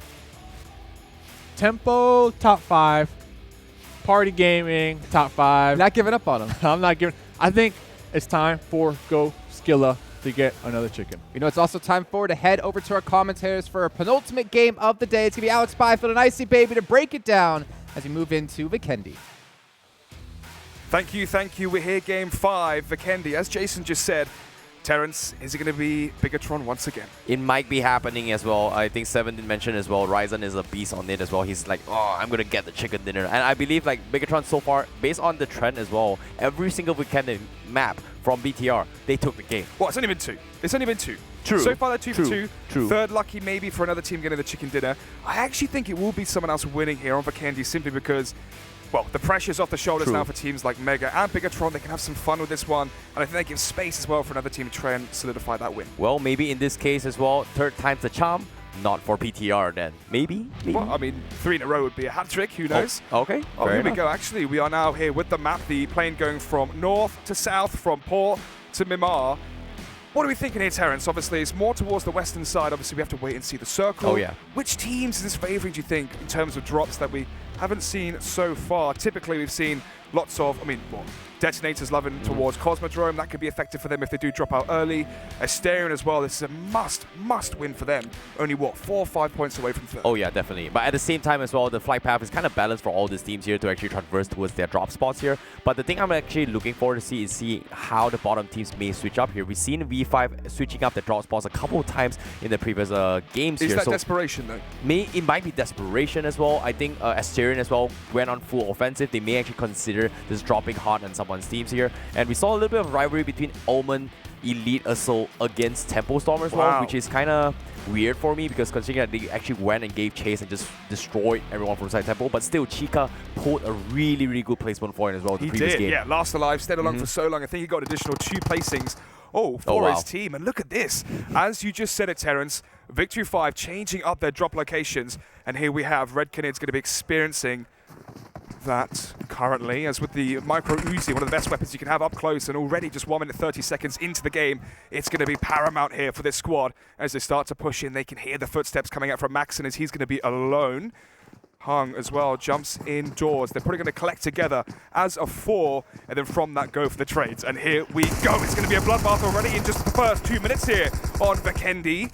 But a bloodbath all in favor of Victory 5. Maxon goes down, his teammates too far away. Levi and the rest of the squad going to be running away to the hills. Yeah, very good decision there from coming from V5 here as well. They contest these spots here and talk about desperation. Considering that they just took whatever first gun they take and just ran in, going for the hunt. Knows that they pretty much know that RED Elite, they're not, RED Canids is not really ready to take a fight just like that. And starting off with the Uzi sprays here is gonna give him a head start just because Uzi just sprays through whatever armor in this regards, especially in those kind of close quarter combats push here. However, another team here getting contested is going to be Tempo Storm and also INS as of now. Yeah, they're just south of Mount Kresnik, just above of the River of Castle. It's both Tempo Storm and Team Insidious. They are inside the circle, but they will need to rotate eventually. In terms of rotations as well, it may be fairly easy actually because there isn't really too many teams towards the eastern side of Villa, so there is open terrain. Whichever team does actually manage to win out here in the compounds will be able to get a very centralized location shortly afterwards. Yep, at the same time here, Chica, he was the one to pull the Hail Mary for Tempo Storm for those placement points, but will he be the one to actually clutch this for the team? But they are trying to retreat and back off from this fight. It seems to me they want to still go for those placements here before engaging against this fight, and you can see based on the utilities wise, they're not ready to go full head on and willing to risk losing a couple of members in this process, considering how spread out they are and also the terrains and towns, which there's just multiple angles that may or may not be flanked from the counterpart team. Yeah, you can see the circle too. I mean, just split in half this time, not towards, well, the west to east. Instead, this time it's split in half from the north to south, where there's this big discrepancy of teams towards the western side. Free terrain towards Movatra, Dino Park. We could see a Dino Park circle. That'd be a treat, wouldn't it? Oh, I would love to see a Dino Park circle, but at the same time as well, seeing how the circle is, there's just so many compounds to work with here. I think you asked me the question on the previous Erangel map regarding the compound, whether do they secure compounds here? Yeah. But I feel like in this situation, considering it's still early phase here, securing those crucial compounds to actually cut off exit strategies or maybe even rotation routes here or set up a couple of roadblocks is going to be very beneficial in this phase of circle. But once the third or fourth phase of circle, this is where you may consider taking a page off Bigetron strat here, just camping on top of the mountains, just getting whatever information you need. I actually really like the rotation from IND in the south, going south of Refinery all the way towards Milnar. That's what I'm imagining, obviously. Can't say I can predict the future, but I think that's what they're going to do. It makes the most sense to avoid the teams. SWAT 69 at Winery, just south of Vornova as well, Bigetron, and then towards Abia FUTBOLIST as well. So if they go just around the edge of the road there, across the southern coast, up towards Milnar, then maybe towards, well, Dino Park, potentially the centre as well, secure a strong compound, it could be very effective. Although, Terence, it seems like having compounds this early into the game isn't too strong. It's more about that phase 4, phase 3 circle where you start to solidify your positioning. Yeah, definitely. Sometimes it's a little bit luck as well, hoping that the circle actually lies on the same vicinity here. Like you said as well, Villa currently in a space where it's kind of empty for all this team. So you can see a great migration shift here coming from Party Gaming RED as well, who's actually heading down south here to try and set up a couple of roadblocks near potentially Dino Park. It seems to me some of these teams may consider the circle ending towards the Dino Park vicinity, where it's not that too often we see a Dino Park ending though. Yeah, it is rare to see. And what may be worrying for me right now for Asterion is how long are they going to wait for this rotation, as they are slightly split. They are going to be coming in through Omen Elite. Ooh, Party Gaming may be coming into what's left of RED Canids as they lost Maxon early. And if it does actually throw out this HE grenade, he will be indicating where he is. But instead, from the side, Ads from Party Gaming manages to get the down knock onto Levi, and with that, seems like Party Gaming are going to start to pounce here on the weakened front of RED Canids, as the only player actually standing here currently is Netoso. He has 2 players down, and he has so much to do. Yeah, and Party Gaming did pretty much know that they're L by himself here. Chosen nades here coming from her, almost connecting here, forces Netoso to head down south to try and save his teammates here. But as soon as it opens the door, you can see Party Gaming going to go for the push. Yeah, they're going to go for it. They know that RED Canids are just down to 1 member. They're going to apply the pressure, the damage, as Netoso has so much to do here. All 4 of the players from Party Gaming are still alive, and if the Micro Uzi as well on his lonesome, the Molotov going to be flushing him into this one darkened room all alone. And now, all Party Gaming need to do is go for the trade. Netoso as well taking some of the damage there from the flames, and just like that, he's going to go down. That's going to be RED Canids out in 16th. Well, you can see Ji-Hoon here. He's pretty impressive with his gameplays here. The power of the Uzi outshining people, especially, I've talked about this multiple times here. Uzi is the best weapon for rushing compound just because you have that first-hand advantage on knocking the first members. If there's a 4 squad, nope, not too shabby, but if he's all by himself, pretty much, I think about 8 out of 10 times you'll pretty much win that fight as an Uzi, unless he's using another Uzi as well. But here on the feed here, we see Nico from Tempo Storm with 230 average damage here, pretty consistently coming in from Tempo Storm. But at the same time, they've took a page off Bigetron strategy here, camping on the mountains, barricading, using those vehicles here to solidify their vantage point as of now, to try and get a little bit of information. But at the same time, they may consider shifting their position right now. Yeah, I imagine most of that damage, or the average aggregate damage, was coming out from the games yesterday, where they were wiping out squads each and every map. TeamIND, this is, well, I was going to say a big win for them, a big matchup for them, but we have to as well coincide that with Asterion and Goskilla. Tempo Storm as well. They need that W with lots and lots of kill points as well to their name. Victory 5 have found themselves in quite an awkward scenario here, as Hung is making some noise and Stalker may hear it. Yep, at the same time, Orange Esports Stalker, he wants to regroup with his teams here, but Orange Esports, they're just playing the long-range game here, trying to potentially scout out the backlines of V5, but Hang, he needs to back out here. Stalker sees his glimmer, goes for a couple attacks, but unfortunately misses the shot, and Hang, he's gonna back off. He's gonna run. He's going to play this one passively, and this has given time for the rest of the Victory 5 members to join the slight firefight here. And I say firefight because it's the Molotovs that are going to be thrown out, but extinguished, you'd imagine, inside the snow. Ooh, that HE grenade is going to force Stalker out. and he is going to be fine for now. But Victory 5 are starting to get comfortable here in between these two compounds as they're going to be waiting for whoever pulls the trigger first. Yep, seems to me they are going to be committing this fight here. Stalker is going to back off, but you see a huge flank here coming from V5. Hang gets got off from Leon, goes for the spray. He gets one knock, but waiting for the finish here. Stalker also get traded. Manor getting flanked from the side as well. Ooh, such an awkward position as well to revive him. He's so exposed there at the top of the hill. Wuxian going to be waiting to see if he can get that third-person angle to spot exactly where the remaining players are from Orange, but he's going to be hearing them instead, and the reason being is they're getting close. Stalker will be revived, Pov with the Pov over the hill so we can spell out and aid his teammates there and give them some covering fire. DeToNator's going to need some covering fire as well while they try and revive their teammate, as Omen Elite are looking far more confident today. Yeah, a couple of smokes here. Needs potentially coming from Nimonari, cooking it up here, hoping to land it up towards Carnage, but unfortunately will not connect. But as Omen Elite, they are going to go for the flank here. Wi-Fi going to be setting this up. Will he go for the push though? It's a good question, Terrence. Going to be going for the preemptive energy drink, and then may go for the push as Komel goes for that push, goes down early. And with that, 4 versus 3, they might actually try and just force their hand here. So much damage they're going back onto Carnage, so he may just try and wait this one out. But look at the flank coming in from the side as well. Omen Elite are playing so well here as DeToNators are forced now behind cover. Wi-Fi as well trying to drive the fray, but it's from behind. Look at the bullets coming in onto the remaining players here from DeToNators. The car as well, if it was to explode, would do so much damage. Oh, Zute's got the pincer as well. Omen Elite is going to go for a spray. Zute, he has a shot, lights it up. Does he connect? Gets one here. DeToNator is down to Facho, all Feka, all by himself. And he's going to be the last man standing. Here comes the push from Omen Elite. Oh, he connected. Zute applying the pressure, and eventually they take him up down. Brilliant play there from Omen Elite. Managing to get the play going in their favor. Amazing flank as well. I believe it was Wi-Fi that came around the side with the vehicle, shot down at the players trying to be revived, and managed to wipe them out. So they go out in 15th. Yeah, it was definitely a fantastic team effort here coming from Omen Elite. Zute and also Wi-Fi tag team with flanks was just fantastic to watch. But at the same time, Orange Esports, they're still not done with V5. They took 2 hits. It seems to me they're going to go for the hunt here. But at the same time, V5, they managed to salvage 1. So it's going to be a 3v4 situation here, as you can see Fire at a stalemate here with the guys from V5, Usian and Fire in the front, and Popov trying to go for the flanks from the side alongside Wohang. But Leon is also trying to rotate from the sides as well. Yeah, going for the long play. Are we a man down here for Victory 5? Yep. Definitely. They've lost 1 member early on in the engagement here, but at the same time, B5, they're kind of boxed in just because they don't have an exit strategy with those vehicles. And Orange Esports, you can look at this. Popov is slowly moving pixel by pixel, hoping to get a lucky knock here before going in for the gobble coming from Orange Esports.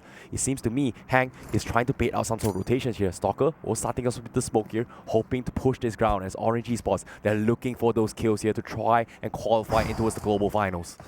Just misses its mark. Orange Esports now starting to set the scene here onto the compound that Victory 5 currently obtain. But the question is, for how long? As Leon starts to slowly rotate in forward. Nani's going to be going at the edge of the... I was going to nearly say bridge the edge of the wall.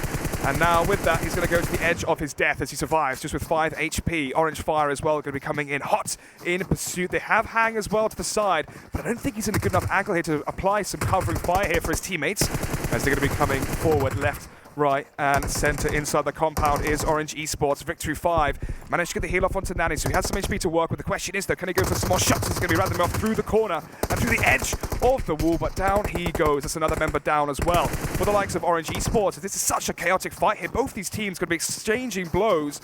Tit for tat as Wuxian has finally made the long rotation in. Pop as well catches one of the players in the open. Victory 5 are down and they're out for the count. It's going to be 14th as they're positioning and their finish here in Game 5 of the final day. Yeah, they needed these kill points here, but at the same time, they spend so much time outside the zone here. They are having troubles to rotate in, but fortunately for them, they only lose 1 member coming from side Orange Esports. So that's going to be 4 points for them. But how long can they last? Because they have to push into his next phase of the circle, where you see a lot of teams has found their compound. In this case, Goskilla, Tempo Storm, Mega Conqueror, they're smack middle of the circle. And if Orange Esports walks into this, they are in for some serious firepower heading their way. All these flanks coming in. You can see Satsura as well. He's proning his way through, trying to get those information here. He knows there's a couple of teams beside them in towards the next compound just because of those vehicle rotations and gunshots. But at the same time, there's still multiple teams still unaccounted for in this circle right now. It's very true to mention. Speaking of the circle, the only team that currently aren't inside it is RED Esports, but we know why, Terrence, and that is because they've been dealing out devilish blows against a plethora of teams so far in this game. I believe they've taken out 2 teams nearly at this point, only 13 minutes in. Yep, and speaking of which, Tempo Storm, we can see Rain with the Uzi. He's hoping to go for a couple of rush, expecting a couple of setups with the surprise attack, but not much is going to be happening as of now. And from this perspective, we see the guys from Insidious. They're going to be setting up a roadblock in this intersection, securing this compound, hoping to catch anyone crossing the bridge coming from Castle. But unfortunately to say, Mega Conqueror is way ahead of time here. They've ran past away from the castle vicinities, from the eastern shorelines of the Vikendi map here, and now they're smacking below the wall. But Insidious, they're not giving up here. They have a couple vehicles, but Gonzo will start things off with this fight. Speculating whether or not he is going to survive this affair.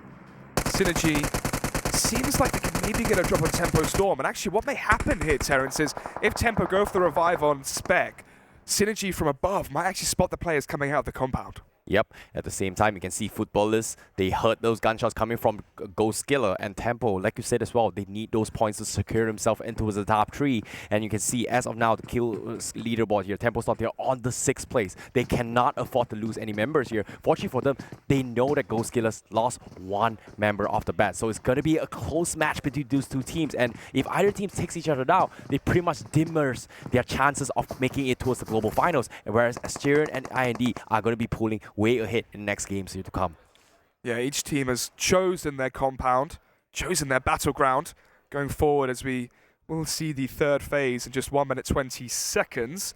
But off the peripheral here, off of what we see, Terrence, which team has the advantage going forward, do you reckon? Depending on the circle is coming in here right now, this middle of the circle, they have one of the best spots to push out any teams, forcing them towards the corner. But no, not all the teams are going to be bowing up to this here. You can see the circle is relatively big just because of the first few phases to come. You can see Asterion and Party Gaming, they're going to be staring each other as well, just because the vehicles are pretty much parked outside from Asterion. This is where you can see Party Gaming, they may consider planning ahead here to try and take a fight against them. But we saw a couple of pop tires potentially coming from Asterion. But if this fight drags long enough, they may need to be very careful. But I've talked about how many compounds there is in this map, especially this circle, right? It's all about patience. It's all about getting those information and how you read the situation. In this case, Asterion is giving a lot away. Precisely, all about the patient and waiting game. Asterion, they're inside the center of the circle. They're going to be using the vehicles maybe to add some extra lines of defense. Seems likely so, covering the windows, making it harder for players to actually jump into the windows. That's actually quite smart. Maybe I'm just overthinking this, but maybe that is the reason for it. IND, as they see and witness Daljeet get knocked down. Yep, Omen Elite getting 1 knock here, but will they go for the aggression push here? It's going to be a hard thing to worry about here. But as of now, they're still trading here, trying to lower down the economy from each other team here. But Omen Elite, they started off with got knocked. Seems to me they're going to crash into this combo against IND.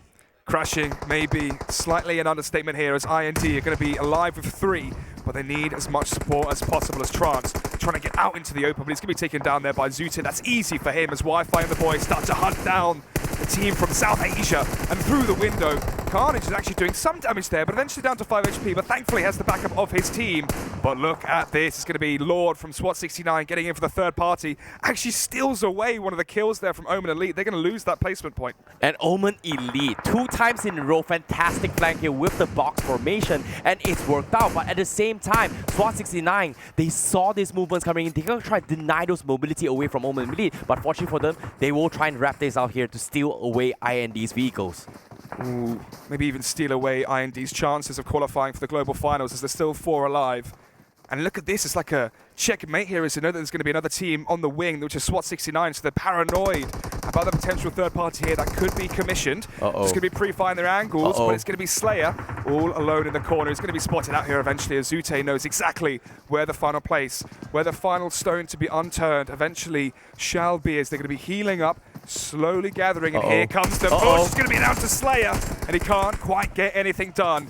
That's it. IND are out 13th. and maybe their chance at the global finals out with it as well. Well, they found him. Surprise, surprise. Who would thought, he caught him with his pants down. That's pretty much it for them. However, great push here coming from Omen Elite. 2 squads so far. It seems to me Omen Elite are also not giving up the chances of qualifying the global finals. They need those wins. They need those kills, and they're going all out. 2 successful teams. Will they get a third one here, or will they try to pull the BTR Mega trend right here, getting at least a good solid 20 kills into this game? But it seems to me he will get shot here from Bufia from SWAT 69.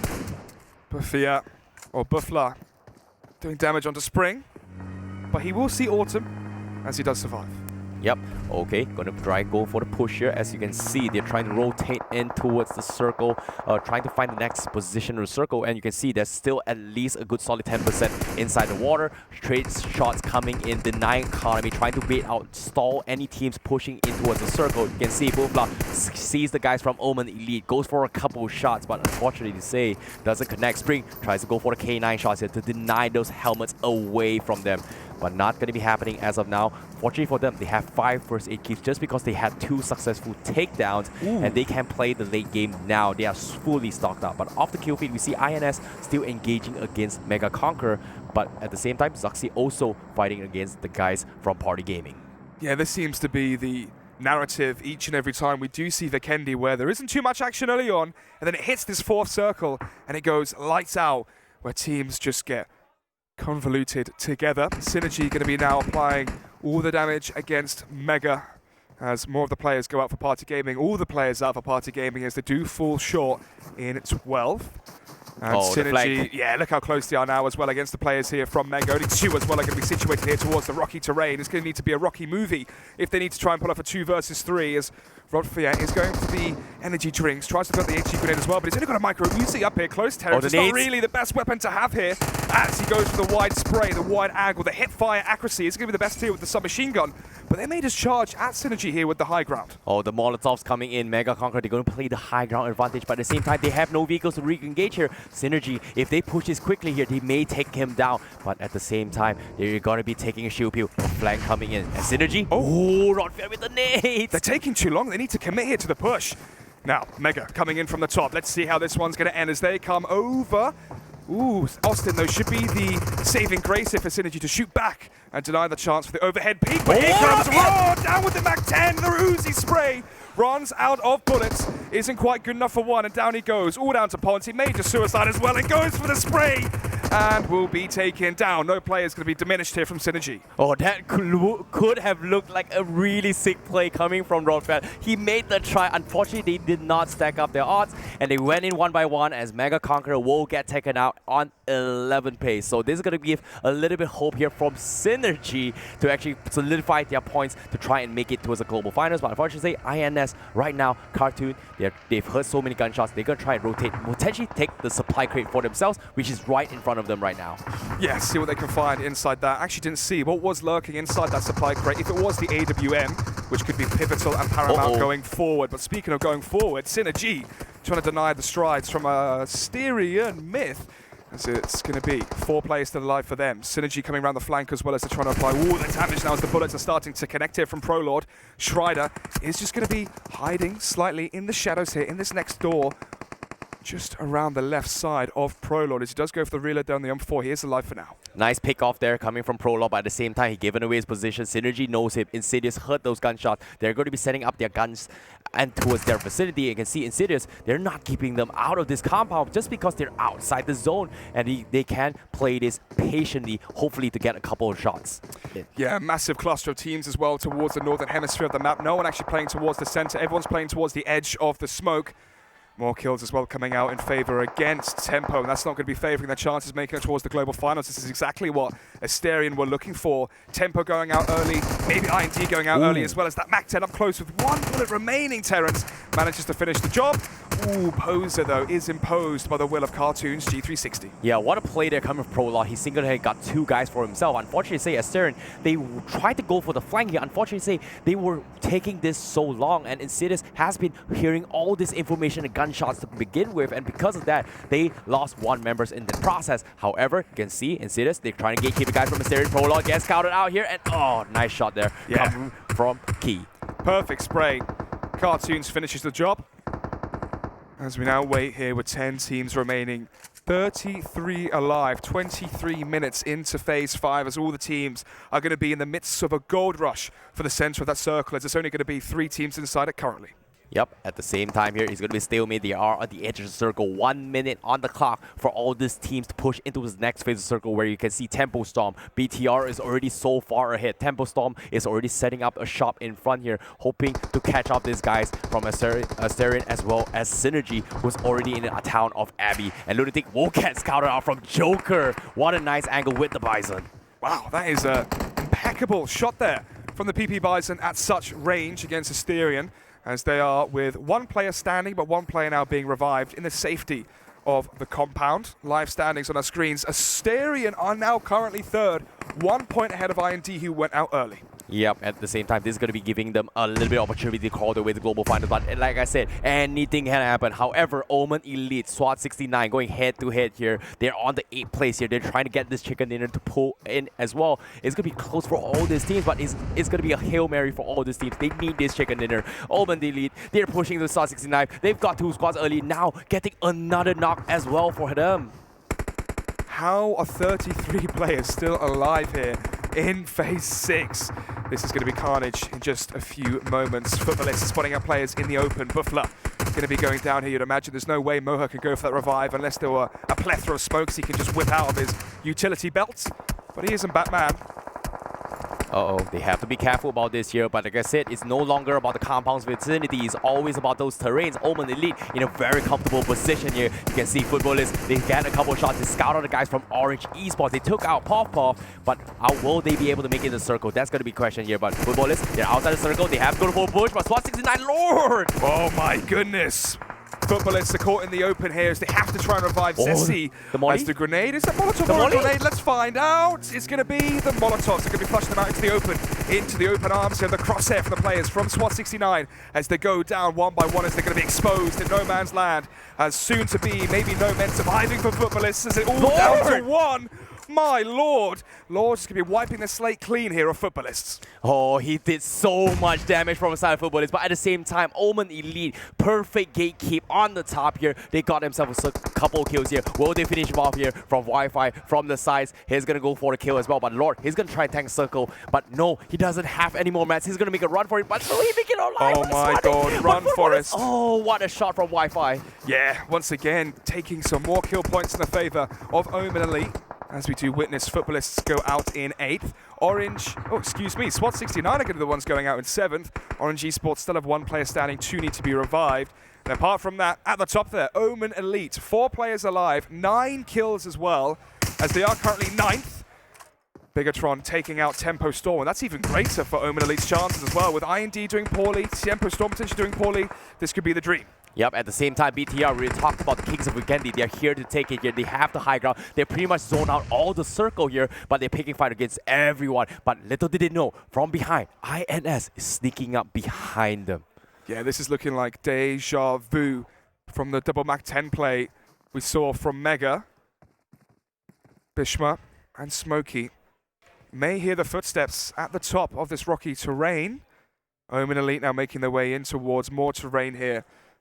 Entering the side and peripheral of the circle. Only player inside the center of the circle is going to be Luxy from Bigetron. Yep, but at the same time, like you said as well, Luxy is on top of the mountain here. Not many people can actually push them, but at the same time, Pov here will get scouted from the guys from Goskilla here. Is this going to be the end dreams here coming from RED Esports? You can see Nicola going to try and finish him off. Legs there. Oh, a pixel shot almost connecting here, but good call from RED Esports to pro their way through. But how will they rotate in? 12 seconds left. The circle is going to close in, and Goskilla, they have to make a push as well, because right beside them is also Omen Elite.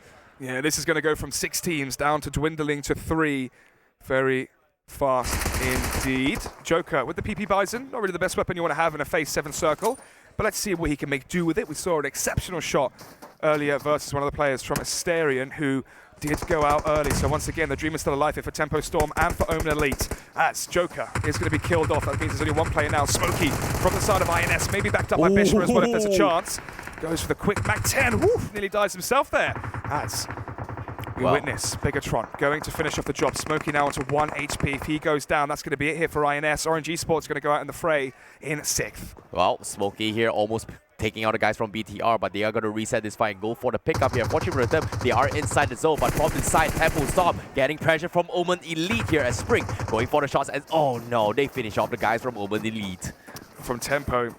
Sorry, Tempo stop. Yeah, Tempo out in 5th. INS probably going to go out in 4th here, with Bigetron going to be going in for the kill. And yeah, INS are going to be out in 4th. ZUXi from Bigetron going to be on 5 kills here, as they are now the kill leaders. Gonzo has to switch out the weapons there. Manages to finish off the job versus Spring. 3 players still remain for Omen Elite, with Luxy here at the corner. Ooh, look how spread apart, actually, McBoy is from the rest of his team here, from Bigetron, as all the players now going to be taking their meds, trying to see if they can heal up as fast as possible. But look at this, who's coming storming in. It's going to be Bigetron with the big plays, up close with the M4s, trying to work their way around the vehicle here as Ryzen as well joins into the fray. And they're going to make a mockery here of Goskilla. Oh, they're about to be going down. And I think that could be it. Let's take a look, and it is all down to Omen Elite. Maybe going for their first chicken dinner here. We saw them finish 2nd in the last game yesterday, and they need an unbelievable performance here to try take out the favorites with Bigetron. That was a sick play there coming from ZUXi. You saw how he went in the vehicle, switched his seat, went in for a flank, pincer the guys from Goskilla, and because of that, they got that kills. But as of now, like you said as well, BTR, 14 kills, 3 alive. Microboy, a little bit spread out from team, getting knocked here from side of Omen Elite. So it's going to be a 3v3 situation. Sute getting tackled a little bit here. A little bit of long-range shots being go in. Microboy tried to be picked up, but unfortunately will be finished off from side of Omen Elite. Now it's going to be a stare down. 3v3. How is it going to go, Alex? It's the zone. Look at the zone. Bigetron are inside the zone. Look at the amazing smokes as well they've used to ward it off. All field of view for Omen Elite, and inside the smoke, this is near perfect shots connecting from Ryzen. Oh, Ryzen, they start things off. They got one shot here. Now they're going to be applying the pressure, trying to take down those vehicles in case Omen Elite goes for the exit. Here comes the spray. BTR, ZUXi, look at this. ZUXi, he's going to go for the push. He's coming in for the push, shows Ryzen as well, but they're in the open. Carnage with the high ground shooting down onto the players. I think there's only one player standing left here for Luxy. I think this is it for Bigetron. This could be the big win here for Omen Elite. Let's take a look at it as we're down to the 2 versus 1. Omen Elite make it happen. It's their first chicken dinner. Finally, Omen Elite went bananas in this game. Takes down the Kings of Vikendi.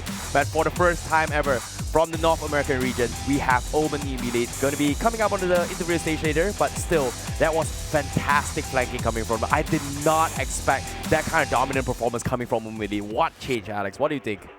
Well, what do I think? Good question before we hear it from the analysts. I think there's a chance for Omen Elite. Oh yeah, definitely here. And you can see it's getting tighter by the minute here in the shifts in terms of the scores in the top, for fighting for the top 3 spot. And it might be anyone's game now as of now. Omen Elite's game, IND, Tempo Storm, RED maybe potentially, but at the same time, I don't know, man. This is getting closer by the minute, Alex. I have no clue who's going to be taking here. Everyone really stands a chance right now. It's true. I mean, you mentioned minutes. We are minutes away from the final game. The final game here in the prelims. And obviously we know that Mega, Bigetron pretty much solidified. I think they actually are solidified. I'm not 100% sure. We will get the official announcements from the desk after game 6, where we can do a little bit of speculation. But for me, we've got Asterion, Tempo, Omen Elite now have joined into this battle. And there's one more team which is slipping the front of my mind. TeamIND. Yeah, TeamIND. But at the same time, Asterion, they're trying all their best here. But I like the play coming from Prolog. He single-handedly got so many kills in the process. But unfortunately, say he did his best as possible. But we know how brutal Vikendi can be. No one expects it to be out in open most of the time. But at the same time, we saw a lot of gatekeeps here. But what fantastic performance coming from Omen Elite. They got so many kills in the process. And because of that, they were able to get a chicken dinner fighting the Kings of Vikendi, which was fantastic to watch. So Alex, what about this? What about this? This is the final moments of the match. I don't think Bigetron were expecting the fact that Carnage was so high up, made it so awkward for them. And at the end there, we can see the final MAC-10 spray coming out for the win. But let's hear what Jason and the beautiful boys on the desk have to say.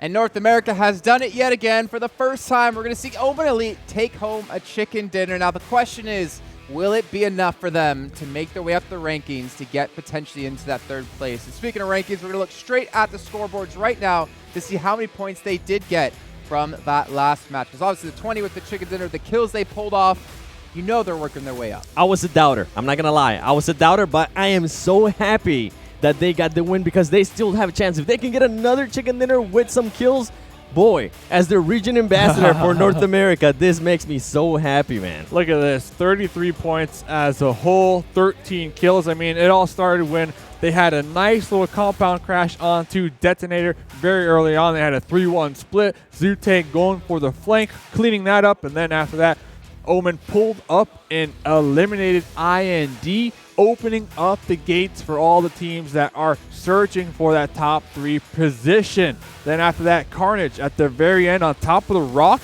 holding the angles, overlooking on to Bigetron. Woo, they stopped Bigetron from getting that 100% win rate in Big Candy. And Goskilla, the one you said that it was going to be in the top 5, look at them right there. Tempo Storm with the 9 points. Hopefully they're going to stay a little bit closer. Asterion Myth there with 7 points. It's going to be interesting with Omen Elite getting that chicken dinner for NA, man. And Wi-Fi, my goodness, Wi-Fi just so...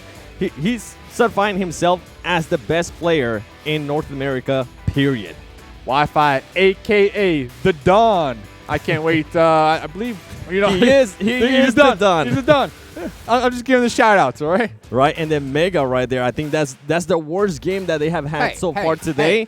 But boy. Hey, they're allowed to have a bad one, right? I know. Okay. Maybe they were trying to do what we were talking about. They were maybe trying something different. They were and this is the best time, right? This is the best time. Yeah. I wonder what they're going to go ahead and do in the next game. Maybe some hot drops. Yeah, I mean, it hurts to see, though, Team IND down and out so low with only 1 kill. I mean, like I mentioned, it opened up the floodgates for the other teams to attempt. But that just goes to show you how close the final game is going to be. It is going to. Gentlemen, do you want to see how close it's going to be right now? Yes, All right, I do. let's see the overall standings going into the final match of the day. Oh, Omen Elite surpassing Tempo Storm. They're going to go ahead and be 9 points away from 3rd place. My goodness, Goskilla currently moving into the 3rd place. Asterion Myth with 169 points in 4th.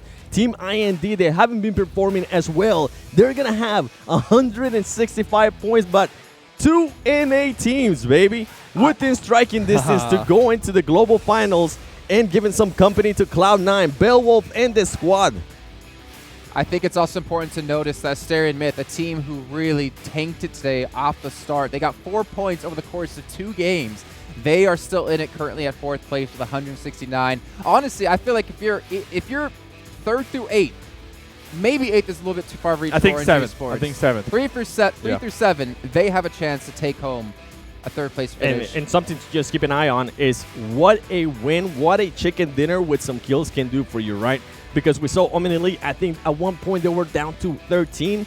They were able to be a little bit consistent in the previous games, getting some kills, getting the chicken dinner, and now they are in contention to go into the global finals. Yeah, I mean, you mentioned it coming into today, we didn't even suspect that they would be in the position that they are right now, but it goes to show you how one amazing game could put you up there into that contestant. Not only that, they've been slowly creeping their way up all day long, getting solid placement points and, you know, solid kills to go with it. So they are definitely working for the spot.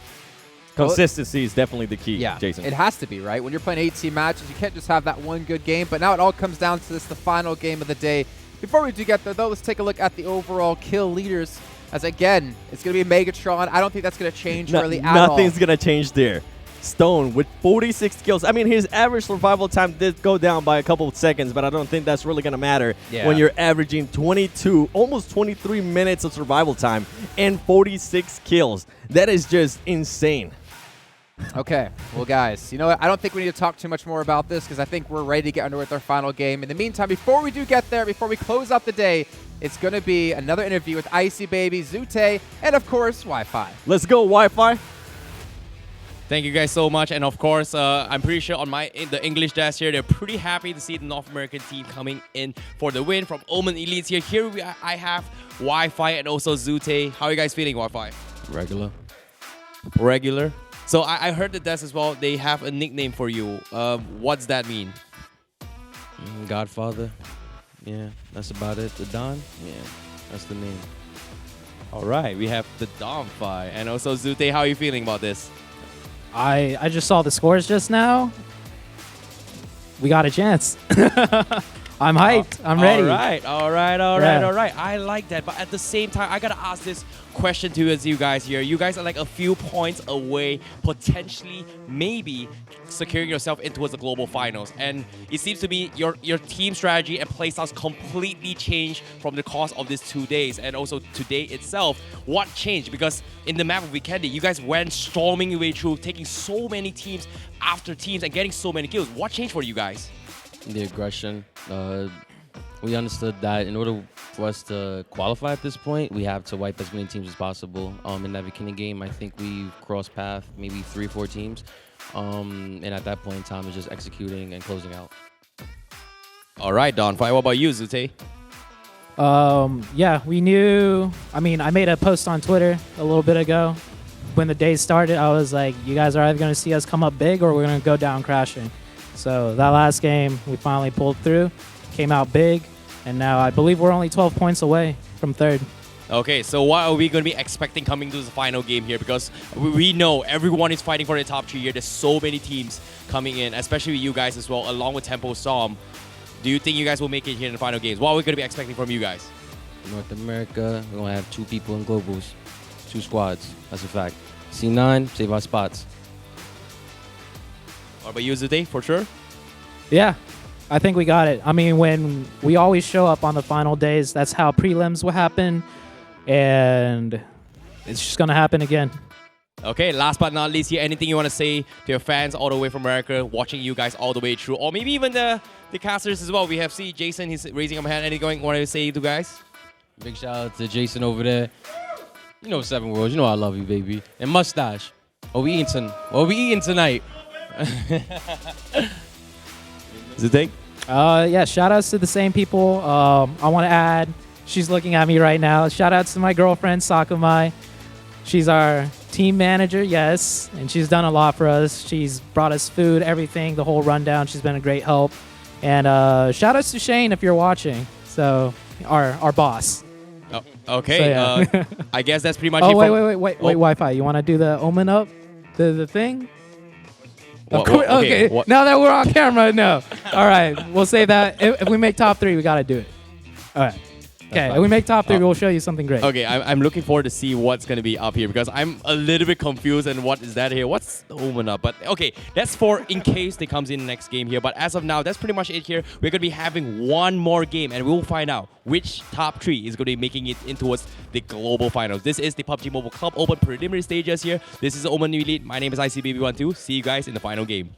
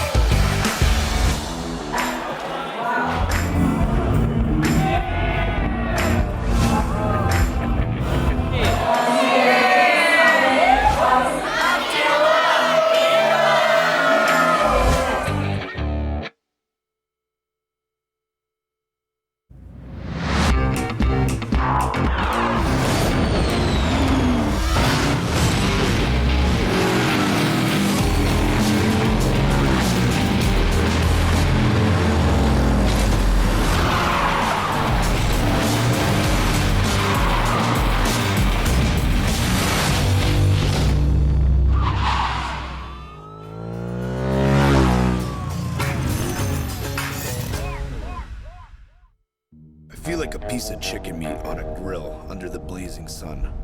Everyone hates desert because they get lost here. But there are some interesting people here, like that hip-hop kid. You know, the one on top of the car? He always has the strangest stickers. Supposedly, they're trophies he got from other players. You know how it is, kids and their toys. Oh, and that guy standing by the wall has a really good aim and is supposedly an assassin. Why is he dressed like that in this frackin' desert, though? As for that lady over there, she values her gun more than her own life. That's about the only thing you can trust around here. Me? Who am I? Ha! Everyone knows the Lava Barret. Shh! I think we have guests.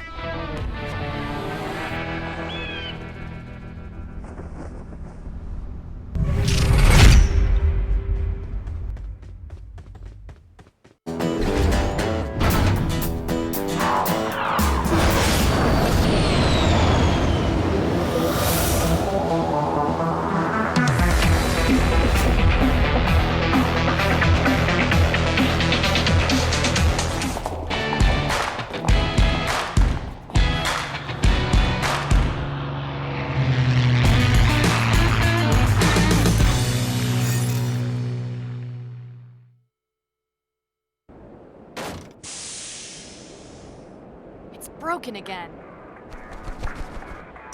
Bird's been following us. Does it think we're rabbits? No, you're more like a bug. A really lazy bug. Watch out! Take cover! We're surrounded! Fly fast, I'll race you. Time to wreak havoc. Let's go!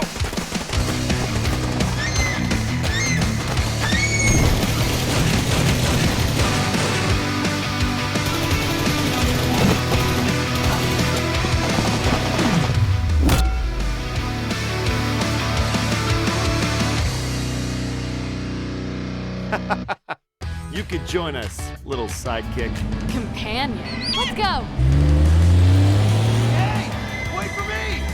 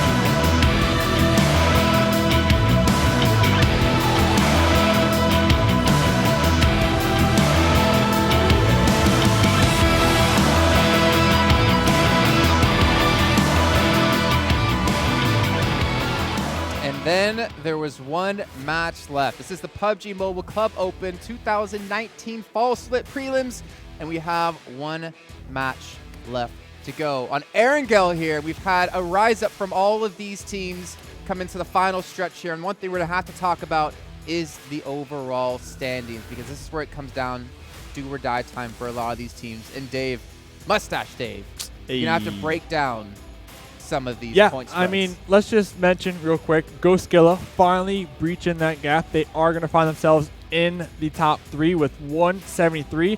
And then 4th place, the gap is going to be 4 points. From 3rd place to 5th place, it's 8 points. And from 3rd place to 6th place, it's 11 points. So, I mean, one more game to go. Omen could do it for North America. IND could do it for South Asia. Asterion could do it for Europe. And Tempo. Yeah. Tempo also has a chance for North America. So it's going to be interesting to see how it 12 plays points. out. Man, I'm really excited to see how this match is going to go ahead and go. Because honestly, this is I'm kind of speechless just by seeing the opportunity that Omen Elite has as the region ambassador for North America. This makes me so happy. Well, we're seeing our 9th through 16th place teams, and I mean, maybe Footballs could have a slight chance if they have the craziest game we've ever seen out of them, able to pick up maybe like 23 kills a match, what Bigetron was able to put up before, and get the chicken dinner. But otherwise, the other teams, 10th through 16th, no chance for them, unfortunately. But at least they got the experience. They got the pleasure of playing with some of the best teams in the world, and obviously we'll still be giving it their all as we head over to Erangel. Now, the question is, what are those teams that are actually in contention going to go ahead and do? Are they going to go ahead and just try to play it safe, go for placing, or are they going to go ahead and try to challenge some of the other teams that are a little bit lower and haven't been able to perform to what they're supposed to? I just wonder how hectic comms are going to be for them. You know, I think there's going to be a lot of talking going on consistently within their headphones that maybe they can't even think or speak to themselves. I understand. I don't know. I don't know if I like FUTBOLIST's chant better or the Omen Up chant that we just saw. Omen and Tempo. If they make it, I'm going to stand up on this desk and start screaming USA. Okay, I'm ready, baby. We're going to hold him to it. Ready. We're going to hold him to can do it. I will. He's going to do it. I'll be able to showcase the suit even better. I will. Hero. Can you at least put on pants before you do that? Because I don't think we're going to see you. Yes, I will. I think it looks better without pants, but that's just my opinion. No comment. So, I mean, what a crazy game. PUBG Mobile. Love it. I love that we're coming out into the final game of the day, and it's still so damn close between so many different teams. You said it was a 12-point spread between 3rd and 7th right now. Every team, like I'm imagining that they're all in their own heads thinking, like, what can we do here? Are we going to change anything up? Should they change anything up? Yeah, hopefully they don't overthink it. Our team's going to hot drop them now, knowing that they're in contention. SWAT 69, I don't know. They can do whatever they want right here. Party Gaming can do whatever they want. We've seen SWAT 69 hot drop Omega the first 2 games. They got 2nd place after that.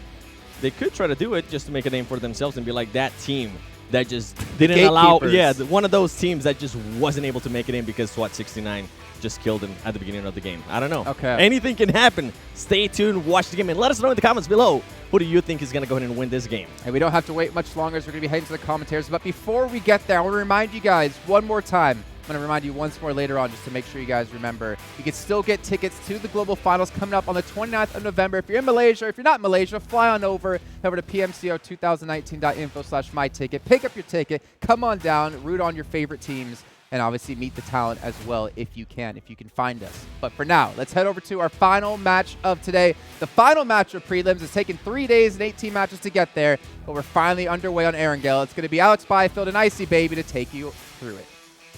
USA. It's time, the final game of the prelims, Terrence. Which teams are going to be in 3rd? We've got 4 in the running here, contesting for that 3rd and final spot in the global finals. Definitely, it's going to be a tough one here, but as of now, Goskilla on the number 3 spot here. We have Tempo Storm, we have Omen Elite, we have IND, all fighting for this final game. Or maybe potentially a couple of... Asterion as well. Oh yeah, Asterion as well, definitely. And also maybe potentially a Hail Mary from bottom here, getting like 30 kills. FUTBOLIST, if they get 24 kills, break the record here, and the chicken dinner, maybe there's a chance they can get the upset. But yeah, I mean, you're trying to find just things which don't happen. Yeah, maybe. But at the same time here, we're going in towards the final game. And looking at the flight path here, you're going to be starting off from the outskirts of Lipovka, passing through Pubg, ending towards the outskirts of Kori. Pretty well-balanced map throughout the entire game.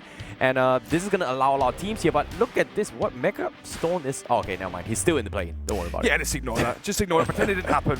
But yeah, what is good, though, what is good that's happened is the fact that we have a very fair final plane in terms of where it is going across Erangel. We wouldn't want to see something strange like we saw the last one, a military base which maybe favored some of the teams, maybe it didn't.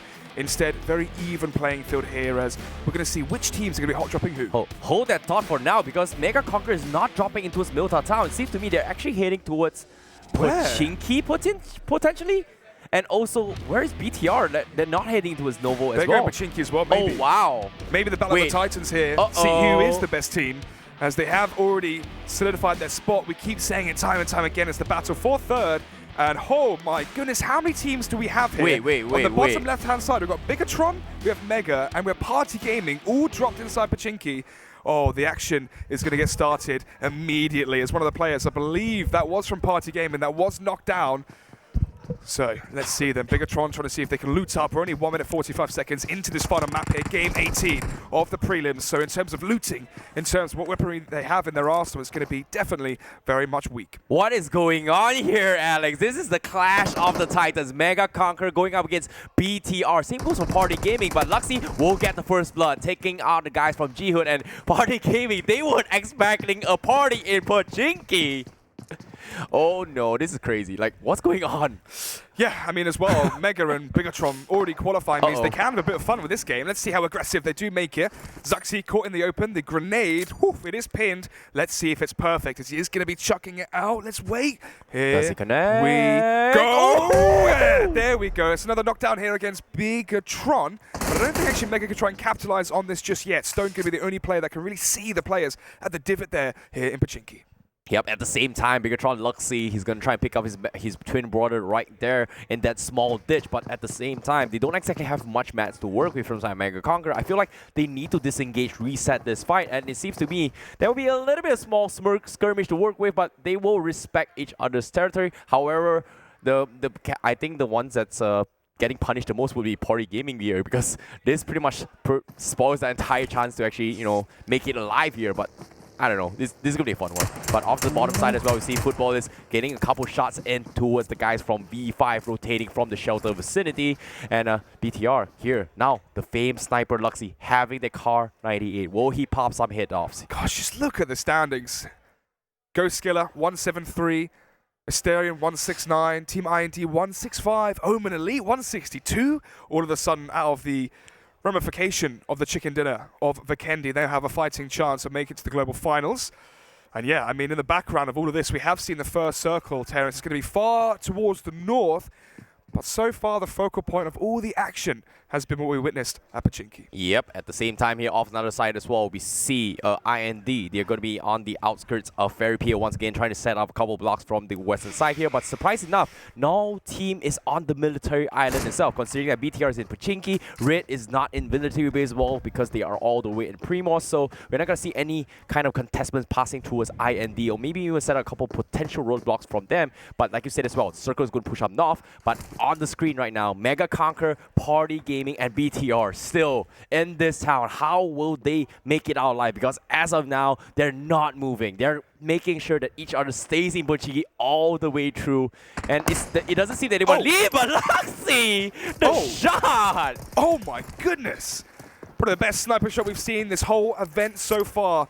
And what a climatic finish as it does come on the final game of today. And Stoned is going to be finished off here, it seems. He's crawling behind cover, but I'm pretty sure he will go down momentarily unless someone can get into him in sort fashion.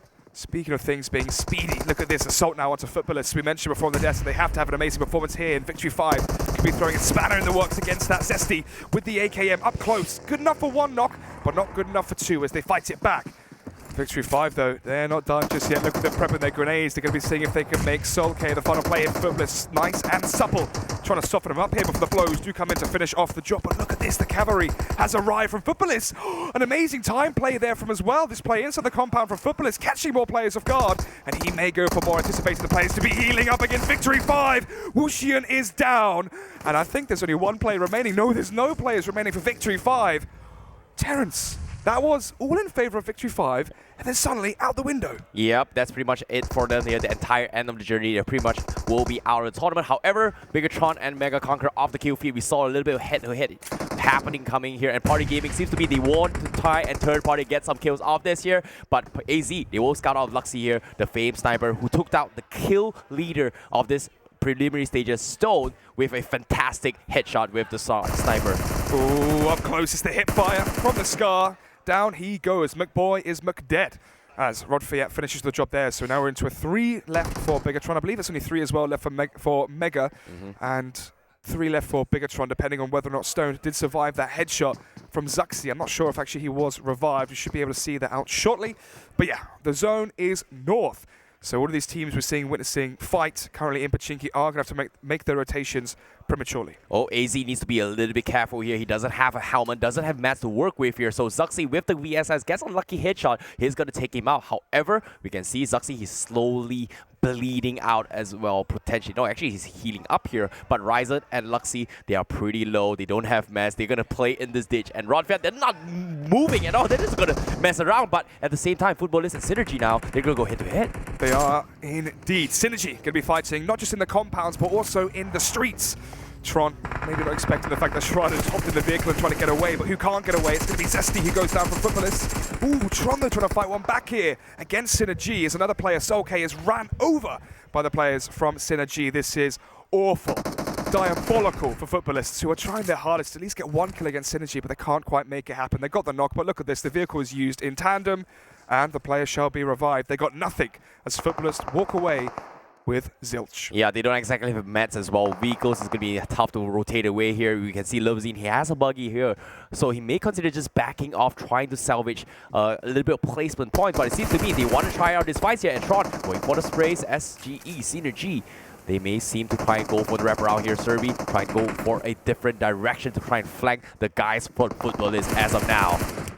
Through the smokes, a few of the shots there from the Scar of Schreider are connecting onto Tron, but not enough yet to convert that into a knockdown. He is instead going to be hopping onto the buggy, getting away nice and safe. But look at this in hot pursuit. Austin X knows exactly where they are. He can smell blood in the water here. He's going to be slithering past the trees here, trying to see if they can have a bit of a rush hour or fast and furious shoot off inside the vehicles as he spots them out in the open. But again, it's the exact same affair, deja vu, where they can't connect the bullets as they go over the hill and far away. Well, it seems to me the Fast and Furious sequel will not proceed in this game, but at the same time, BTR and Mega, they're still staring each other at death's door, trying to take a kill, and Ryzen trying to pick a couple shots, and look at this, Rodfeld, he doesn't have mats, he's got guns, he's got weaponry, he's armory, but how would they fight this? He's got a couple bandages, that's about it, but BTR, they are in a stuck spot, they don't have mats to begin with. How are they going to fight this? This is taking too long, what is going on? I don't know. The zone's about to come in as well, Terrence. This is getting very strange. You can tell these guys are auto-qualified because they started to have a bit of fun with it. Online 24 chucks out the smoke. Maybe try to bait out a grenade and force a peek from Ryzen into the crosshair of Rodfiat. But no, they're inside the zone for now, which means they are going to force out the hand of Bigetron. That could be their idea of strategy, and it might actually work as Party Gaming going to be third-partying the action against Luxy from Bigetron as he's down as well. Zuxi, though, still alive. Ooh, that zone. 1 minute, 10 seconds before it will cut off Bigetron. So Mega will have a few seconds additionally in their favor. But what isn't favoring them is the fact that Party Gaming could come from the flank, although the flank is much more of an issue for Bigetron right now. Yeah, at the same time, the party is still happening in Pachinki. They're not exactly leaving it at all. And the circle, like you said as well, is going to force them all out. They don't have mats here. Mega and BTR, they're literally just, you know, starving each other out, and Party Gaming, they're trying to reap this reward, but it seems to me nothing is making sense for them right now. Like, who are these guys in their town? And I don't know where BTR and Mega, why are they in their town? What are they doing here? Going to be making a ruckus as I think Spec spots out Tron here. Going to be getting some more kill points and get ever so closer to that third spot. All the players right now on the server seeing that kills are being found by Tempo Storm are going to be worried about that third position if it's already going to be taken. Goskilla. Oh, this should be a freebie. Yep, it's going to be a freebie. Nice headshot as well there from Aldic from Goskilla. Futbolists are out in 15th, and so are their chances of making it all the way to the global finals. Yep, Goskillas, they are in the top 3 position right now here. They are trying their best to actually solidify their points here to qualify into the global finals. However, Janchi will get knocked off from the guys from Mega Conquer. Rodfield will secure another one here, but BTR will eventually get flanked from AZ as they clear off BTR on 14th place. Yep, down they go. Az is inside. Oh, he's not inside the circle, so we'll be taking substantial damage here from the zone. It's in the second zone, but look at this. Mega know exactly where he is lurking in and under the bridge. He should easily be dispatched off, and down he goes. Another kill there going to be converted for Mega as they make that discrepancy between first and second even larger.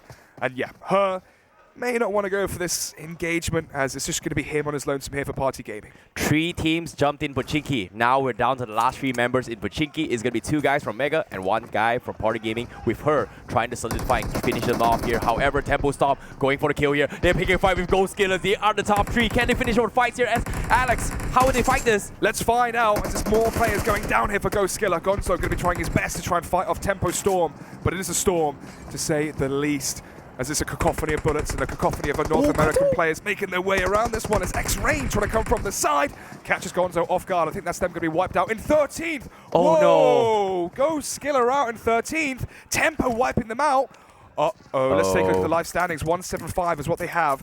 Asterion, Tempo Storm, TeamIND, Omen Elite. All they have to do now is try and get in towards top 3, top 2, get that chicken dinner, and one of these 4 teams is going to be making it to the global finals. Exactly here. Goskilla falling a little bit too off here. This is going to be an opening for all these teams to try and take that spot away from them. And like you said as well, Asterion, the next team they're going to be watching out for here, because currently they are still 4-man healthy with 0 kills. However, the rest of the teams here, they're starting to group up at the outskirts of shooting range. They're going to be focusing on to solidify those points or maybe even placements here to try and pick out a couple of kills here. However, Levi. Yeah, Levi sees Lord, and my Lord, the play from the last game from SWAT 69 when he was in that position with the tree of the players from Futbolist was phenomenal, but it seems like it's all in the wind. It's all things in the past as he is onto low HP. Oh, actually managed to survive that grenade there. Wasn't expecting that.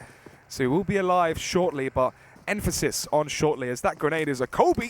I don't think it's going to land flush though. Oh, it nearly does. Maybe the one bullet here from the M4 could finish it, and it does. So they have more players from RED Canids coming from the flank as well. We saw the extra player, additional player from RED Canids just coming towards the gateway. Now going to be shooting over to the players from SWAT 69. And yeah, it's going to be Kowalski with the DP28. But he's got 47 bullets with the name of Satan Buffler on it.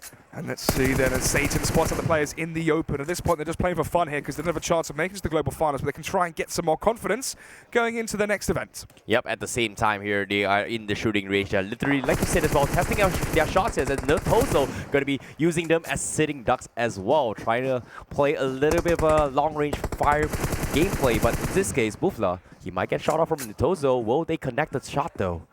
Not sure. All of this action is happening towards the western side of the circle, and we have actually all 11 teams inside the center of the circle, apart from RED Esports being the one that aren't, and they're actually at 155 points here. They're only, what, 20 points away from third, so a chicken dinner and maybe 10, 15 kills, and there's a chance. There's always a chance, and there's even more of a chance now as Maxin in the vehicle comes in hot and fast, goes for the scope in on the red dot. That's a very hard spray to land.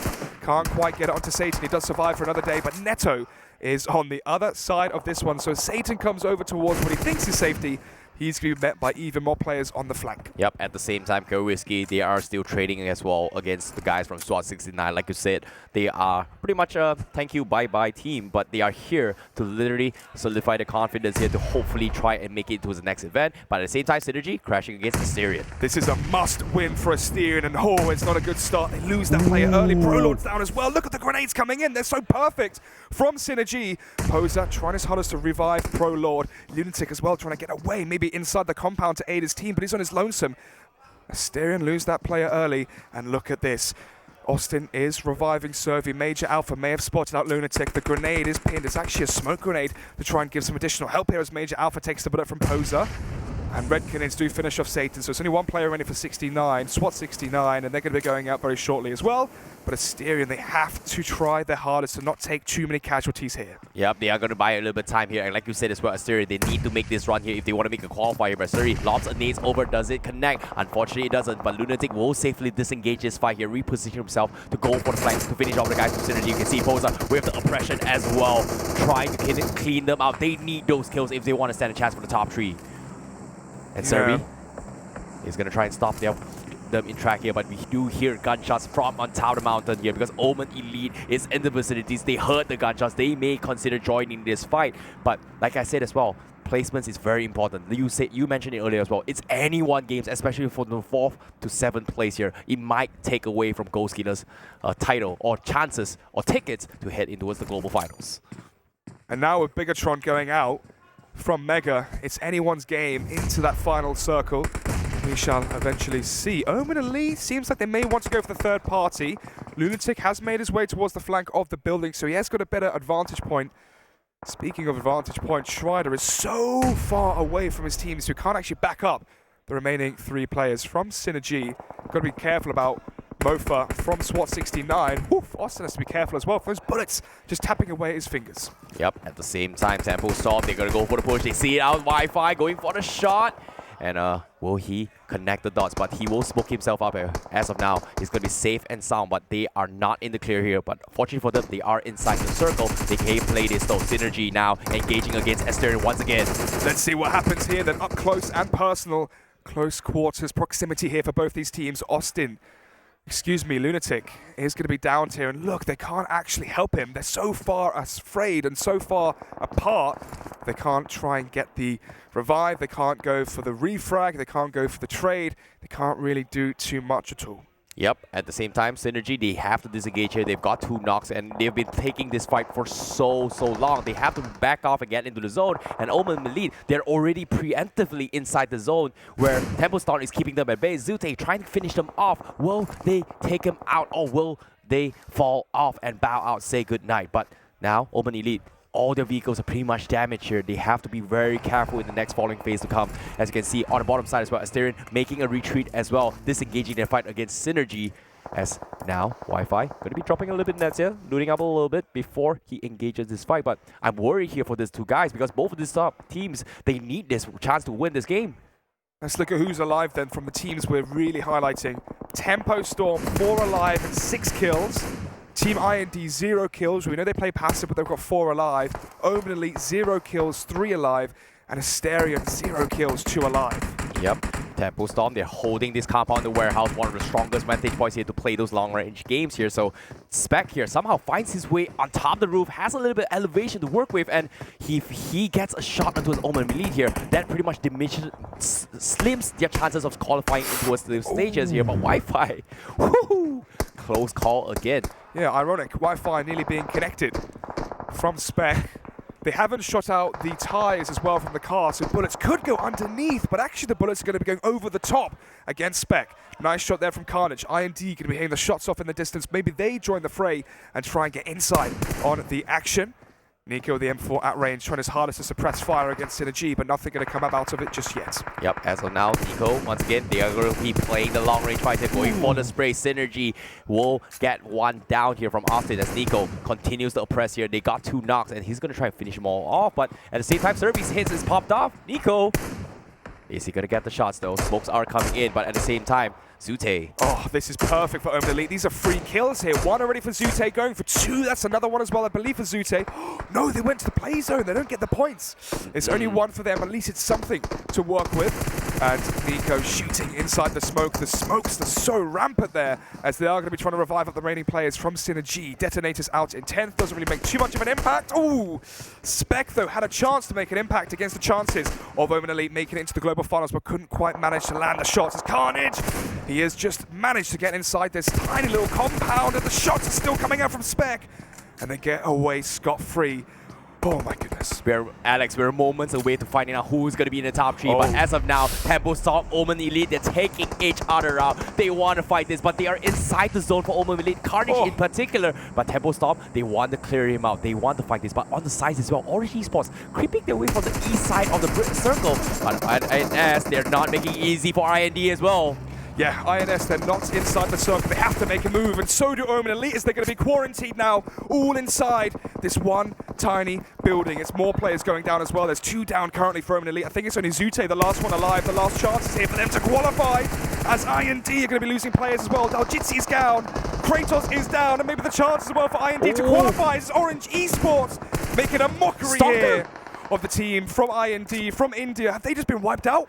IND are out in 9th. They haven't got a chance anymore to qualify. It seems like Tempo Storm are in the running. That's definitely it for them. At the same time, RED Esports, they got themselves 3 points here, but INS now going head-to-head against Tempo Storm. Will Tempo Storm defenses get a little bit more kills for them to secure in the top 3? Omen Elite up for the runs here on the bottom left side as well. We see SynerGE healing themselves up as well. INS going for the sprays. What is going on? It's a chaos. Let's see the shot coming in through the smoke. The exploded vehicle as well. Going to be doing some splash damage against Zute, but he is still alive. But we can't forget about Asterion, who may have just been wiped out as well. Is that their final player? I think it is. It is. Asterion, the boys from Europe, they're out in 8th. And as well, RED Canids are gone. It's just going to be Omen Elite. I think they've been wiped out too, and I think they have.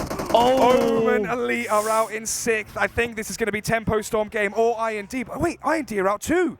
Are Goskilla still alive? Yep, they're pretty much out. Goskilla is one of the first teams to get taken out here, but we talked about Goskilla. They were the first team. It was a chance for them to actually crawl their way through, but Tempo Storm, they're 168 points. The 7 kills. They need this chicken dinner if they want to take down that spot away from Goskilla. However, INS still fighting them here. Tempo Storm, they're inside the warehouse. They need to survive just for 1 or 2 more teams to be eliminated. Get that top 3, get that top 2, and they have a fighting chance. But they're in the center of all of the chaos. SynerGE are here, Orange Esports are here. INS now going to be meters away from this final compound inside the zone. And actually the zone's going to be away from all of these teams. The zone has actually gone towards Mega, who have gone quiet briefly. But SynerGE, they're not quiet. They're not out just yet. The sniper from Strider doing so much damage against Rain as he's going to be left on his lonesome here. Tempo Storm are going to be running away here, cut their losses, and try and survive as long as possible for this placement points. Soccer will knock out one of the guys here from Mega, Conquer, and Tempo. Can he pick him up? God! That's a close one there, Alex. Very close call for Tempo Storm, but they still have the chance to fight for the top 3 spot. But Strider, with the AWM, maybe one of the factors here to deny them their ticket towards the global finals. Smoke's going to be laid afoot against all of these teams as they try and use anything as a form of cover, but there's no cover against Joker's M4 here as the headshot lands onto Spec. Another shot as well from Stalker onto Rain. 2 of the players now down, a 3rd down as well for Tempo. This is so close as they're coming in. They may just try and crash this compound. I think it's only Chica alive, but maybe not for long. Here come INS, they're all here. The cavalry has arrived to make a mockery against Tempo Storm. They're all stuck inside the smoke, they're all stuck inside. This is like shooting fish in a barrel. And here it comes, Joker as well jumping with the M4, and they are wiped clean. Tempo Storm out in 4th. I have no idea what's going on here, Terrence. Who the hell is going to make it? But I don't know. We have to see the kill official scores later on because the placement points is not in yet. Orange Esports still in the contender to contest their points as well because right now we're down to the top 3. 3 alive here. SynerGE with 3 members themselves. INS on the contrary as well. This might be their game here. If Orange Esports makes a surprise comeback, they need to take them all out. Strider with the AWM shots here. 10 alive. 3 teams. Alex, how will this go down? But the circle is favoring all 3 teams now. I think if we get a chicken dinner, maybe a few more kills from Orange, there could be the chance for the upset. I mean, my guess is Tempo Storm take this. They're 1 point ahead of Goskilla. Oh my goodness. You couldn't write this even if you tried. But let's start setting the scene here now. What we have momentarily, we'll think about the future once the game does conclude. 4 alive for INS with 4 players remaining. 3 alive for SynerGE with 9 kills, excuse me. 3 remaining for Orange Esports and 5 kills to top it all off. Orange Esports, this is going to be potentially their last chance here. Can they make it in towards the top 3? We shall find out. But SynerGE applying the pressure towards INS. They're just shooting blanks all the way through, applying the pressure. But the vehicle is going to be used here as a little bit cover from the side of SynerGE. It seems to me they're not going to try to rotate across the road here. Orange Esports, they want to be on the other edge as well. They have a little bit cover, but INS, they're pretty much pinned from the guys from SynerGE and also Orange Esports right now. Where's the next zone going to go? This is going to be the placement. Oh, perfectly placed on top of the heads and the feet and all the body as well of INS. They're going to be loving it. They're going to be lapping up each and every tick of luck they just received. And Strider, he's going to have to realize now how on earth they rotate in. They have the backup as well as Orange Esports are shooting across the flank as well onto INS. But they've got in their vehicles, Terrence. They're trying to see if they can make a V compound around this wooden cabin. Yeah, they have to move this slowly but surely here to move bit by bit across the roads here. 20 seconds, the circle is going to close in. SynerGE, they're not making any moves yet. They have a couple of dossiers, but INS, they're just waiting for them to come out. Like flushing, putting fire into the pit hole, flushing them out, waiting for the right moment. And Shima gonna be shooting on towards Orange Esports here. Fire gonna be the one to make their way. And fortunately, supply crate is there. That's gonna be a little bit more power for Orange Esports. Is that worth it? I'm not sure. This is a very bold play. Fire under his feet as he is in the middle of a firefight of 3 teams. Maybe trying to see if he can bait out a shot and use it as, players from SynerGE to maybe try and back them up here as they can try and get INS to get exposed. SynerGE are close. Speaking of SynerGE, it's going to be SynerGE to take down Stalker. Now there's only 9 players remaining. Orange are still going to be in the fray. Leon as well going to be using the tree and the vehicle to use as cover. INS still with 4 players remaining, 2 for Orange and 3 for SynerGE. Oh, Orange Esports, they still have a chance to qualify in towards the top 3, but we do not know the official results. But as of now, SynerGE and INS is the one stopping them at the tracks. Will they fight this? But INS, they are pressuring the boys in Orange as of now. How will they win this? Because as of now, they're taking a slow chill pill. The smokes are being set up. Alex, shots are being fired. What is going to be happening here? INS, 4 men alive. 3 from SynerGE, 2 from Orange. The circle slowly creeping in. This could be the final fight we've had so far in the prelims before the global finals next week. Oh my goodness, that's a HE grenade. And it's picture perfect. Bishma is down. And I'm not sure if they're going to be able to revive him here because SynerGE are going to be applying even more pressure. Here they come, SynerGE with the AKM. Hipfire spray just whips it past him, takes down yet another player. Joker is down, and they're all spread up together as Joker is out. More kill points coming in for SynerGE as he's on to 5 kills. Can he try and make it 7 if he can finish off the rest of the players here from INS? Cartoons, Smokey as well going to go down. My goodness, the spray is perfect. Cartoons is down as well. INS are out. Orange Esports versus Austin. My goodness, he's going to get run over. Oh! Down he goes. SynerGE, the remaining player here. 1 versus 2. Let's see. He had such a strong performance versus the likes of INS, and he doesn't do it. Oh, he does. Orange Esports has done it. They might be the one to qualify in the top 3. How is this possible? How? So, okay. Wait. We have to wait. Yeah. Whoa, okay. Whoa. Tempo Storm, Orange Esports. It's got to be one of those 2. I don't know. This is crazy. This is crazy. This is the closest competition for the top 3. Anything could happen. This is why we're talking about the fight for the global finals here. And we can see our production shouting in our ears, hey, we got to find out who is going to be top 3 because it's a close one here. It might be Asterion. It might be Orange Esports. It might be Tempo Storm. It might be Omen Elite. But it's going to be a tough one here, Alex. Yeah, we're going to have to wait the official announcement of who is the 3rd and final team making it into the global finals is going to be on the desk. We can start to speculate here, but my God, let's start to look back at the amazing matchup we just witnessed. For me, that's the best game we've had so far this whole entire event. Yeah, definitely here. But to start things off in the final match here and also to close out the entire games in the preliminaries, right? It was fantastic watch because we saw BTR and also Mega opening a little bit of party. Yeah, it's true. Goskilla, they were 1 point behind. I think it was Asterion. I can't actually remember who it was, but that was such a good game. I mean, fair play to SynerGE because they fought, I think it was like 4 or 5 teams in all their compounds. They were crashing, they were coming in, and they were doing their best, and they looked it. Yeah, but at the same time, we have to wait for the official scores. We have to leave it up towards the desk here to just tell us who are the top 3s to represent and head into the global finals. But as of now, that's pretty much it from all of us. And this is, let's take a look at what the desk has to say about that fight here.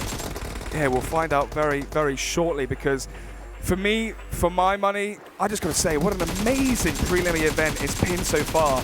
Oh, can't forget this play from Servi as well when he had the 30 bullets on the AK, whipped it round, took out 4 of them. You can see there, 8 kills is how he finished. Yeah. But let's hear it from Jason, who is the third and final team. Oh my Lord, what a final game out of all of our contestants here in the prelims. It came down to the wire for all these teams, but first of all, we can't fully dive into the scores just yet. We're not fully going to tell you who the three teams out of the prelims will be. Let's talk about the game just a little bit. My hands are sweaty, especially when Tempo Storm and Omen Elite.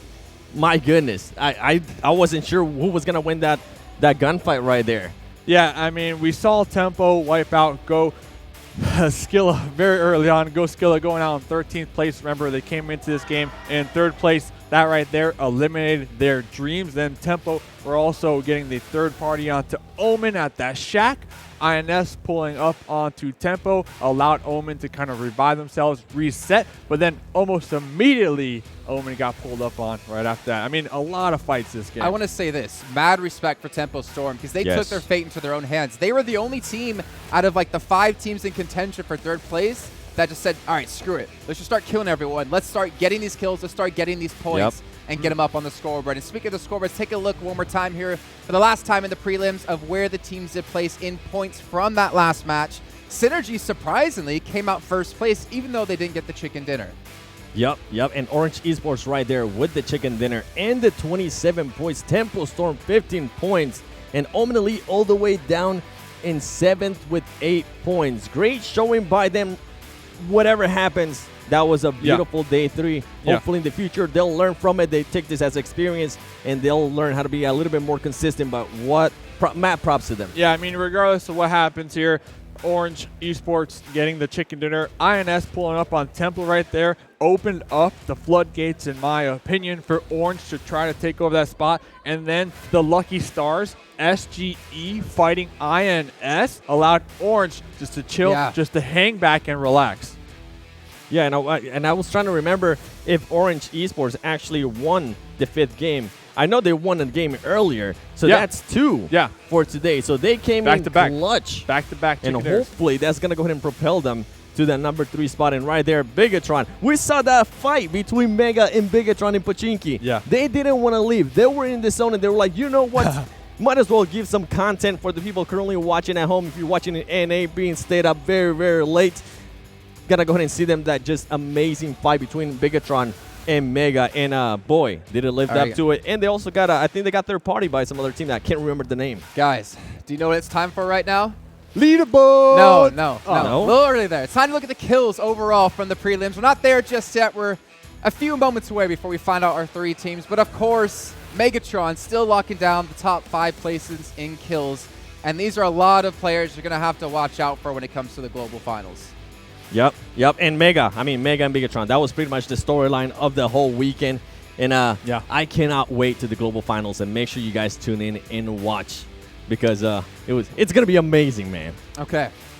It's time. I'm ready. We're going to find out our 3 teams make it through. Starting off, coming out in 1st place with 323 points, it's going to be Mega Conquerors. Woohoo! You can tell how ecstatic they are. They obviously knew we they won. already They came knew. through. We won. They're like, all right, not a big deal. They said, we got this. We Yeah, probably they knew got before this they got into that. since the 2nd day. Don't worry about it. They're probably curious on who got that 3rd place spot so that they can start the VOD reviews. Let's be real. Yeah. Well, that's pretty much how it's going to go down. That was the only team I think I really saw doing VOD reviews in the lunch breaks. But you know what? Joining Mega Conquerors in the global finals from Southeast Asia as well, it's going to be Bigetron coming through in 2nd place with 271 points. The boys, Luxy, Suxy, look at them. They're happy. Heck yeah. Fist give bump, us some fist fist bump. bumps. Let's go. There you go. Give us a scream. They're going to give us a scream. Hey. That's how you power up right there, Bigetron style. Oh, Bigetron. Oh, they want to get I level saw 2. that little Almost dab level right 2. there. Okay. Now. Are you all ready? I'm ready. Are you ready, Mustache I want to Dave? see if he's going to dance on the desk, all right? Am I going to stand up here and say USA, or am I not? I'm glad he put his pants on. I did. Okay. I had to. Coming through in 3rd place, they started off the day in 8th place with 100 points. They finished off today at 182 points. The third place team going to the global finals. It's RED Esports. Oh! Look at them, man. And what a way to do right. it, right? Seven, you pointed out. They won Game 5. They won Game 6. They made it through into the global finals, and they had a clean sweep. 3 teams from Southeast Asia making it through into the finals, into the global finals to join the likes of RRQ Athena. 82 points is what they acquired here today. Like you mentioned, they started today 100 points, back-to-back, chicken dinners, the kills. They deserve it. Yeah. Being able to go ahead and get the wins, being able to go ahead and get the kills when it mattered the most, that's the team that's going to also be going to the global finals. So to narrow it down for you, the top 3 going to the PUBG Mobile Global Open Finals. Full split in Malaysia, Kuala Lumpur are going to go ahead and be MEGA Esports, Bigetron, and RED Esports. My goodness. Huge shout out once again to all the other teams, Tempo, Storm, Goskilla, Asterion Myth, Omen Elite, coming back from, I believe, was 13. I was a doubter. Congratulations to them because they put on a showing here on day number 3. And then Tempo Storm, 6 points behind. Third place right there. 6 points. Just look how close it was. We had 18 matches played. Third place was 182, 176 for 4th, 175 for 5th, 173 for 6th, 170, and 169. You can just look back to all of those 18 matches played and just wonder if we played this one situation a little bit different. If Asterion Myth didn't have 4 points in total in the first 2 matches of today, could they have been the team to come through? A lot of if they would have not gotten that win earlier in the day, it wouldn't have even been close. And I actually love the scoreboard that we have right now, and I think it's time to go ahead and give a huge shout out to PUBG Mobile Esports team because they have come through, man. I've been part of a lot of tournaments, and now with this new scoring system that we have, it's very exciting for us here at the desk, and it's very exciting for the people at home and also the players. Yeah, Southeast Asia coming in strong here today. All 3 teams in the prelims will be packing up their bags and going to the finals here. And it came down to the last game. That was beautiful. And I think one person we're going to have to bring on the desk is the representative from Southeast Asia who has to be so happy. No, you can't sit in my lap. You have to have a giant smile on your face because they're able to make it through into the whole thing. But I think it's time now to look at the 16 teams we have playing in the global finals kicking off on November 29th. Let's take a look at them because we have so many phenomenal teams. I'm excited to see how Team Seoul is going to be doing from South Asia. I'm excited to see how potentially Top Esports is going to be able to do yet again as well. Yes. And we've seen teams like RRQ Athena. I was able to go ahead and spend some time with them and interview them for some country ambassador stuff that I'm currently doing. And let me go ahead and tell you, that team never stops playing the game. We were filming, we would stop filming, they will pop out their Vivo phone and start playing right away. It was insane. And late at night too, I think I saw them at 2 in the morning still playing in the lobby as a team. So RQ Athena, one of those teams that I'm definitely looking forward to seeing how they do. Another team that I'm looking forward to see how they do is going to go ahead and be Cloud9 and also Top Esports. All right, I'm looking at Entity Gaming, South Asia. They were the dominant force, the fraggers. They were getting the placement points. They were just steamrolling the whole lobby. Team Seoul coming in 2nd place. Looking forward to that squad as well. Hopefully Entity can put up a fight here. And something to go ahead and point out, Team Seoul having Viper and now Mortal on their 2nd global finals this year. So they're going to have the experience to go ahead and relay to Regaltos and also Clutch God, which is going to be huge because they're young players. Clutch God, I mean, when we saw him in South Asia, he was nowhere to be seen like the first couple of days. But when he got rolling in the team, that's definitely a team you're going to have to watch out for. And one of the last things I want to talk about here on the desk is the fact that if you are Bigetron, if you are Mega Conquerors, if you are RED Esports, your battle's not done just yet. You just gave up 18 matches of VODs for all the 13 other teams to watch. And they have 2 days now to change things up, maybe adapt their strategies and look for some new play style coming into the global finals. And I'm pretty sure they have some stuff up their sleeve. Those I'd teams hope so. have a lot of experience, and they're definitely going to have some stuff. I talked to them. They're saying, we're not going to go ahead and show everything we got unless we have to, which they didn't really have to. They were the top 2 teams, and it's going to be interesting, man. Personally, global finals. I feel like these 3 teams are warmed up, locked and loaded, ready to go in the finals. The other teams, they're back at the hotel, you know, relaxing, eating the egg buffet. these squads. Buffet. These squads are ready. They're warmed up. I'm ready to go, and I'm not even playing. I think it's the suit. I think it's the Vivo Hero suit. That's what it is.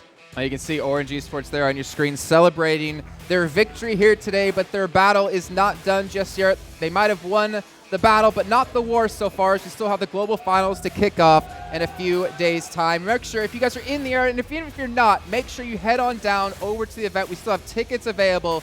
PMCO2019.info/myticket. Make sure to pick up your own ticket. Make sure to come on by, meet the teams, root for them as well, and maybe meet some of the talent on top of that. I'd be excited. If not, go ahead and follow us. What's your @? Mustache Dave _ At the 7WG and the 7 Worlds Gaming on YouTube. At Mustache Dave _ hey, fist bumps around. Fist bumps around. Let's go, Good job. baby. Good job. Let's Good. go. I'll see you at the finals, maybe? I hope so. Maybe. We'll see if I get fired before then. But last little chance here. Any final thoughts, Mustache Dave, before we end off the show? Tune in. I'm looking forward to it. Yep, that's pretty much it. Tune in. I'm also going to be looking forward to it. I cannot wait to get off this seat, honestly, and go congratulate some of the teams. Yeah. Okay, well, you know what? Once again, thank you very much to Tencent, Pubg Corp, and of course, Vivo being the title sponsor, making this whole thing happen. We'll see you guys on the 20th of November for the Global Finals. You're not going to want to miss it.